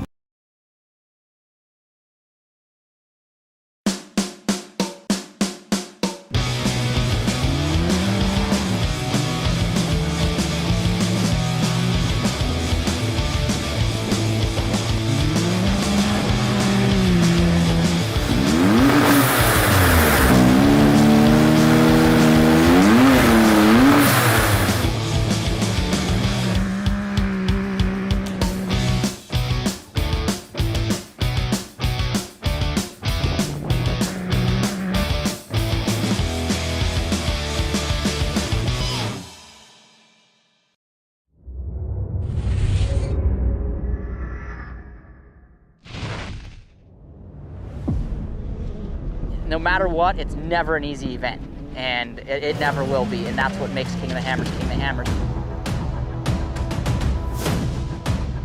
Tire choice is everything. I mean, to have a tire that's reliable and consistent and drives well out in the desert, but yet when we get to these crazy rock sections, still has grip and performs, and we can hit these sharp, jagged edge rocks and not have a problem, is what we need. And the Rockzilla is definitely our second to none when it comes to the UTV tires.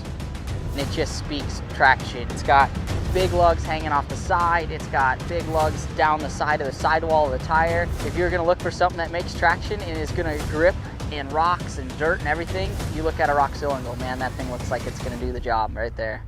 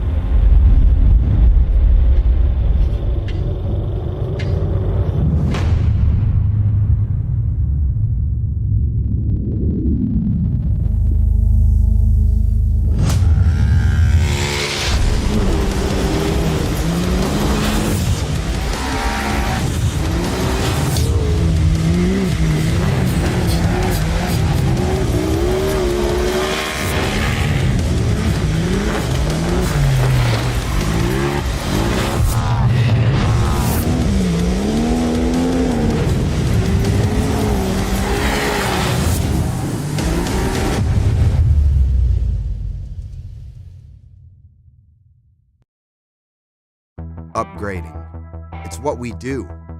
So upgrading is what we did. Introducing the IQ equipment lineup powered by HMF.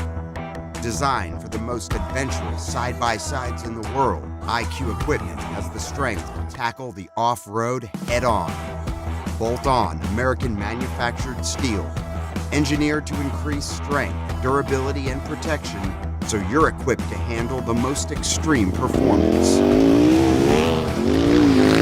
When you're ripping through the desert at full throttle, or tearing through some of the most brutal terrain in the world, you're going to need equipment that keeps you moving at a high level.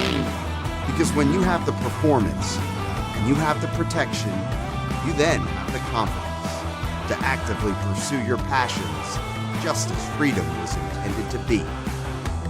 HMF, equipped to perform.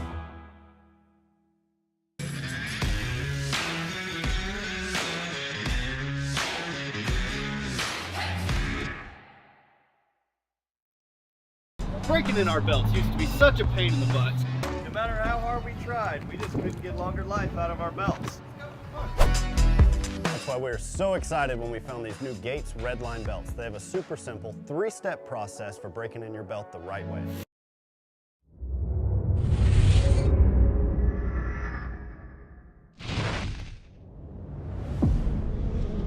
No matter what, it's never an easy event, and it never will be, and that's what makes King of the Hammers King of the Hammers. Tire choice is everything. I mean, to have a tire that's reliable and consistent and drives well out in the desert, but yet when we get to these crazy rock sections, still has grip and performs, and we can hit these sharp, jagged edge rocks and not have a problem, is what we need. And the Rockzilla definitely are second to none when it comes to the UTV tires. And it just speaks traction. It's got big lugs hanging off the side. It's got big lugs down the side of the sidewall of the tire. If you're gonna look for something that makes traction and is gonna grip in rocks and dirt and everything, you look at a Rockzilla and go, man, that thing looks like it's gonna do the job right there.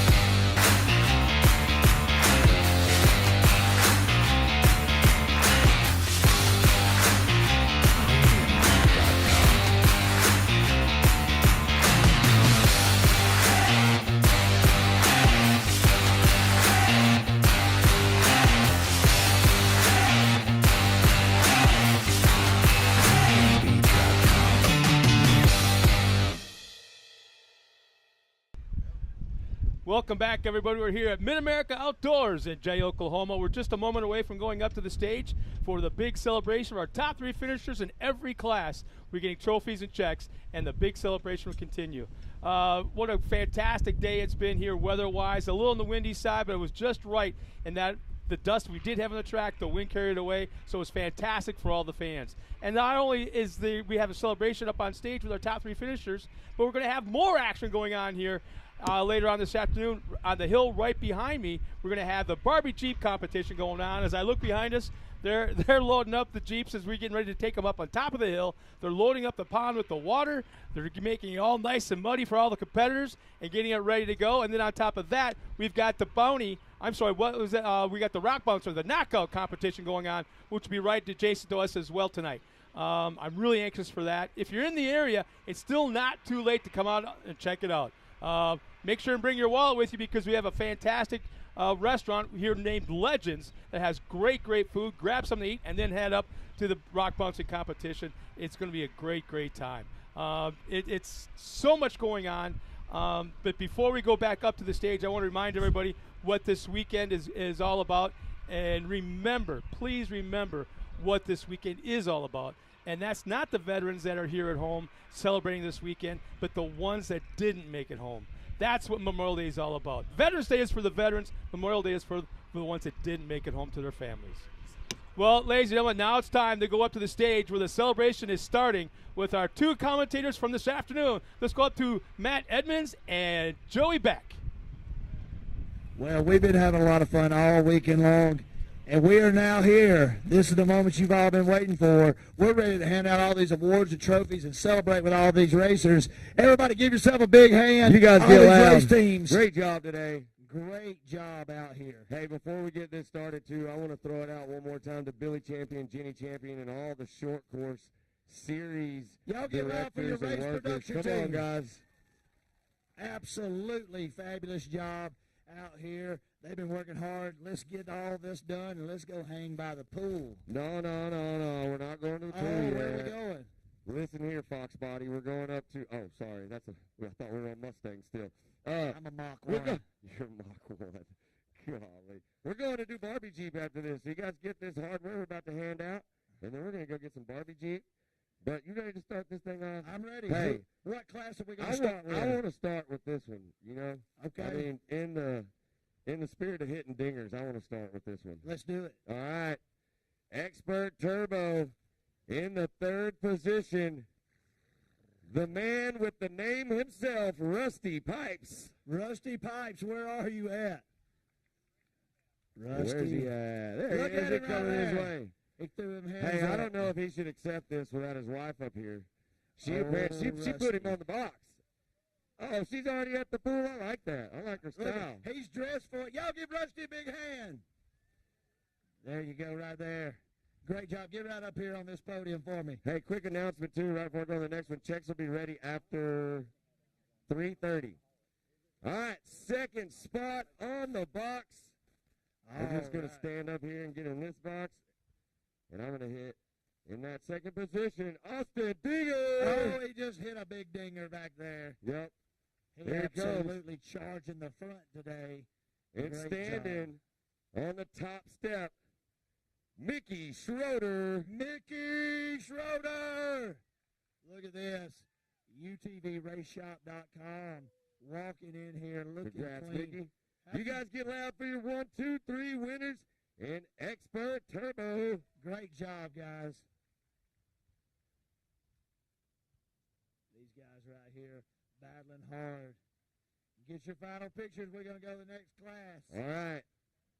We are getting ready now. We're going to move into Amateur Turbo. In the 3rd position, in Amateur Turbo, Hank Hall. Come on up, Hank. Hank Come Hall. on, get Hank. Man, this is some of the All some of right, the fans right right there. Look here. at Hank. Great job by Hank. Good Get job, up Hank. there. This guy And in that right 2nd here. position, Kyle Arcanal. Come on up. Where's Kyle at? Where is he at? There he is. Is he coming up? There he is. And standing on the top step, Lee Knowles. Come on up, Lee. Lee Knowles going hard out there. Literally making it happen out there. Lee, get up here. Where's Lee? We got Lee? Lee got the Knowles pole right too? here. Oh, man. All right. Well, we'll have to get.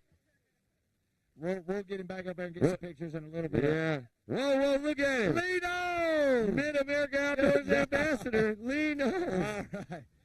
Hey. There he goes. Coming in here. Put your hands sliding. together for your top 3 in amateur turbo.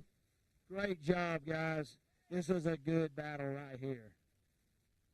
And one of these was racing a naturally aspirated car in the turbo class. I did hear that. And got it done. I did hear that. And he's only 14. Man, you look 31. Nice work, guys. Congrats to your winners right here.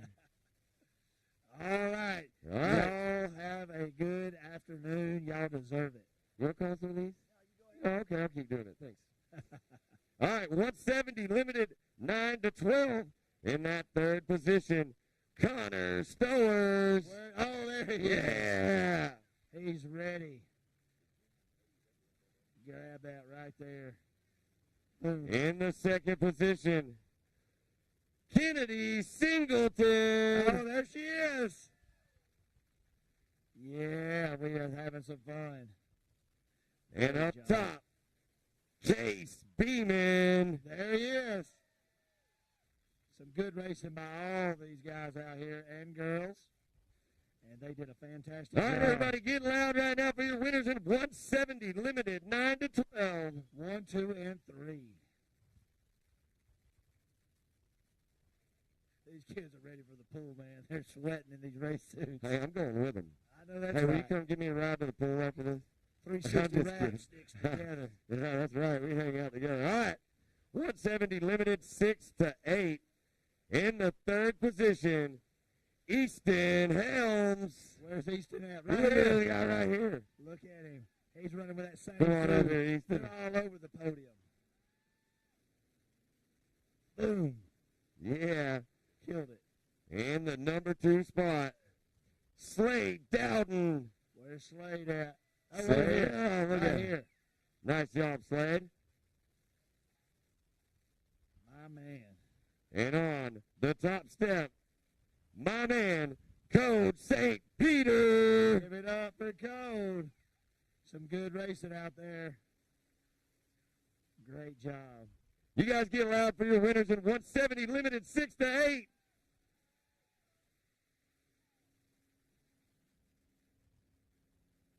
Fantastic job. Nice ladies and job, gentlemen. nice job. Good tight racing out there all day. These youth classes having a blast out here. So much fun. All right, you ready for 170 stock? I'm ready, and I'm All so right. excited to give out one of these. In the third spot, Carson Summerfield. All right. Get out here, Where's Carson. Carson? Oh, yeah, let's sneak up Yeah. on us. Man, I like the sprinkler.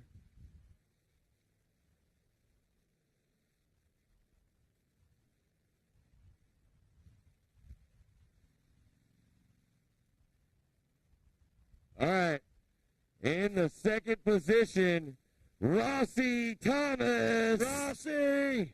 Yeah, here he comes. Rossi, hold on, man. You forgot something important. You got to take that with you. Grab that right there. Chicks dig trophies. All right, look at that. All right, this is an exciting one. On the top step, Caroline Claire Ewing. Get up here, girl. Yeah, Caroline. Making it happen. Give me one of those right there. Boom. Boom. That's my girl. All right, you guys get loud for your drivers in 170 stock right here.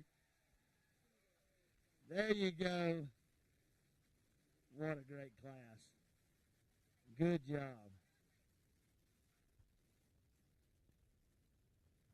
Congratulations to our winners. All right, 170 mod. In the third position, 171. You hear that? I did. I God, heard it really? too. Sorry. I heard it too. Going back to high school up here. In the third position, Riley Jones. Riley Jones, get up here. There he is. Right there. I saw him stand over in the side, ready. Great Great work out there today. Look at the fresh D-pat hat on this guy. Look at him. And in that second spot, my man, Tanner Thompson. There he is. He's always fast. He's running to the podium. And on the top step, Code St. Peter. Here comes Code. He had to set one down to come get another one. Max his tires on the head. You guys get loud. Give it up for your 170 mod winners right here. Great job, guys. All right. You ready? You ready for some experts? I'm ready for some experts. Expert NA. Okay, who do we got? In the third position, Sean Philbin. Where's he at? Where? Where's Sean? Where's Sean? There he is. Wacky waving the Claymore on tube, man. He's making us know he's here. Grab that right there. Good job, brother. And in the second position, Aliana Baker. Oh, Aliana. Battling hard all weekend. You did too. Look at you. She's laughing at us. I know. And up on the top step. I'm excited about this one. My man, Caden Ellis. Where's he hiding? Where's he at? Look at him. Oh, dude, look at him. He had to come. He's going to act ready. slow. He's like, I came tropical just for you. He's ready. Yeah. Good job right there. Hey, that was a good, exciting race. He held in there, made it happen. Great job. You guys get loud for your Expert NA winners.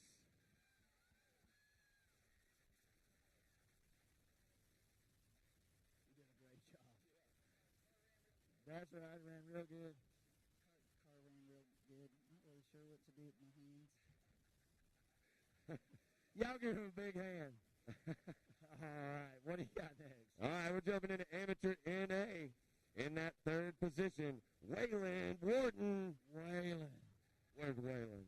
Pushing hard. What? I'm looking for Waylon. Oh, there's Waylon. I see. Everybody's so fast out there, but they just so relaxed. Yeah, I mean, it's time to chill. Good job. They're in the pool mentality now. That's right. The rough stuff's over. All right. In the second position, one of the patriotic cars we saw out there, Ryder Van Beacon. Oh, I'm going to take a guess with that name. It's got to be a 64 car. Ooh, look at him. There it is. Long hair, don't care, baby. Take that right here. Come on here. You got to get your hardware. Good job, bud. And up on that top step, Darren Green. Oh, yeah. Look at him. Strolling. He was ready for that. Go get that trophy. Go get that trophy. I'll take it home, me. I've never won one. Nope. You guys get loud. Amateur NA podium winners right here. What a battle it was. All the way to the end. It changed in that last third and fourth lap, and then coming in there, they finished it strong. Nice work. Very nice work. Congrats, guys. All right. Next one up. Who we got? All right, Pro NA. In the third position, Jacob Geisendorf. Come on. There he goes. Sorry, I didn't do that very good, man. We were sitting for that all weekend long. He was all over those top spots. Good job. Let's see that. You hanging. Let's see that. I got it. All right, second position, flying out there today, Jeb Boodle. Come on up. Boodle. Absolutely letting it rip. Good job right there. The number one, who was it? Number one. I can't remember. You know, I mean, we know who it was. Okay. Yeah, we know who it was. My man, K-Man, Kanan Baker. There he is. He killed it out there. Hey, Joey. Yes. What was that French guy's name on Talladega Nights? Oh, man, I can't remember for nothing. I mean, I'm seeing some resemblances. Yeah, he kind of does look like him. Do you like crepes? They're coming for you, Ricky Bobby. Good job. Congrats to your Pro NA winners. Get loud for them. All right, jumping into Bet 40 Plus NA. In the third spot, Mike Buckafusco. Come on up, Mike. Oh, yeah, Mike's coming out here strong. MRT shirt, MRT hat, MRT on the podium. There it is. Hey, you walk right by me, too. Second spot, one of the up-and-comers. We talked about him today, Todd Rimmereed. There we go. They were all over the place today. Congratulations. Great racing out there. And on the top step, none other than Chad Mayo. Chad Mayo. Look at him. Novice for life. Novice for life. I like it. Good job out there. Team 360 in the house. You guys get loud for your Bet 40 Plus NA winners.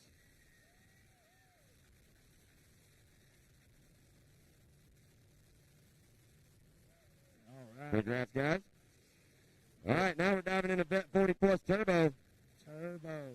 In the third position, another member of the Ellis family, Robbie Ellis. Okay. Where's Robbie? Look, he's got his swimming trunks on. He's ready to go. No, you finished third. We're telling you different.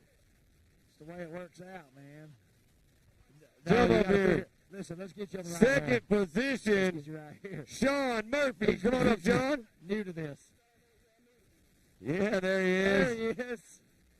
Good job. Great work out there. And once again, the man with the coolest name on the top step, Rusty Pipes. There he is. Man, killing it out there this weekend. Absolutely blasting that course.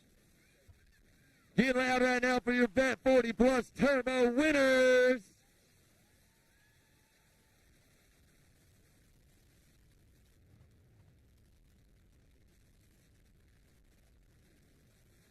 All right, y'all be careful getting down. Don't break no hips out there. All right, we're jumping into Youth 1K. In that third position, Jace Leach. Come on up, Where's Jace. at? There he is. Ah, look at Jace. He was ready. Congrats, Jace. Oh, come on, give me one. Can I have one? No, he don't need none. Yeah, he got me. Second position, more of that patriotic look. Ryder Van Beekum. Where are they at? They were hanging out over Look there. at this guy. He's yee ready. He is always ready. I like the sunglasses match of the race car. And up top, on the box, none other than the Pantene Pro V sponsor. Oh, I'm just kidding. Carson Bale, come on up. Oh, no, I can't wait to see how his Look hair's at done. him. He let Look it at fly. him. No Rocks man it bun.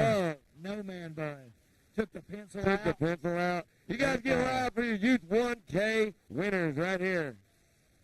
Look at the hair in his face. I love it. If the wind was blowing right now, this would be looks so like much meatloaf. more majestic. It's not meatloaf.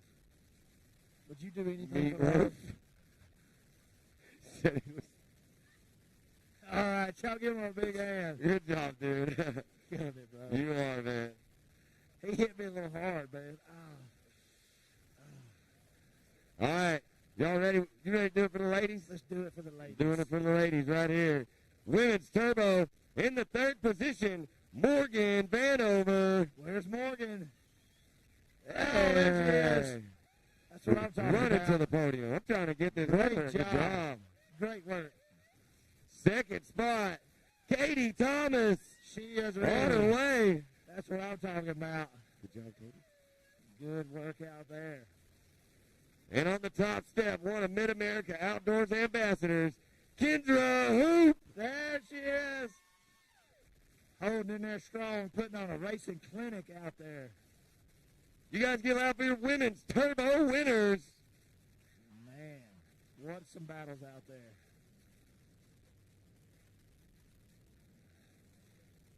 All right. All right, we're jumping into women's NA now. N.A. In the third position, Caitlin Helms. Where's Caitlin at? There she is.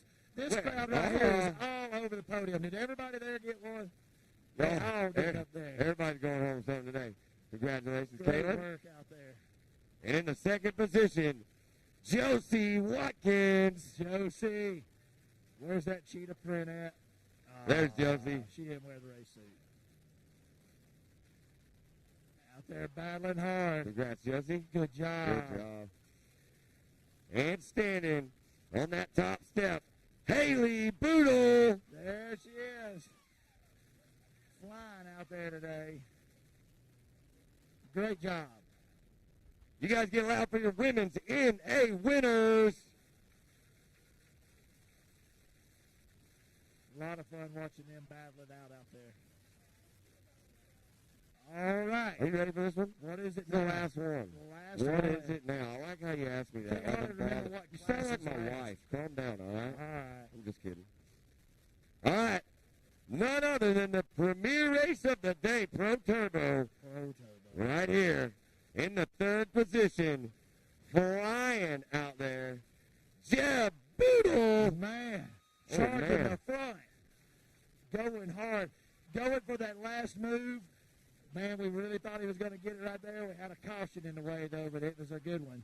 He set it up, and, man, it was exciting to see. Great work out there. All right, in the second position, one of the coolest guys out here, a rad dad, Cody Martin. Cody Martin. Out there flying, battling back and forth for that top spot. Absolutely great weekend for Cody Martin. And on the top step, no stranger to standing in that top step of the box, Kyle Cheney. There he is. Kyle Cheney. He looks fast with those glasses on. Congrats, Kyle. Absolutely flying. You know, those pit vipers, they're only for the elite. That's right. So, All you right, guys John- get loud. This is your Get winners of Pro loud. Turbo. Come on.